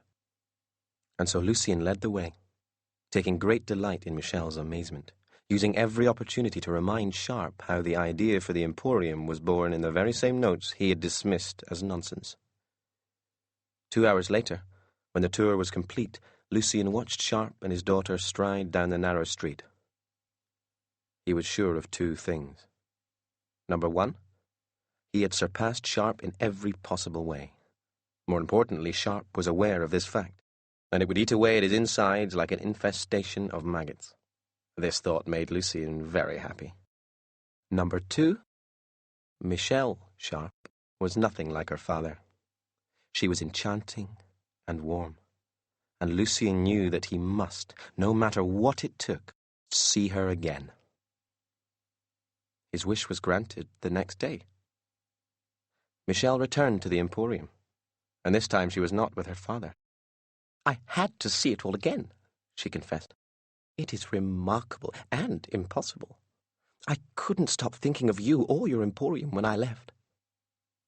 They walked the shop's ever-growing number of corridors, Michelle laughing in delight when the rain began to fall in one of the passageways. Lucien produced a black umbrella, seemingly from nowhere, and held it over her head. The day passed in a haze of shy laughter. As she left, Michelle gave him a lopsided smile. I don't think my father likes you very much. Lucien breathed in her words. The feeling is mutual, he said. You're not scared of him the way everyone else is, are you? Michelle said. No. Being frightened of him is only giving him what he wants. Michelle beamed at him. Then she did something he had not been expecting. She leaned in, pressing her lips gently against his mouth. When the kiss was over, Lucien stumbled back a step, ran flustered hands through his tangled hair. What was that for? But she only smiled and turned away, through the door to the cool Edinburgh sunshine. Lucien watched her, his face pressed against the glass of the shop window, until she turned the corner and was gone. Lucien and Michelle spent every day of the following month together, hidden away from the world. Each night, he would create a new wonder to bewitch her. The sound of her laughter was intoxicating, and the touch of her lips a drug to which he soon became addicted. Beat by beat, Michelle Sharp was stealing Lucien Silver's heart. If only he had known what was next on her list. Chapter 27. The Truth. Daniel's worry was turning to cold panic. He had rushed back to the shop front to look for Sharp, but he wasn't there.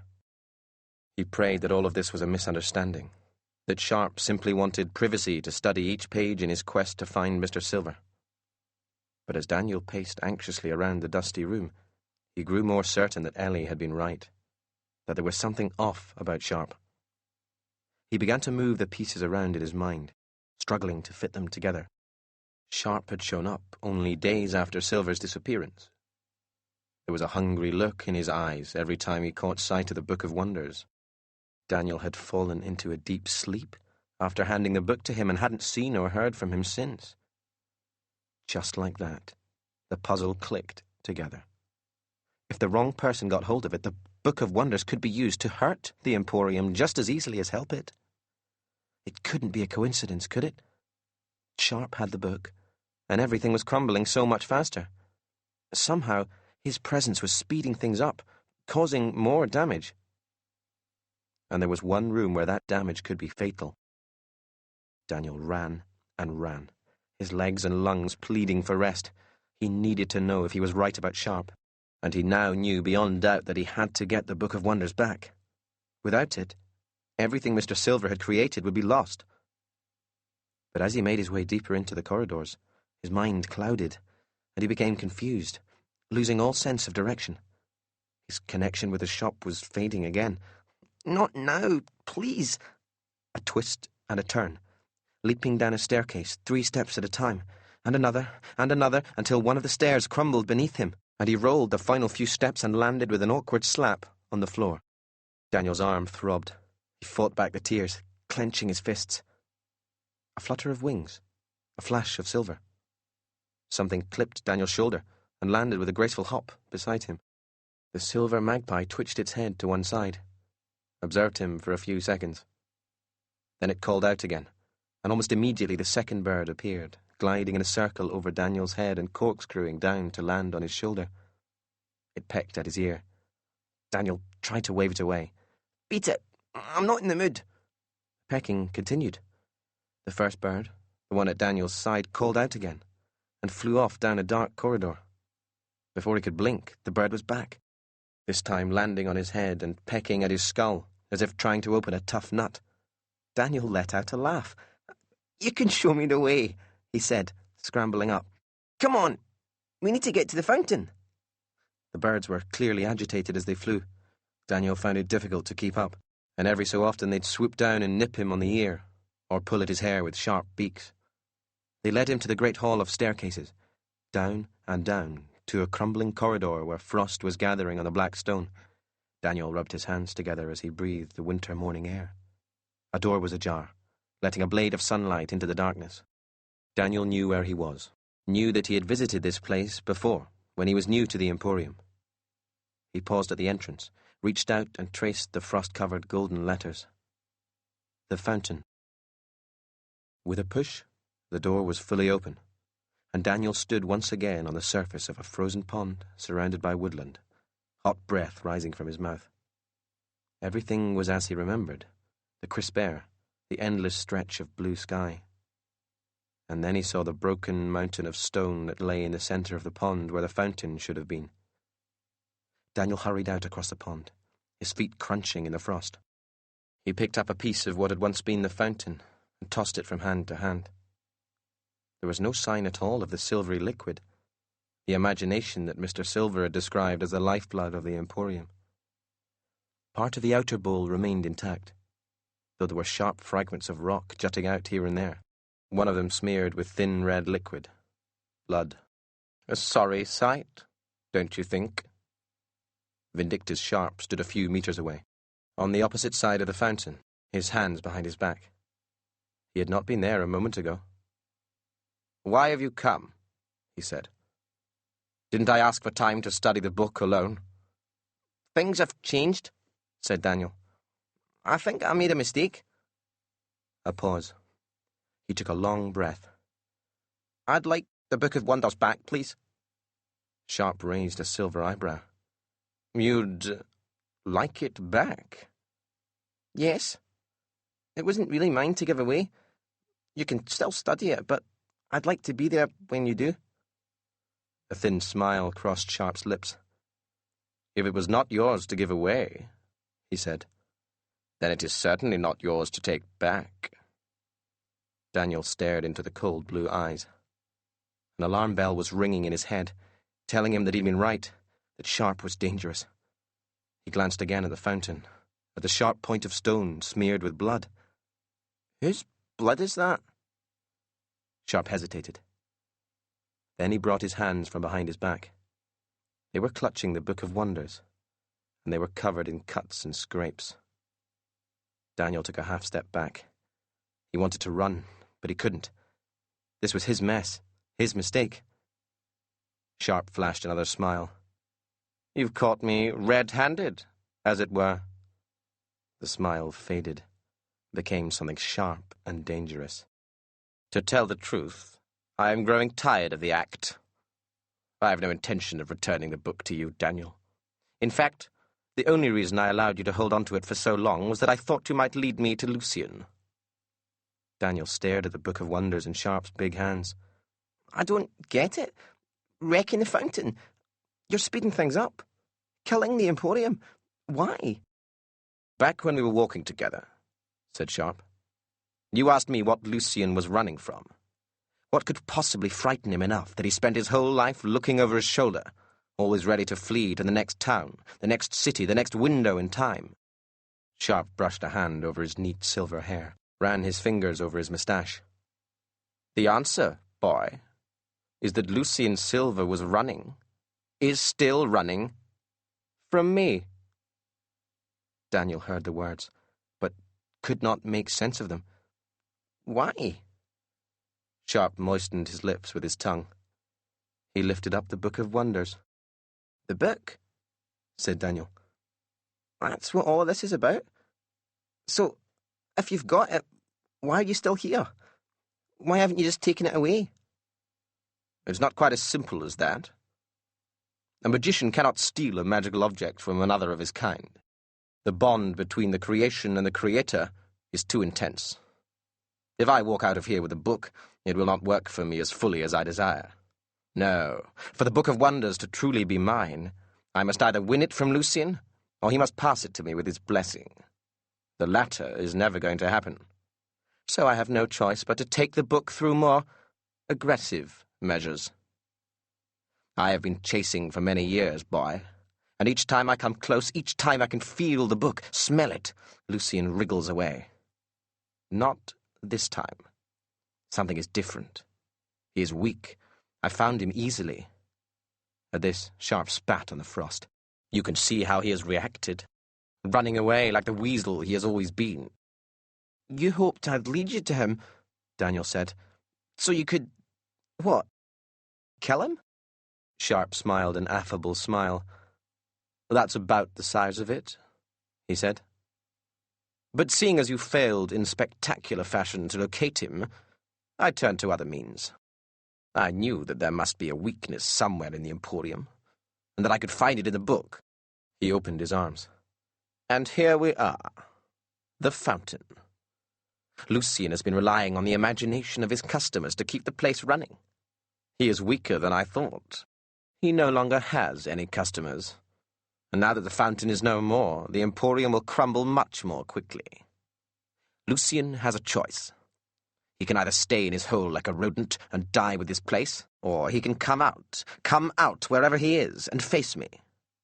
Either way, the Book of Wonders will be mine. He nodded to Daniel. You have talent, a connection with the book that could be very useful. The end of the Emporium need not be the end of your journey. I could help you become great.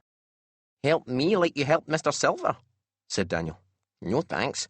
I don't fancy a knife in the back. Sharp shrugged his wide shoulders and said, Lucien has nobody to blame but himself. His actions, his cowardice, sealed his fate. The choice is yours. Stay here and wait for the Emporium to die. Go down with the ship. Or learn from the best and open up a new world of possibilities. Daniel returned the cold stare, trying with all of his might to hide the fear coursing through him. The enormity of his mistake was hitting him hard. He had invited Sharp in. He had handed over the Book of Wonders. Every cell in his body was telling him to turn and run. But Daniel did not run away. He stepped forward. You think I could be great? He said. Sharp leaned his head a little to one side, as if sizing him up. I think that, together, we could discover secrets about the book that even Lucien does not know. Daniel took another step forward, his heart thundering. His eyes flicked to the book, but only for half a second. Just a little closer. How can the book have secrets from Mr. Silver? Daniel asked. Magic has its mysteries, my boy, even for the best of us. From somewhere behind him, Daniel heard the call of a magpie. Sharp looked away only for a moment, but it was enough. Daniel snatched the book from his hands and spun away through the frost towards the doorway. He didn't dare look back as he ran. What next? Where to go? He almost tripped over his own feet. A few more steps. Just a few more. A strong hand grabbed at his hair, snapped him backwards with such force that his feet left the frosted ground. When he landed, there was no time to react.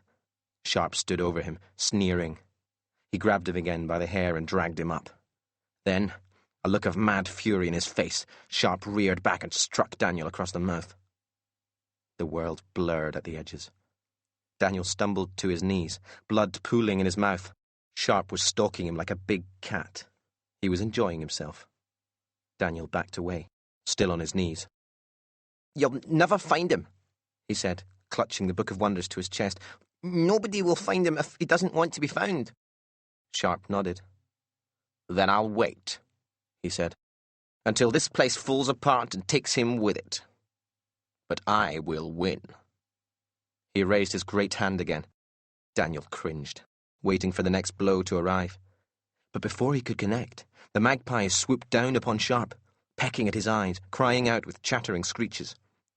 Daniel knew that the birds were calling to him, "Run away! Take the book to safety!" But he was dazed, unable to do anything but watch Sharp flail and curse. Sharp, who had been staggering backwards, grabbed one of the magpies as it arrowed towards his face.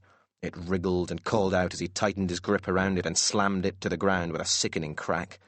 Then he lifted his foot and brought it down with all of his strength and weight, crushing the delicate metal bird beneath the sole of his shining black shoe. "No!" Daniel wanted to run at Sharp, to jump at him and hurt him. Sharp looked up, dragging his gaze from the shimmering carcass of the magpie, and Daniel felt a jolt of ice in his spine. The second magpie continued to attack, buying Daniel moments. He glanced at the book in his hands, turned, and began to run. The frost was slippery beneath his feet as he dashed to the door. Before he was through, he heard Sharp call out, "You can't hide forever, Daniel Holmes. Sooner or later I will find you, and when I do, I will take back my book. The only way I'll leave without it is in a coffin." Chapter 28. Reunited. The wings of the surviving magpie flashed in the darkness as Daniel raced through the passageways. His fingers gripped the Book of Wonders tight. He did not know or care where the bird was leading him, so long as it was away from Sharp. Everything seemed darker than before. The shadows were deeper and the silence suffocating. Again and again, Daniel thought he saw something shifting in the gloom. He imagined Sharp posing as a statue, detaching from the shadows to make a grab for the book. What now? What could be done to stop a madman? How much time was there to save the Emporium now that the fountain was gone? And what could he do about it alone? The sound of splashing from the next corner stopped Daniel dead. Steep steps led to a flooded passageway. The water was waist-deep. Shattered diamonds of light sparkled on the dark surface, cast from the lamps lining the walls, some of which were still lit. A lone figure was wading through the water towards him. "Ellie!" He felt such relief that he actually laughed out loud. He crashed down the stairs, slipping under the surface for a moment, taking in an unpleasant gulp of salty water which shot out of his nose as he coughed and spluttered. "Ellie, it's me!" Ellie, who had been staring into the water as she waded, looked up. Her eyes grew wide. "Daniel," she cried, "I've been looking all over for you since our search party got back. The place is in ruins. I've just come from the hospital. The staff are in a bad way. Caleb told me you'd rushed off." She paused and stared at Daniel's bloodied face. "What happened to you?" "There's so much to tell you," said Daniel. "I'm pretty sure your father is alive, and he's in the Emporium." Daniel told her about Sharp's idea of using the book to find silver, and how it had backfired. "I think it was a message," he said. "Your father doesn't want to be found." "But he's alive," said Ellie, hopping on the spot. "Thank you, Daniel. I couldn't stop picturing him dying all alone in some dark corner." She hugged Daniel tight, and then she broke away, looking serious. "He's still ill, though, isn't he? The Emporium's falling apart. He can't hold it all together. So why doesn't he want us to find him?" "It's not us he's hiding from, Ellie," said Daniel. "It's Sharp. You were right about him all along. He's dangerous." Daniel took a deep breath. "He wants to kill your papa." "He what?" "Kill him, and steal the Book of Wonders.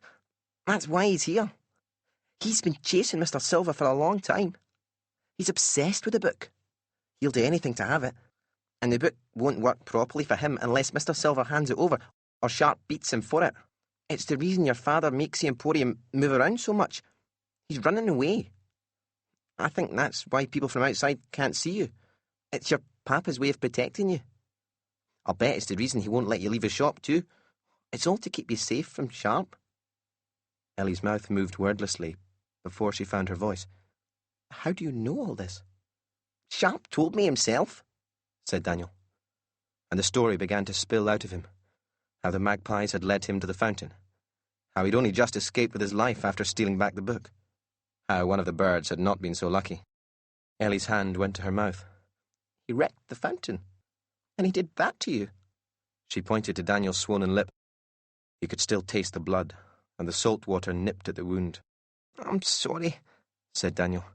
I've messed everything up. I should never have let him in. All I ever wanted to do was help. I don't want to lose the Emporium, or Mr. Silver, or you. To his surprise, Ellie smiled her crooked smile. All that matters now is what we do next. We can still turn things around. Daniel thought for a moment. If we can get rid of Sharp, he said, I reckon Mr. Silver will come back. Why didn't Papa just stand up to him in the first place? Daniel knew what Ellie was thinking. That Mr. Silver was a coward. He'd even thought the same himself at first. I don't think it's as simple as that. Your Papa is weak. All the years of running the Emporium on his own have taken his strength away. I think he knew what was coming. He could sense Sharp getting close, and he knew he wasn't strong enough to fight. That would explain the unicorn blood, said Ellie. It was desperation. A last attempt to get some of his strength back so he could get rid of Sharp. I think so, said Daniel. Only something went wrong. Ellie stroked the walls of the Emporium. All these years, I was sure he was keeping me in his shop so he wouldn't be lonely. I was always so angry with him. He's been protecting you. It's what they do, mums and dads. So, what do we do? Said Ellie. How can we get rid of Sharp? Everyone's got a weak spot, said Daniel thoughtfully. We've got to find Sharp's. But how? It's not like we can go and have a chat with him, is it? Get his life story over a nice cup of tea and some Empire biscuits. He's dangerous. Life story. The words echoed in Daniel's ears. He stared at the book and began to flip through the pages, gathering speed as the idea properly formed. He heard Mr. Silver's voice, far off on the horizon of his memory, from his very first lesson. I am a fan of stories, a collector, and there is no greater story than that of life. The Library of Souls holds on its many shelves the life story of everyone who has ever lived, everyone who will ever live. Daniel stopped flipping, and there it was, staring back at him from the page in all its dark, impossible glory. He flashed Ellie a clever smile. Who says we need to talk to Vindictus Sharp to find out about his past? He said.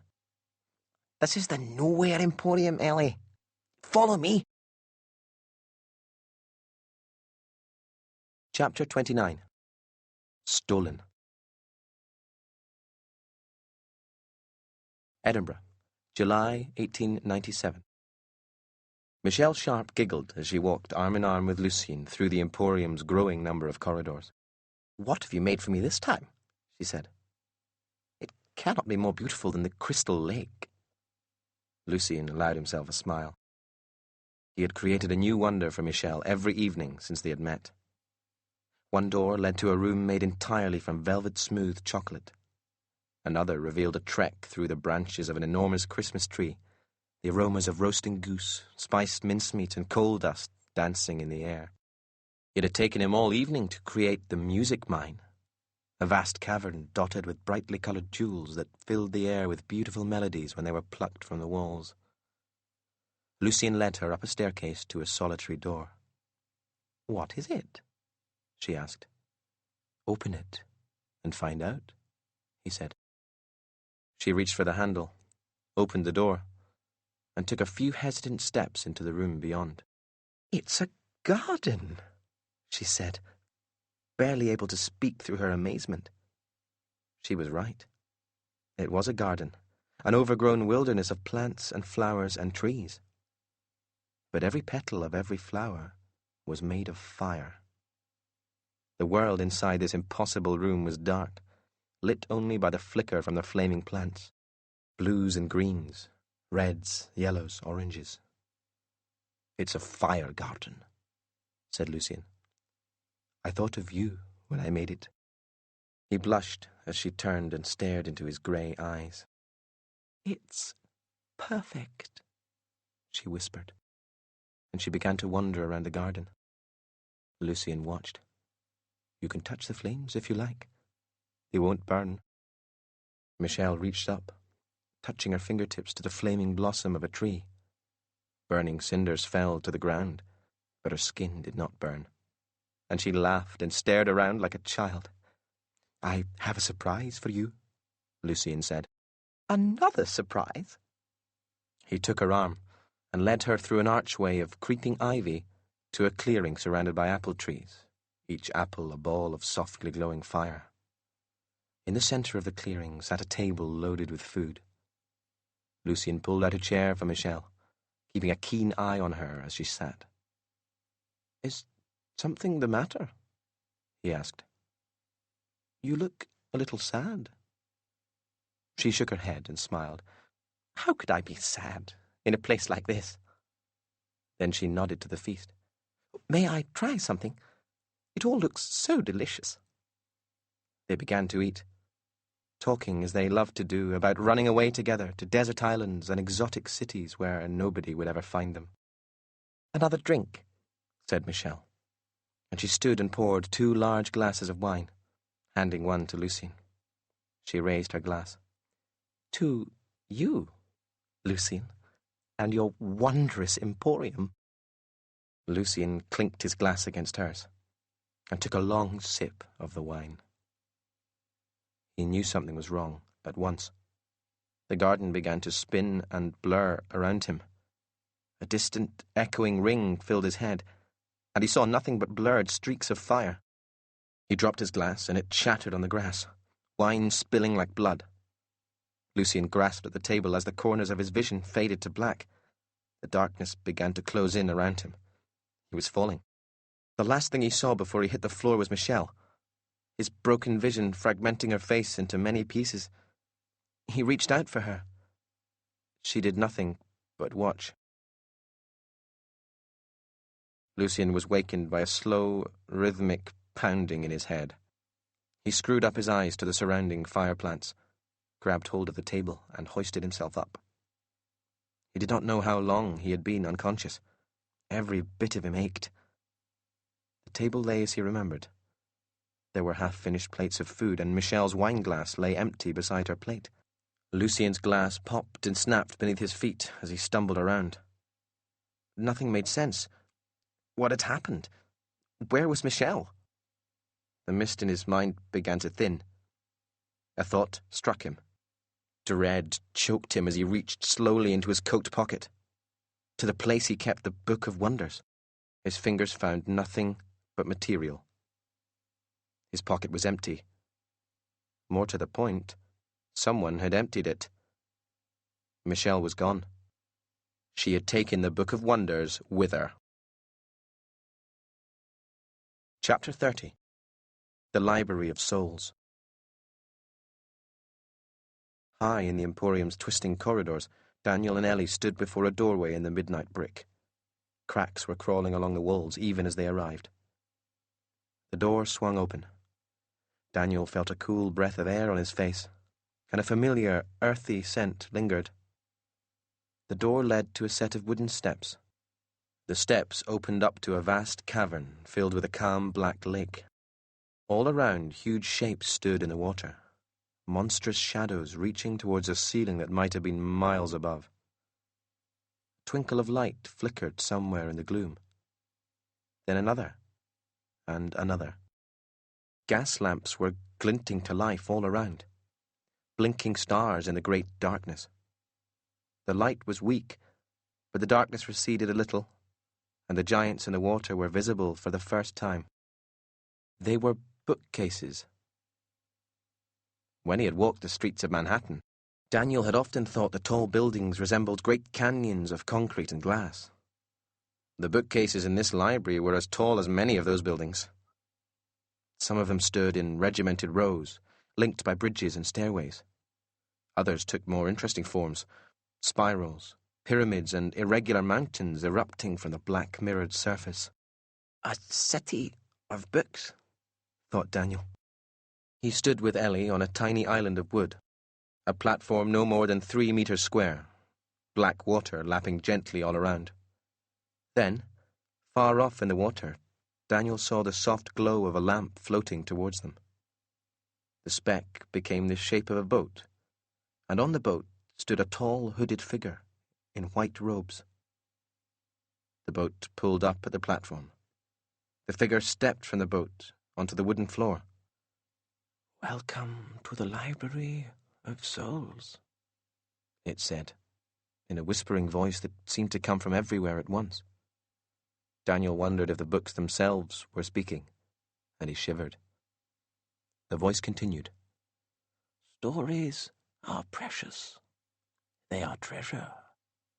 And the most precious story of all is that of life. Here, among these countless canals of ink, high in the bookcases, you shall find the story of everyone who has ever lived. Everyone who shall ever live. Past, present, and future. Life and death. I will guide you to the tale that you seek." The figure said no more. Daniel spoke first. "Would like to read the story of Vindictus Sharp, please." Behind the white hood, the figure gave a nod. It stepped onto the boat and motioned for them to follow. As the boat moved off, Daniel dipped a hand into the black liquid, rubbed it between his fingers. It really was ink. The boat moved between great mountains of books, beneath archways and tunnels carved through the bookcases. "It's strange, isn't it?" said Ellie, her curls blowing in the breeze as the boat coasted on. "The story of everyone. Do you realize, Daniel, you could find your own book and read how you're going to die?" Daniel swallowed. "I think I'll leave it as a surprise." The boat docked in one of the narrow canals, between two bookcases hundreds of meters tall. High above, several rope bridges crisscrossed. The hooded librarian led the way from the boat, hopping onto the wooden platform at the foot of the bookcase and up the first staircase. The climb was steep. Daniel's legs were burning when the librarian called a halt at last. "Where is he?" asked Ellie anxiously. "Where's Sharp's story?" The librarian strode to the bookcase, reached out, and pulled a very fat volume from the shelves. The cover was black leather, and the pages leafed with gold. On the cover, serious-looking golden letters spelled out Vindictus Sharp's name. The librarian reached out a hand and offered the book to Daniel. It was heavier than he thought it would be. He began to flip through the pages, but as he tried to read, it became obvious that something was very wrong. Words were moving on the page, disappearing and shifting and merging with other words. The whole book was a jumbled, wild tangle of letters. "It doesn't make any sense," he said, handing the book back. "What's wrong with it?" The librarian looked through the book. A pause. "This person has committed atrocities," it said. "He has taken from others, stolen time. He has torn and warped his own life, his soul, so much that it has become unreadable." "Brilliant," said Daniel. "We're stuffed." "Maybe not," said Ellie. "How do you mean?" Ellie was half smiling. "Well, this library has a story of everyone, right?" "Correct," said the librarian. "So that means Papa is in here too." Daniel shook his head. "Ellie, I think I know what you're thinking. It's not a good idea." "Why not? If Papa's story is here, we can use it. But if we search for him, we could lead Sharp straight to him," said Daniel. "He's hiding for a reason, and we need to trust him. I almost got swallowed by a door full of rotten hands the last time I tried something like that." "I'm not talking about finding him," said Ellie. "I'm talking about reading his life to see what it says about Sharp." Daniel smiled. "I know," said Ellie. I'm a genius. Wouldn't go that far, said Daniel.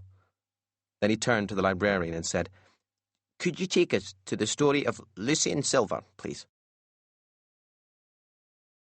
Mr. Silver's story was not as long as Sharp's, which only proved to Daniel just how long Sharp's past stretched back. When the librarian pulled it from a shelf in the remotest of bookcases and handed it to Ellie, she wasted no time in leafing through the pages. How far do you think I should go? Papa's quite old. A great rumble filled the air. Several books fell from nearby bookcases. Ellie, flip faster. Yeah, give me a sec. Another rumble, and the sound of distant splashing. The ink was growing choppy. What's happening? Asked Daniel. The librarian raised a hand. I do not know. And then the hand was gone, and the librarian's robe was filled only with black ink, soaking into the white material. The empty robe crumpled, the ink splashing back on Daniel and Ellie, who looked at each other with wide eyes. The library's fallen apart, said Daniel. We need to get out. Now. When they climbed back into the boat, the wind gathered pace, blowing stronger and stronger, whistling through the bookcase canyons, whipping the surface of the ink canal. The boat was tossed around like a toy. There were great groans and splashes from deep in the library. The boat bobbed in the swell as Daniel grabbed the oars and began to row. Then, as they hit the open water in the centre of the library, there was another rumble. Behind, a great mountain of books was collapsing, like a glacier, into the ink. As the weight crashed into the surface, a tall black wave formed, tearing towards the boat. The boat was lifted high, carried faster and faster. Daniel held onto the side and linked arms with Ellie.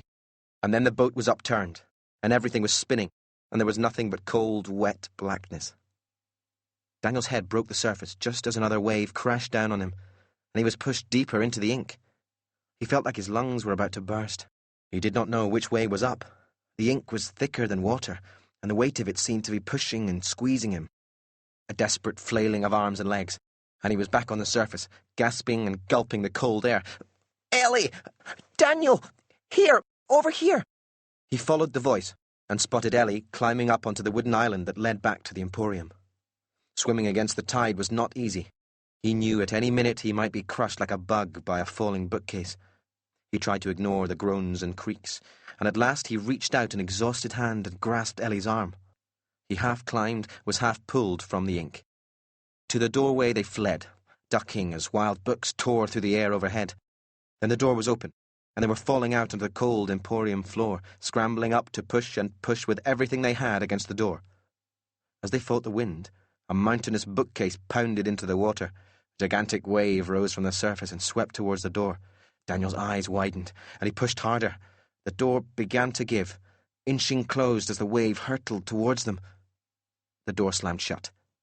The crashing wave roared against the closed doorway, making the entire Emporium shake. Far away, in the hall of staircases, several sets of stairs collapsed to rubble. Daniel and Ellie fell to their knees, panting, covered from head to foot in ink. I lost Papa's life story, said Ellie. At least we're alive, said Daniel, and reached into his coat pocket and pulled out the Book of Wonders. Though he was soaked through and his skin and clothes were stained with black ink, the book looked somehow untouched. I guess it's back to the drawing board. I just wish someone would help us. Someone who really knows every part of the Emporium. He opened the Book of Wonders at a random page and skimmed the contents. After a few pages of nothing particularly helpful, a familiar chattering interrupted the silence. A flash of silver. The surviving magpie hurtled towards Daniel. He ducked his head as it swooped, knocking the book from his hands. Oi! The bird paid him no attention. It landed on the open page of the book and sat as if it were incubating a clutch of eggs. Away you go, said Daniel. With a half-hearted wave, he dislodged the bird. It hopped to the side of the book and then twitched its head towards the open page, then fixed Daniel with a ruby stare. He gazed past the bird, to the page, and narrowed his eyes. Then he picked up the book and read. After a moment, he smiled a small smile. He stroked the magpie's head. "Clever girl," he said. "Thank you."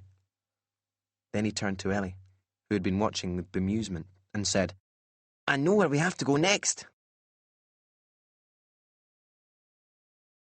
Chapter 31. Memoriam. En route to their destination, Daniel and Ellie made one detour, visiting Mr. Silver's apartments and collecting a long brown hair from his pillow. The hair was not difficult to find. Mr. Silver had enough of them after all. "The Book of Wonders says we need one of his hairs for this to work," said Daniel. "I'm not really sure why." He squinted at the page in question. "His writing gets pretty bad sometimes. I guess there's only one way to find out." The Emporium was becoming impossible to navigate safely. Patches of creeping nothingness were appearing more and more, sucking wonders into the void, weakening the rest of the Emporium, which was decaying like a row of bad teeth. Not only were there dangers in the form of fallen bridges, caved-in passageways and flooding tunnels, but Daniel also found that his sense of direction was almost completely gone. Thankfully, the surviving magpie became a guide. When they arrived at the door, in a corridor full of mirrors, Daniel leaned close to the gold nameplate. "Memoriam. This is it." From somewhere deep in the Emporium came a rumble. The floor trembled. Daniel ran his fingers along the wall, tracing hairline cracks. Through the door lay a movie theatre, with a carpet the colour of fresh blood, and row upon row of seats padded with red velvet, all facing a huge screen. Something happened to the air beside Daniel, and the shadows moved, turning into the shape of a man. The man was tall and gaunt, with sandpaper-rough skin and a patch over his left eye. He wore a black uniform with gold piping and carried a torch. He smelled of dust and sugar. He said, "I am your usher for this evening. How may I be of assistance?"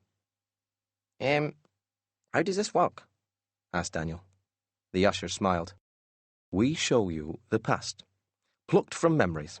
The true past, mind you, not coloured by bias or age or worn away by time. Everything, exactly as it happened. The price is a single hair." "What we want to see," said Ellie, "it's not our own past. It belongs to someone else." The usher's good eye flicked between Daniel and Ellie. "Do you have a hair that belongs to this person?" They nodded. "Then we do not have a problem," said the usher. "Take a seat, if you please." And he led them to the front row, directly beneath the screen, and signalled that they should sit. He held out a hand. "Payment." Ellie took Mr. Silver's hair from her pocket, placed it in the usher's hand. He brought it up close to his good eye. Then he took off his hat, revealing the strangest head of hair Daniel had ever seen. A large section of his head was completely bald, but there were places, here and there, where hair sprouted. The hair was many different colours, and many different lengths. The usher took Silver's hair. He produced a sewing needle from the pocket of his uniform. He threaded the hair through the eye of the needle. Then he raised the needle to his head, pressed the end into his scalp, and proceeded to sew Mr. Silver's hair into his own head. When he was satisfied that the hair was in place, he replaced his hat and sat in the empty seat next to Daniel, who had watched all this with horrified fascination. "Now we can begin," the usher said. "What exactly would you like to see?" "We need to find out the story between Mr. Silver and Vindictus Sharp," said Daniel. "Anything from Silver's memories that can help us understand Sharp a little better. And if there's anything there we can use against him, all the better." The usher gave a thoughtful nod. "Very well." He sat back in the chair beside Daniel, raised a hand to his face, and lifted his eye patch. Daniel could not help looking. He caught a glimpse of the usher's hollow eye socket, just as the lights of the theatre died away, leaving the place in darkness. Then the usher's body straightened out, became rigid, and a beam of white light erupted from his empty eye socket and thundered onto the screen. The crackling noise tickled Daniel's ears, like the scratching of a record. The screen was filled with flashes of white, which slowly resolved into a grainy picture. A snow-covered city in the dead of night. A lone figure climbing the steps of a serious-looking building covered in gargoyles. And they saw it all. Lucien Silver, the frightened little boy teased by other children, rescued from loneliness and torment by a mysterious stranger on a freezing Edinburgh night. The years of teaching, of perfecting the art of magic, of mistakes and missteps punished by beatings, and rainy days spent gazing through the narrow windows of a mansion, wishing that he did not have the gift, longing to be like everyone else. The scene shifted. Lucien gave his first performance in the grand sitting room of a townhouse, in front of only Sharp and an old woman named Birdie. And then the performances began. A whirlwind lifestyle of travel and fame. Packed theatres across the globe were transfixed by the magic of Sharp and Silver. But it was easy to see that a shadow was growing in Sharp's heart, fed by jealousy of his protégé's talent. Lucien's invention of the Book of Wonders seemed to be the final blow, and by the time Daniel and Ellie had watched Birdie's funeral, Sharp had abandoned Lucien, cast him back to the harsh reality of the world. A cloud of steam filled the theatre, and when it had cleared, the screen showed Edinburgh once more. Lucien Silver stepped from a train, and he was much more like the Mr. Silver that Daniel knew, confident and proud. When he opened the doors of his Emporium for the first time, his customers were afforded a view of a magical world unlike anything they had ever seen. And then Sharp was back, and Silver was walking the Emporium arm in arm with Michel, and he was happier than Daniel had ever seen. But the good times did not last. Daniel gasped when Michel betrayed Mr. Silver. Ellie grabbed his arm tight when she witnessed her father drop to his knees, his Book of Wonders gone, stolen by the love of his life. Ellie's grip only tightened when Silver answered the door on a rainy night 1 year later to discover a baby on his doorstep. A note slipped between the blankets. Next, they were following Lucien as he strode with purpose up a street lined with maple trees and huge houses. Lucien paused at the gates of the largest house, beside a nameplate bearing the name Vindictus Sharp. He stared through the bars. Then he ran his fingers over the locks, and the gate was open, and Lucien was striding up the steps towards the front door. Something happened to the picture then. It began to stretch and distort and break apart. There was a familiar face, a sneering Vindictus Sharp who made them jump in their seats. And after that, neither Daniel nor Ellie could make out anything else beside the muffled sounds of voices, and a scream, and a flash of red. The lights of the theatre blinked softly back to life, casting the place in a warm, amber glow. "What happened?" said Daniel. "We need to know what happened next." In the seat beside him, the usher, whose expression had been vacant throughout the showing, blinked his good eye. He sat up. He replaced his eye patch and gazed around the theatre as if seeing it for the first time. Then he looked at Daniel, and his eyebrows knitted. "Well, that's never happened before," he said, removing his hat and scratching at the patchwork of hair on his scalp. "Put it back on," said Ellie. "Fix it." "Can't do it," said the usher. "There's no way to play back the final scene. It's been tampered with. Someone does not want it to be seen. Simple as that. Whatever it is you wish to uncover, I'm afraid it's going to remain a secret." Something stirred in Daniel's brain. A secret. The world faded around him. In his mind, he was no longer in the theatre. He was back in his early days at the Emporium, on the night he first wrote in the Book of Wonders, back in a room full of secrets. "May I have the honour of leaving the first secret in this room?" Mr. Silver had asked. Daniel leapt out of his seat, grabbed Ellie by the arm, and began to pull her back up the aisle towards the exit. "Daniel, let go! Would you please tell me what's going on?" They clattered out of the door, leaving the old theatre in silence once again. The usher climbed from his seat and watched after them. He scratched his chin. "What a strange pair," he said. The light died once more, and with a flutter in the darkness, he was gone. Chapter 32. Silver's Secret.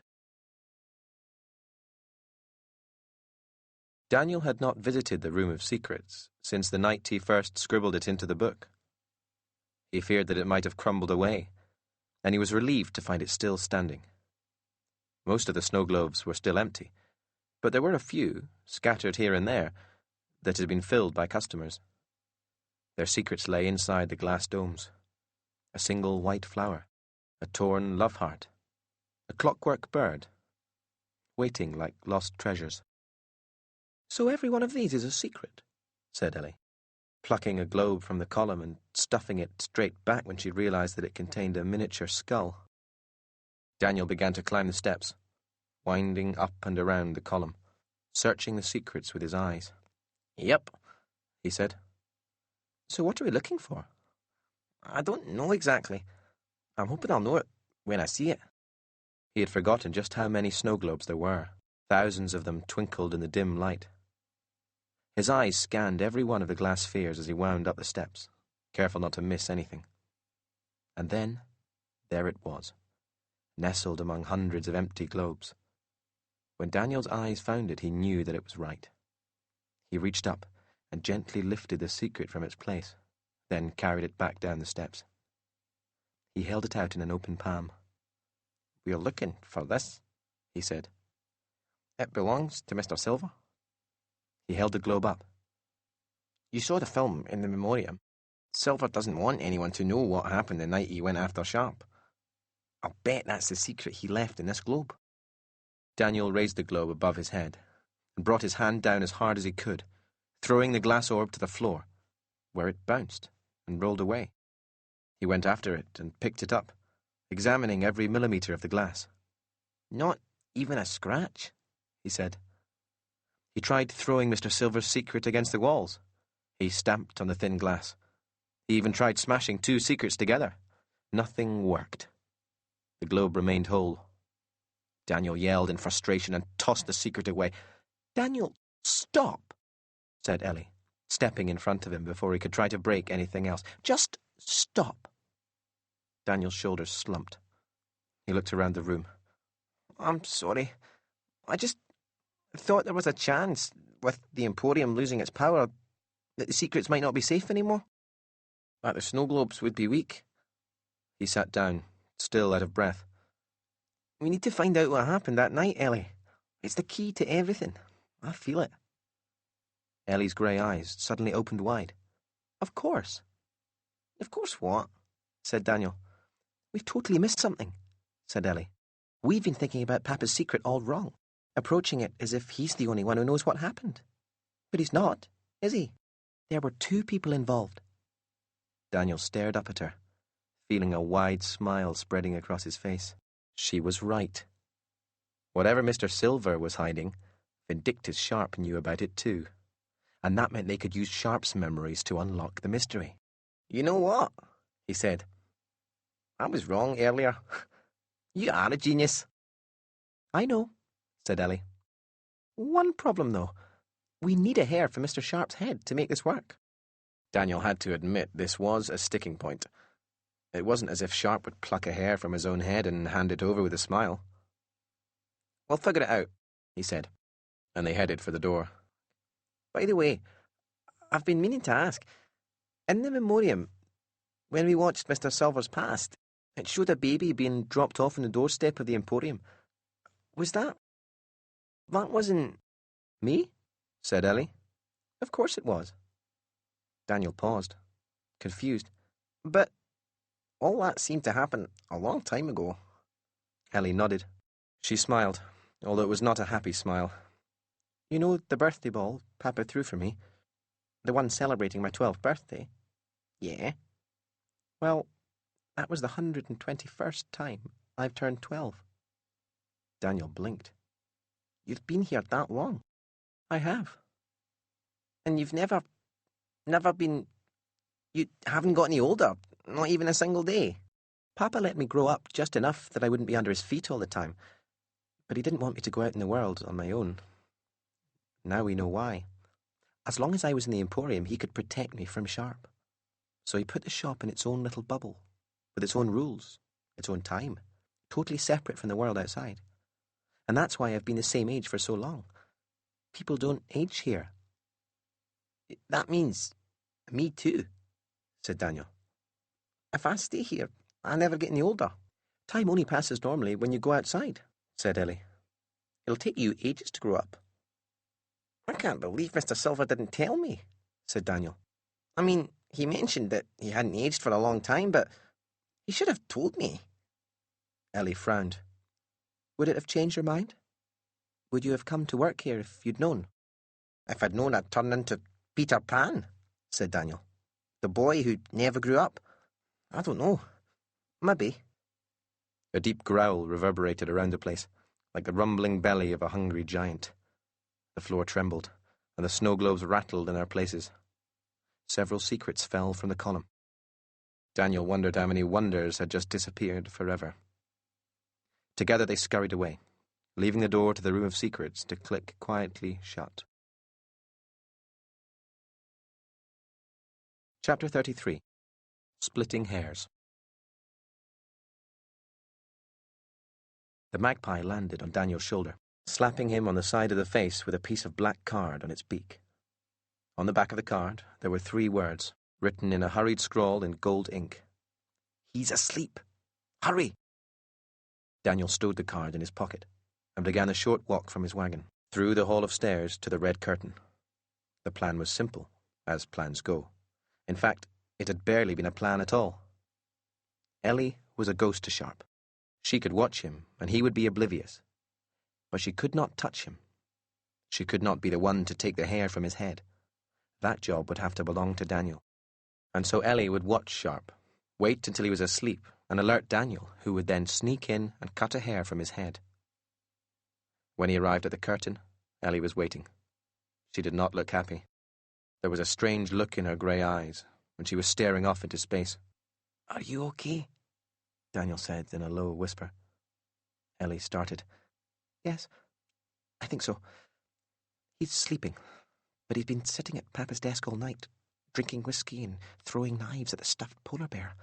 Be careful, Daniel. He's not right. If he wakes up, he'll slit your throat." The shop front was warm and calm. The only sounds in Daniel's ears as he crept towards Silver's desk were the pounding of his heart and the snap and pop of the fire. Sharp was slumped over the desk, head resting on one arm. The other arm was strewn across the table, hand clutching a large silver dagger. Beside him on the table sat a whiskey bottle containing only a few amber drops. In the far corner of the room, the stuffed polar bear was stuck with 3 knives, 2 in the chest and 1 between the eyes. Daniel was at the desk now, crouched so that his chin was level with the desktop, affording him a view of the top of Sharp's head. He reached into his pocket with great care, and slowly, gently, brought out a pair of scissors. Then, holding his breath, he leaned over the desk, touching the scissors to Sharp's short hair. Several silver hairs fell to the desk, glinting in the firelight. Daniel placed the scissors back in his pocket and, with trembling fingers, reached out to collect the hair. His arm brushed against the whiskey bottle. He froze, watching in horror as the bottle spun on its base and then toppled, landing on its side with a loud clink. Sharp gave a huff and a snort, and opened one electric blue eye. Daniel was glued to the spot in terror. He stared into the blue eye, waiting for the other to open, and for Sharp to spring from his chair and gut him like a fish. But he did not. The blue eye rolled back in its socket. The eye closed, and Sharp began to snore. Daniel stowed the hairs in his pocket and crept away with as much stealth as he could. Back on the other side of the curtain, Ellie gave him an expectant look, with the magpie hopping on her shoulder. "Well?" Daniel smiled, held out his hand. "Got it." The magpie seemed to know what was going on. It spun and looped through the Emporium, calling out in excited chatters as it led the way back to the Memoriam. Inside, the theatre lay silent and still. A patch of darkness fluttered, and the usher stood beside them once more. "Ah, back again, are we? I told you, there's nothing I can do with the past I showed you. The event, whatever it was, shall remain a mystery." "Someone else was there," said Daniel. "The past belongs to that person too." He held out his hand. "We've got another hair." The usher snatched the hair and held it to his good eye. "Well, why didn't you say so?" he said, and he opened his arms, indicating the theatre. "Please take a seat." They sat at the screen as the usher sewed Sharp's hair into his head. Then he sat and flipped up his eye patch. The beam of light erupted from his empty eye socket and found the screen. An image crackled to life. Daniel and Ellie sat back, and they watched the truth at last. Chapter 34. Bad Blood. Vindictus Sharp opened his arms and soaked in the applause of the audience, who cheered and whistled and stamped their feet, blown away by the show. When the curtain closed, Sharp walked in silence to his dressing room. He poured himself a large whiskey and gulped it down, then another. He put on his coat and gloves and scarf and left the theatre through the stage door. The autumn air was cool and crisp, and his breath danced around him as he walked the short distance to the grand house that he called home whenever he happened to be in Edinburgh, which was not very often these days. No one met him at the door upon his arrival. He preferred to keep no staff. He removed his coat and walked up 2 flights of stairs to his office. A half-empty bottle of whiskey sat at his desk beside a crystal glass. He poured a drink and sat at his desk. Then he reached into his pocket and brought out a book with a battered leather cover, placing it with care on the desk. He lit a desk lamp, stretched his fingers, and began to read through the pages, his eyes taking in every detail. "It will never work for you as it does for me." Sharp knew the voice. He did not look up from the Book of Wonders. "Lucien, would you like a drink?" Lucien Silver stood at the entrance to the room, grey eyes fixed upon his book. "You used Michelle, your own daughter, to get to me, to get the book." This time Sharp's eyes left the pages. "Yes," he said. Silver stepped further into the room. "Why? Why steal the book? You know it will never work properly for you unless I give it up. Will you challenge me and defeat me for it? And I will never give it up. There is too much of my soul in those pages. The book is as much a part of me as my heart. I live inside it." Sharp let the question hang in the air. He bit his lip, and his big hands trembled with anger. Silver smiled as realization dawned. "You stole the book because you wanted to copy it. That's it, isn't it? You want one for yourself, but you can't understand how it works. The book is beyond your talents, and it's eating you up. Ha! The great Vindictus Sharp, reduced to imitation." He stepped forward again, so he was now directly opposite the desk. "So where is it? Where is your version of the Book of Wonders? Weren't you able to create one?" Sharp stared at him with dangerous blue eyes. His lip curled into a sneer. "I have no time for such games." Silver held out a hand. "Give me the book, and you will never hear from me again." Sharp snapped the book shut and rested a hand on its cover. "Get out." Silver leaned over the desk, his face close to Sharp's. "I am not leaving without my book. I have no wish to harm you, despite the fact that nobody could blame me if I did." Sharp did not answer. The book trembled beneath his fingers. He lifted his hand, and it flew off the desk into the waiting grasp of Silver. "Thank you," said Silver. "You will not see me again. Goodbye. And good luck." He had reached the door when Sharp spoke. "I challenge you." Silver stopped. He hung his head. "Do not do this, Vindictus." "I challenge you," repeated Sharp. "No funny business, no messing about. A duel to the finish, the way things should be settled, until either one of us submits or is killed in the process. If I win, the book belongs to me." A pause. "And if you lose?" said Silver. Sharp shrugged his great shoulders. "I will leave that up to you," he said. "It will not happen, in any case." Silver thought for a moment. "Years ago, at Birdie's funeral, you never answered when I questioned you about why you never age. I was right, wasn't I? You steal years from other people, take away chunks of time from their lives. You eat their tomorrows." Sharp nodded. "There are branches of magic that require sacrifice." "And it is wrong," said Silver. "It is delayed murder. If I win, you will stop it." Sharp stood his full height, a great bear of a man. And what are their lives compared to mine? What have they accomplished? They are oblivious to the possibilities this world can offer. Surely it's not too much to ask that a few of them should meet their maker a year or two early in order that I might continue my work. There are other ways, said Silver. Different paths to take. Other energies you could mine. Imagination, for one, has limitless potential. But you can't see that because you are a maniac. He paused. I accept your challenge.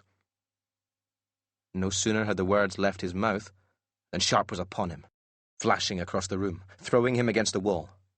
Sharp lifted Silver with a single hand, pushed him back against the wall and punched him hard in the gut, folding Silver in two. Then, with a wave of his hand, Sharp lifted his desk from the floor and sent it hurtling across the room. Lucian dodged out of the way, just as it crashed against the stone.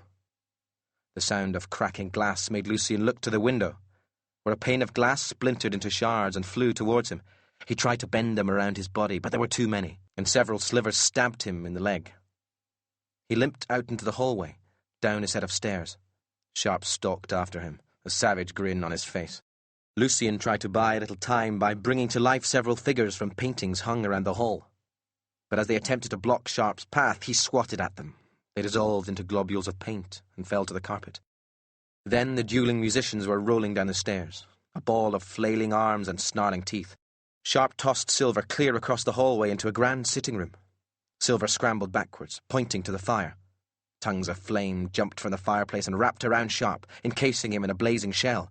He roared, and the fire turned to smoke. "You should not have come here tonight," he said. There were 3 daggers in his hands. He tossed the first at Silver, and Silver managed to bend it away towards a sideboard, where it became buried deep in the wood. The second dagger hit Silver in the shoulder. He wrenched back his head and screamed in agony, falling to his knees. "The difference between you and me," said Sharp, "is that I am not afraid to end this fight." He raised the final dagger above his head. The knife left Sharp's hand, and the aim was true. It spun through the air, handle over blade, as it had done so many times on stage. Lucian stared at the spinning blade. Everything else faded away. From the edges of the world, he thought he heard a woman's voice, familiar, soft. "Father, Lucian, no!" With the last ounce of his strength, Lucian Silver deflected the blade. It veered away to the right, gleaming and shimmering. Lucian had not seen Michelle Sharp arrive at the door. The knife struck her in the heart. When she hit the ground, she was already dead. The world seemed to stop. Sharp stood perfectly still, staring at his daughter's lifeless body. Lucian Silver's eyes widened. He howled in agony and despair. Ignoring the pain from his own knife wound, he dragged himself towards her, holding her head in his hands. She was wearing a white nightgown, now stained crimson. "Give me the book, and I will not involve the police," said Sharp. Lucian stared up at him, grey eyes heavy with sorrow. "We killed her," he yelled. "She is dead, and all you can think about is a book." He ripped the dagger from Michelle's chest, leapt to his feet and pinned Sharp against the wall, fueled by wild rage. He was dwarfed by Sharp. But in that moment, with the shackles taken off, no control or fear to bind him, he was a giant. Sharp's blue eyes widened as the tip of the blade touched his throat. "You killed her, Lucian," he whispered. "I did not throw the knife in her direction. It's your doing." Lucian shook his head. His breathing was harsh, desperate. No, I loved her. I would never hurt her." Sharp stared at him, their faces only inches apart. "Murderer," he whispered. Lucian Silver dropped the knife. He stepped back, clutching at his hair and chest. No. "Murderer," Sharp said once more, and there was a terrible smile on his lips. Lucian tore a clump of hair from his head. He felt the Book of Wonders in the pocket of his coat. He turned and glanced once more at Michelle's body. And then he was gone. "This is not finished," screamed Sharp into the night. "The duel is not finished. I will find you, wherever you go, and I will kill you and take the book." Calmly, coolly, He stepped over his daughter's body, opened a wooden cabinet, and poured himself a whiskey from a crystal decanter. Then he left the room, leaving Michelle to stare sightlessly into the roaring fire. Chapter 35. The Challenge. Daniel sat in stunned silence as the theatre lights came back up. He tried to wrap his head around what he'd seen, and once again, in the back room of his mind, there was something jumping out at him, screaming to be noticed. An idea. A possibility. Beside him, Ellie's shoulders were bobbing up and down, tears streaming down her cheeks. Ellie, I can't believe it, Daniel. She died. All because of a book. You saw it. And Papa didn't mean to kill her. Of course he didn't, said Daniel. He shivered at the thought of Michelle lying dead on the floor. Mr. Silver didn't even want to fight. She was in the wrong place at the wrong time. Sharp's the monster. A sneer of disgust crept over Ellie's face. He stepped right over her, like she was a piece of dirt. She was my mum. She was his little girl, and if he can do that to her, then what will he do to us? Her wide eyes were miniature versions of Mr. Silver's. Daniel, that man's a monster. We've got to get rid of him and save Papa. Daniel? Daniel's mind had been turning, cogs and gears clicking into place. The idea in his head had caught fire. Ellie, he said, I realise I haven't been here very long, but I reckon I know how Mr. Silver works better than anyone. Something he said in the film we just watched, it got me thinking. I can't be sure, but I might know where your Papa is. She stared at him. You do? Where? I can't tell you yet. It's safer if I'm the only one who's in on it. You're going to have to trust me. I have an idea. I'm going to ask you to do something. It'll be dangerous, but I think it's the only chance we have. Ellie returned Daniel's stare. Her jaw set. Anything, she said. Good, said Daniel. First of all, I have to pay another wee visit to the Room of Secrets. Grey Manhattan rain pelted the sepia-stained window of the Nowhere Emporium. Vindictus Sharp sat at Mr. Silver's desk, throwing 3 silver knives, one after the other, at the stuffed polar bear. Back at the fountain, when the boy had first snatched the book, Sharp had given chase, determined to find him and squeeze the air from his lungs. But the infernal Emporium had sent him running in circles. He had returned to the shop front, deciding instead to wait the boy out. A whisper from the red velvet curtain caught his attention, and he spun to see the boy standing straight-backed, defiant.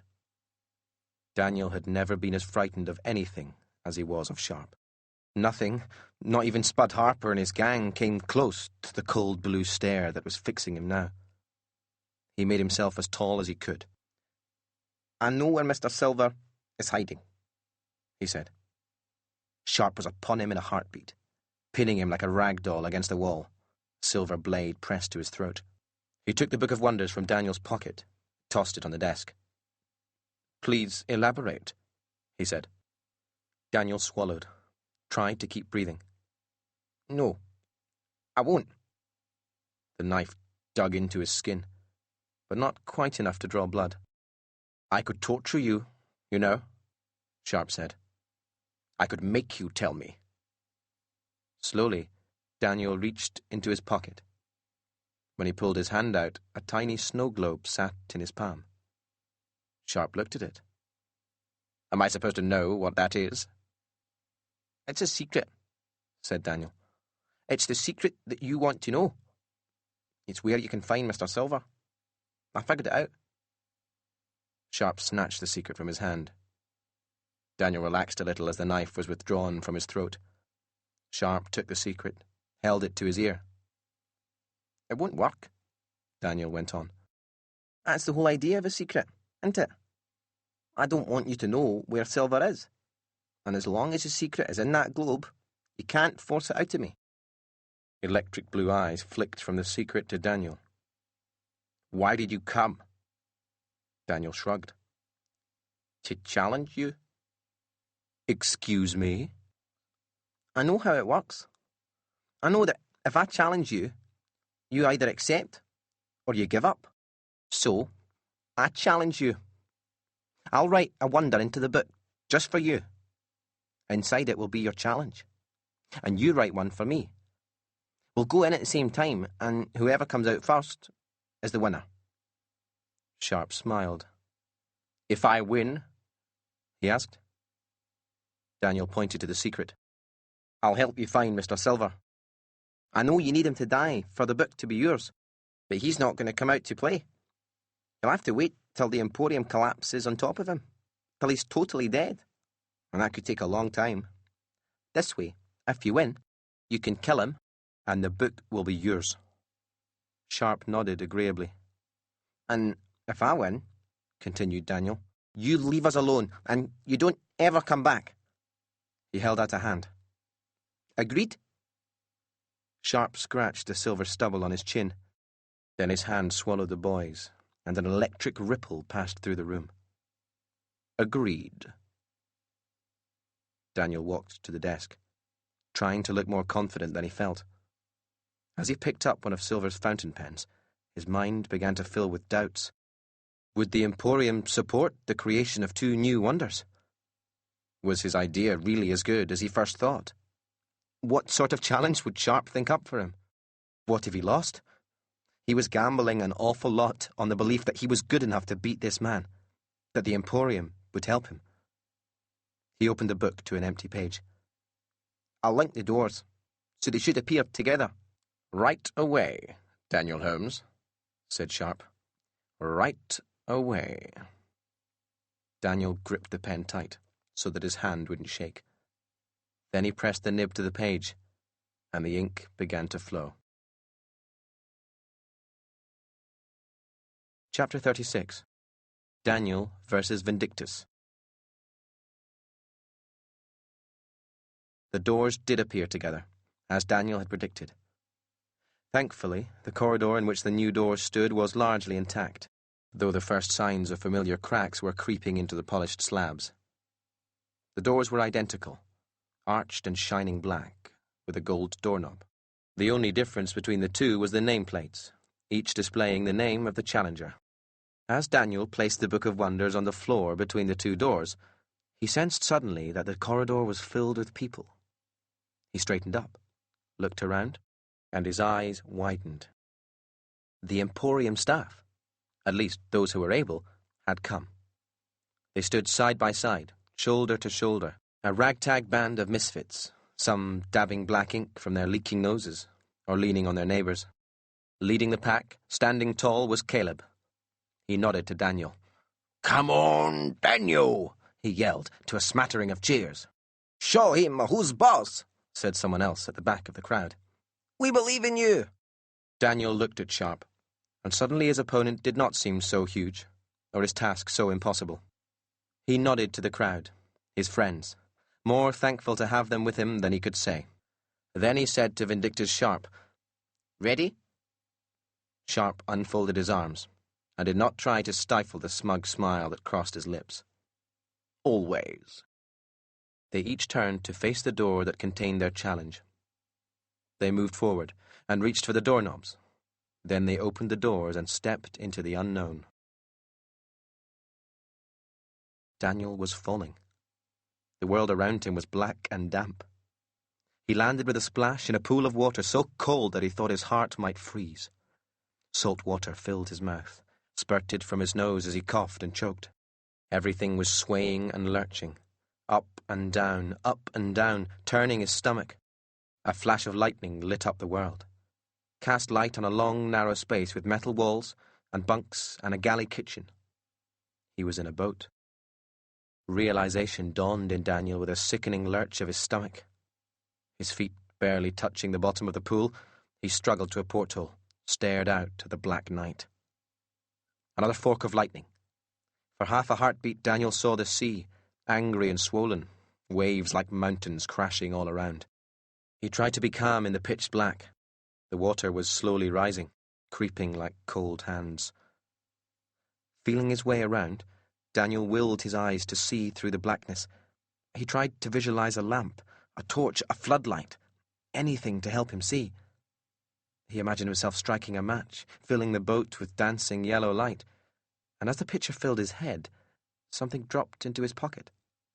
He reached down and pulled out a box of sodden matches. Desperately, he struck one of the matches and was amazed when it sparked to life, just as he'd imagined, casting a flickering glow around the tight belly of the boat. He moved out of the galley, banging and stuttering as huge waves tossed the ship, to a narrow metal corridor, and found a black door with a golden handle. In his excitement, he dropped his light. But when the match hit the cold surface, the flame did not go out. It remained lit. The match sank as if it was made of lead, illuminating the black water as it drifted towards the floor. He struck another match, the light dazzling his eyes in the dark of the corridor, and he reached for the door. Sharp has underestimated me, he thought, as his hands closed around the handle. But something groaned, loud and metallic and old. There was a ping, and the ship juddered and shook and swung. The sound of rushing water filled Daniel's ears, and he held on tight to whatever his grasping hands could find as the boat began to tip up, to fill with water. The floor became steeper and steeper, climbed and climbed until it was vertical, and all the time the doorway back to the Emporium, to Ellie and Silver and his home, was being submerged, deeper and deeper. Water was spraying everywhere, catching Daniel in the face, filling his mouth and nose. He fell, tumbling, catching his elbow on the metal walls, and landed with a splash in the rising water, water that would soon fill the entire corridor, the entire ship.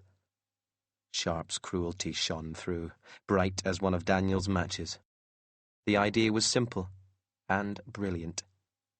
If Daniel were to escape, he'd have to face his biggest fear and avoid the same death that his father had suffered, alone in the dark, with nobody's hand to hold. Sharp's door also led to darkness, though the absence of light did not last. Bright lights flickered on all around him, dazzling and familiar. Stage lights.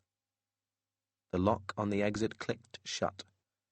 He stood on a grand stage, with curtains of black velvet and a floor of polished mahogany. The place seemed vast, though it was difficult to tell. Dazzling lights shone at him from out in the theatre, making it impossible to see the audience. But there was an audience there. He could sense it, even if it were oddly silent and still. "This is my challenge?" he asked, flashing perfect teeth. "To perform? To amaze?" He laughed, wondering exactly what it would take to unlock the door. Perhaps some sort of approval from the crowd. Since the boy would soon be dead, it hardly mattered. But something about being on stage again, performing, appealed to him. He took off his coat and threw it in the air, where it became black smoke and evaporated. He looked to the audience. Silence. Perhaps pleasing this crowd would be more challenging than he thought. He tried again, firing a bullet from a gun and catching it across stage. The crowd was still. Sharp shook his head and cursed. "What do you people want?"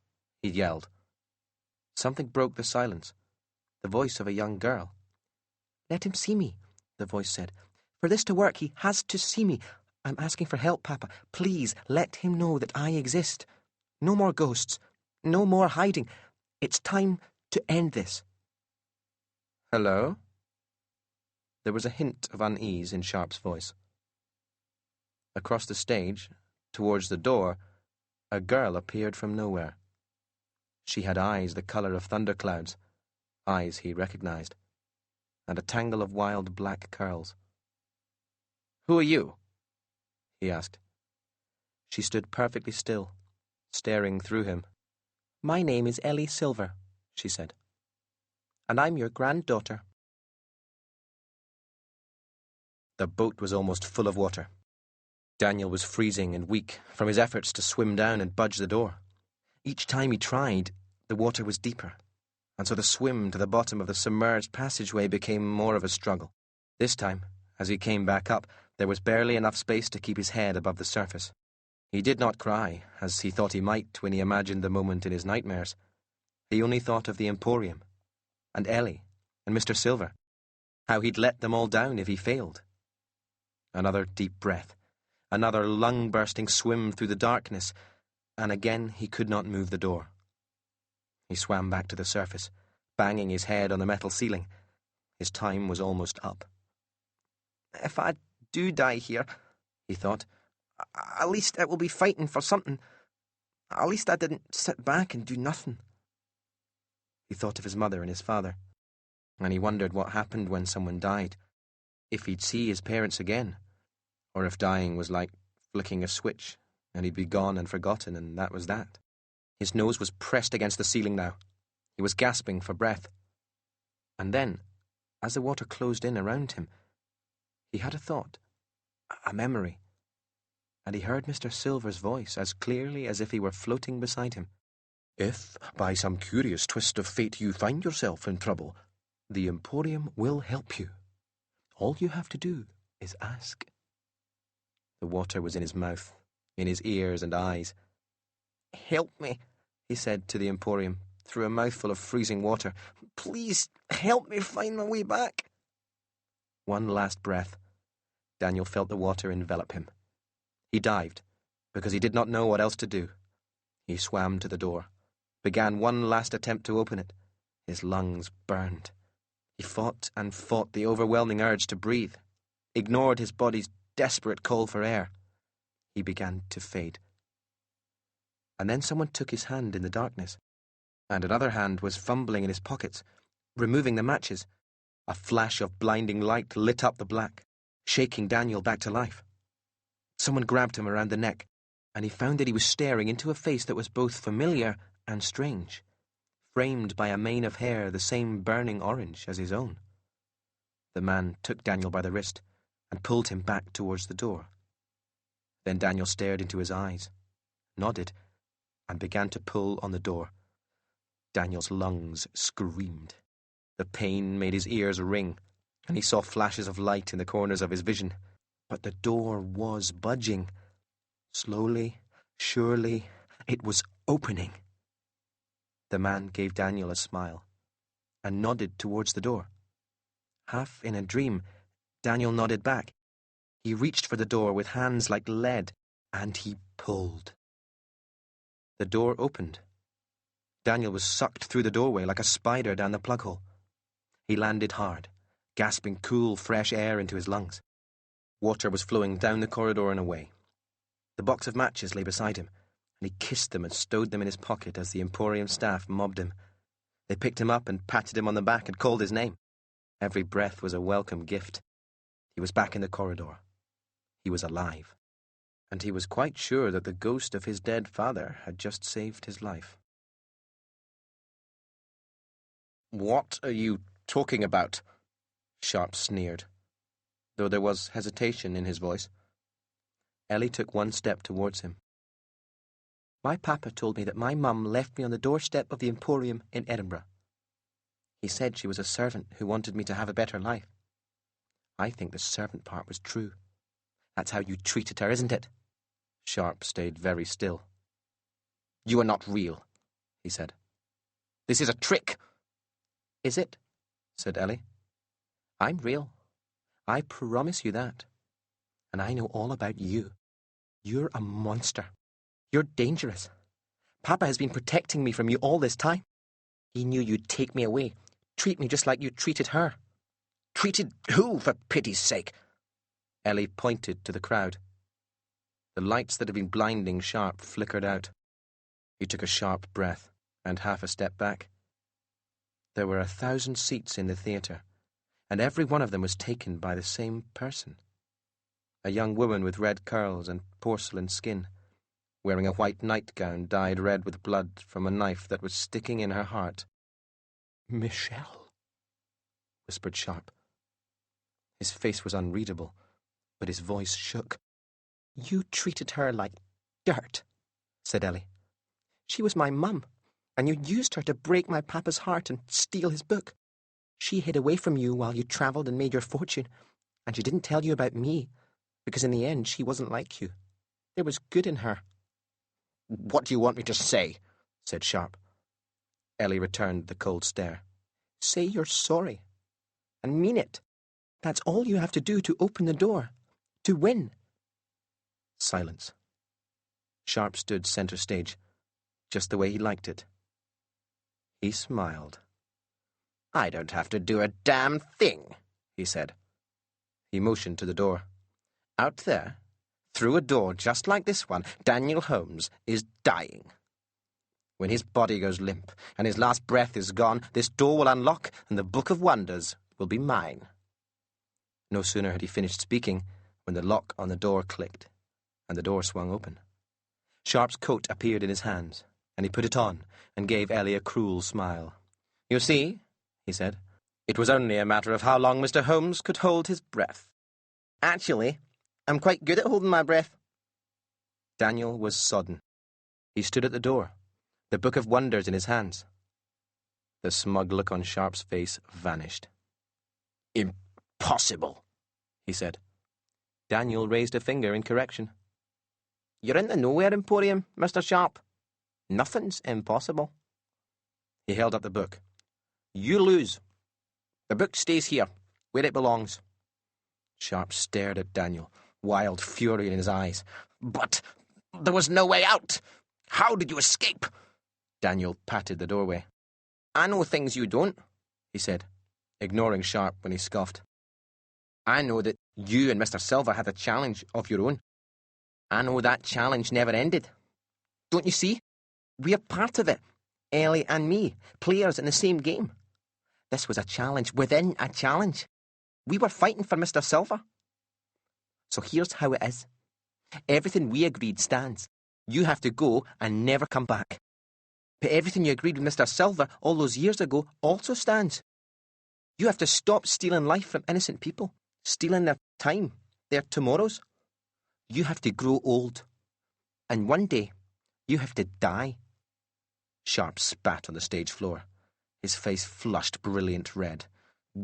"Where is he hiding?" Daniel smiled.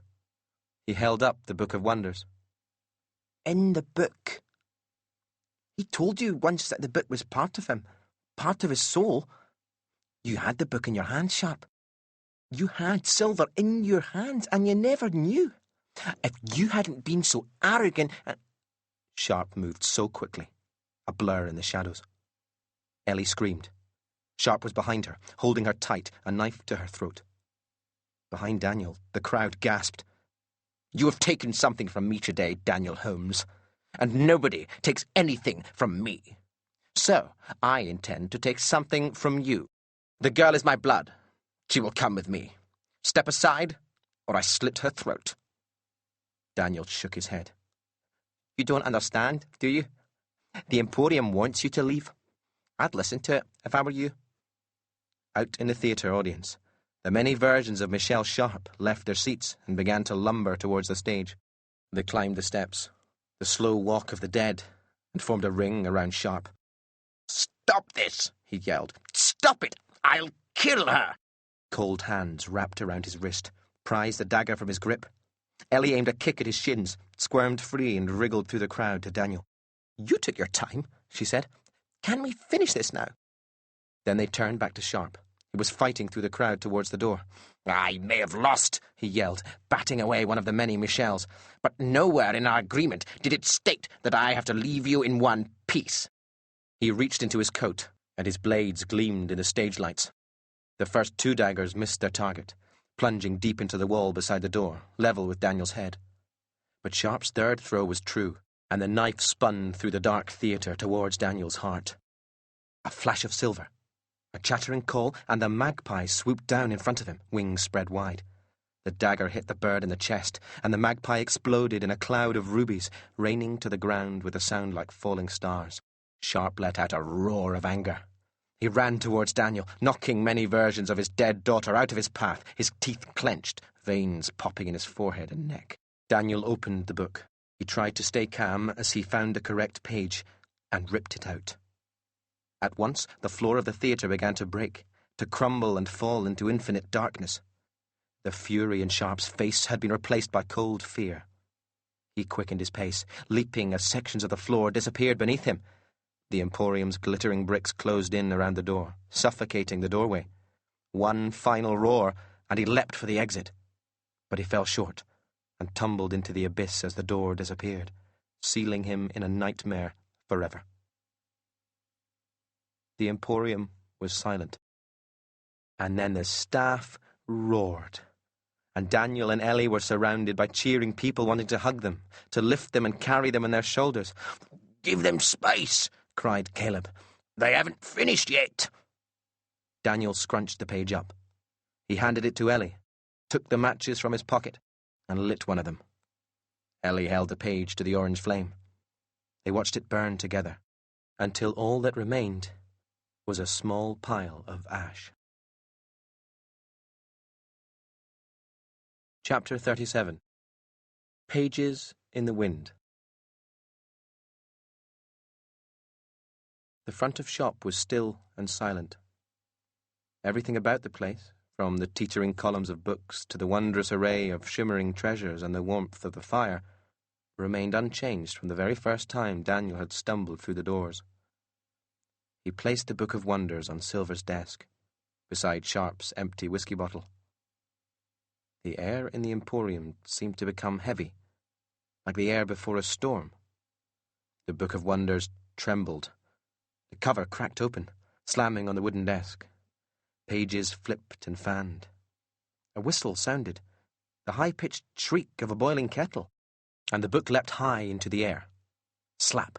It landed on the desk and lay still, open at the scorched pages. Words began to form on the burned paper. Tiny black ink letters scrawling across the page. And then the words broke free of the page and floated upwards. They banded together, loops and flourishes of ink forming feathered tendrils that shifted and twined in the air like smoke. Details formed. The flash of a hand. What might be an eye. Slowly, surely, the words took the shape of a man. A man wearing a dusty grey suit. A man with thundercloud eyes and a head full of wild, tangled brown hair. A living, breathing, solid person. Mr. Silver blinked. He rubbed a hand across his forehead and shook the cobwebs from his brain. He looked much older than Daniel remembered. "Well," he said, "that stung more than I imagined." Ellie leapt on him, knocking a cloud of dust from his suit. "Papa! Oh, Papa, Papa!" Silver held her tightly. He placed his hands upon his daughter's face, wiped away her tears with his thumbs, and looked into her eyes, a mirror of his own. "I am so very sorry that I left you. I promised there was no other way." He glanced at Daniel and said, "But you know that, don't you? You know everything." Daniel said, "Sharp told me that after such a long time, the Emporium was becoming too much for you." Mr. Silver smiled, and his eyes were sad. "It began 5 or 6 years ago. At first, I barely noticed. But as time dragged on, I began to feel the strain, to feel my grip on the Emporium loosening. I knew that my powers were fading, and each time we moved on, I felt Vindictus Sharp edge closer. There were a few very close calls. He almost caught up with us in Barcelona." "And that's why you needed the unicorn blood, ain't it?" said Daniel. "Initially, I intended to use it to prolong my life just long enough to find a suitable replacement, but things moved too quickly. I was forced to act." Daniel said, "I invited Sharp into the Emporium, Mr. Silver. None of this would have happened if I hadn't. I'm sorry." Silver held up a hand. "You, my boy, have nothing to be sorry about. Sharp would have found a way in eventually. He had been watching us. He showed up at Ellie's birthday ball, and that's when I made the decision to go into hiding. Sharp had remained strong by stealing other people's futures. In my weakened state, I would have been no match for him. He would have taken the book, and the Emporium would have been lost. I used the unicorn blood and almost every drop of my remaining magical strength to place myself in the book. But I did not abandon you, despite how it might have seemed. I retained a link to the outside world, something small, something that wouldn't take too much effort to sustain. The magpies." "You were the magpies?" Daniel said. Always, said Silver. They were my eyes and ears. I realized as things unfolded that I would have to lead you to the truth about Sharp. A terrible truth. A truth I would rather remained buried. Mr. Silver looked at the floor then, and he seemed to Daniel to become a small boy, waiting to be scolded. Ellie said, "It's true, we saw everything. We saw what happened on the night you went to get the book back from Sharp. But it wasn't your fault. You didn't kill her." Silver looked up, and there were tears in his grey eyes. "For over 100 years, I have been running from the past," he said. "It's a relief that you finally know the truth. I wish I could go back, Ellie, and change what happened." "You can," said Ellie. "You can do anything. Go back and stop Sharp before he throws the knife. Kill him before he kills you." Silver looked almost tortured then. "I am not a monster, Ellie. And you know that's not how it works. If I change the past, I change the present. We'll all be different people, shaped by different experiences. We won't exist as we do now, and I do not wish to lose the you that I know." Ellie dabbed at her eyes with a knuckle.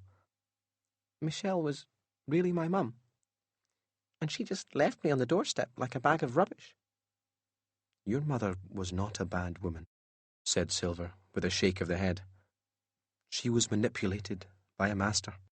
But she knew when you were born that she had to give you up. She didn't wish you to be treated as she had been, or worse, for you to be taken away from her and raised by Sharp. So she brought you here. It was quite a surprise to find you on the doorstep, and Sharp has always been the reason that I've insisted you cannot leave. It's not because I'm lonely. It's not because I don't love you. I love you most of all, Ellie, more than you can imagine. You are the one thing in this world that I have got right. As long as you remained inside the Emporium, I could ensure that Sharp couldn't harm you, couldn't even see you. You have always been safe." "Not if the Emporium falls apart around me," said Ellie. Silver scratched his head. "I would never have put you in danger like that. It was all in my note." He stopped. "Ah, yes, the note didn't quite pan out as I'd hoped." Ellie reached into her pocket. "Oh, you mean this note?" She waved a scrap of paper. "The note that tells us absolutely nothing?" Silver stared at it. "Yes," he said, plucking the note from Ellie's hand and sniffing the burnt edges. "Got scorched along with the book. Bit of a mistake. My plan was quite similar to Daniel's, as it turns out, and part of the note said that you are now free to leave the Emporium any time you wish." He smiled and nodded towards the door. "There's nothing to hide from now. The world is yours." Ellie's eyes bugged open. She looked at the door. A familiar rumble came from behind the curtain. The shop shivered, and the flames in the fire dulled and hiccuped. Mr. Silver staggered backwards, and then regained his footing and charged to his desk, picking up the book. "We don't have much time. If the Emporium is to be saved, then it must be passed to someone else. Someone who is up to the challenge." He patted the battered cover. "When I first began my search for a successor, I never imagined that the book would choose someone so young." His hand rested on Daniel's shoulder. "What do you say, Daniel Holmes?" The question was too huge to fit entirely into Daniel's head. It took him a long time to answer. "Me? Take over the Emporium? I'm just a boy. I don't know how." "You were old enough and wise enough to defeat an ancient and dangerous man, and you will not be alone." Another rumble. Silver folded into his seat, clutching at his chest. "If I say no," said Daniel, "the Emporium will die. It's not a fair thing to ask someone." Mr. Silver said, "Everything has its season, Daniel. If today is the day that the Emporium passes into history, then it will certainly not be your fault. The blame for all of this lies with me." Daniel's mind was bursting with questions, with ideas and fears and excitement. I don't think I could do what you've done, live like you've lived," he said. "I don't want to steal anybody's imagination." Mr. Silver held up his hands. "You won't need to. If anyone has the imagination to power the Emporium, it is you. My dear boy, I would never demand that you live with the mistakes I have made. And I have made many. It will be a clean slate, a blank page, your emporium, your rules, your life. I could be normal, said Daniel. I could grow up and grow old and pass on the Emporium to someone else when I think it's time. Silver smiled. Aye, I think that would be a very wise way to live. Daniel's gaze found Ellie. He wondered what was going on in her head, how she felt about her father passing the torch to someone other than herself. And then, as though reading his thoughts, she gave him a smile, showing the gap between her front teeth, and a nod. Mr. Silver offered a hand. Do we have a bargain? Will the staff be okay? Caleb and Anya and the others? The ones who survived will stay with you, said Silver. He rubbed at his eyes. But I'm afraid to say there is no bringing back those who perished. They came from my mind, my imagination. You will have to write some new staff. Daniel thought about the vastness of the Emporium. The shop was many things. It was a magical place, a place where anything was possible, a place with the power to bring happiness to the hearts of those who visited, those who believed. But to Daniel, most of all, it was home. The Emporium was where he belonged, at last. He shook Silver's hand. As their fingers touched, Daniel felt a shiver run up his spine. Something seemed to wrap around him, like an invisible blanket. And then it was gone, and their hands came apart. The air between them crackled.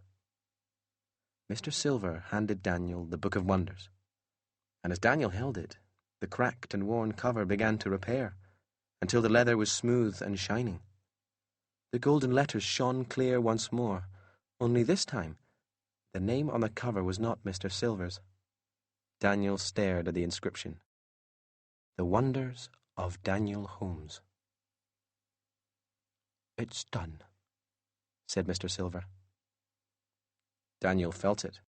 He felt it in the same way you feel that someone is watching you, or that a storm is coming.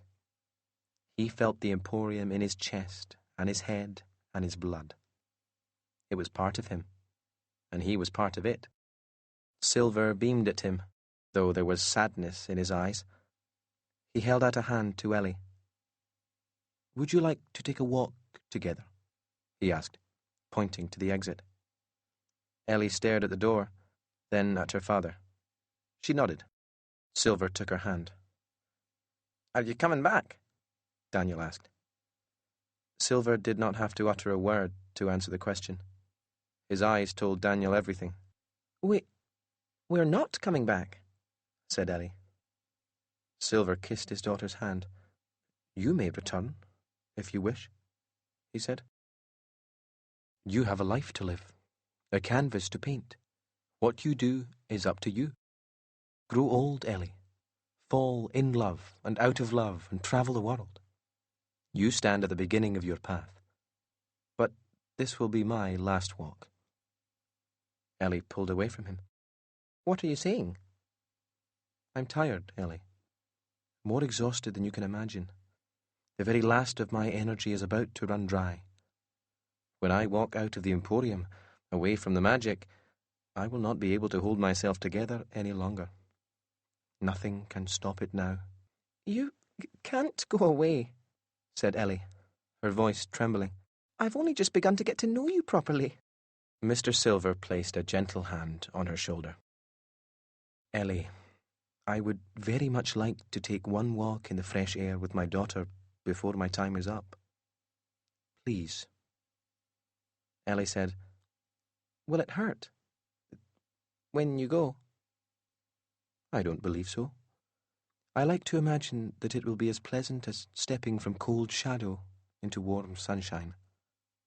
He smiled and winked an eye the colour of thunder. Are you ready? No. But I'll walk with you. And Daniel, said Mr. Silver, you will find help in the Book of Wonders. I have left an echo of my knowledge within the pages. It will guide you when you need it. Daniel gave a nod. "Thanks," he said, and he meant it more than he had ever meant anything. "Thank you for everything." Silver took his hat from the stand by the door, placed it on his head, and tipped the brim towards Daniel. "Thank you, Daniel Holmes. I wish you the adventure of a lifetime." The bell sang as Silver opened the door to the perfect autumn day, a golden sun high in the powder-blue sky. Daniel watched as they walked through the door, and found himself smiling as Ellie took her first steps in the outside world.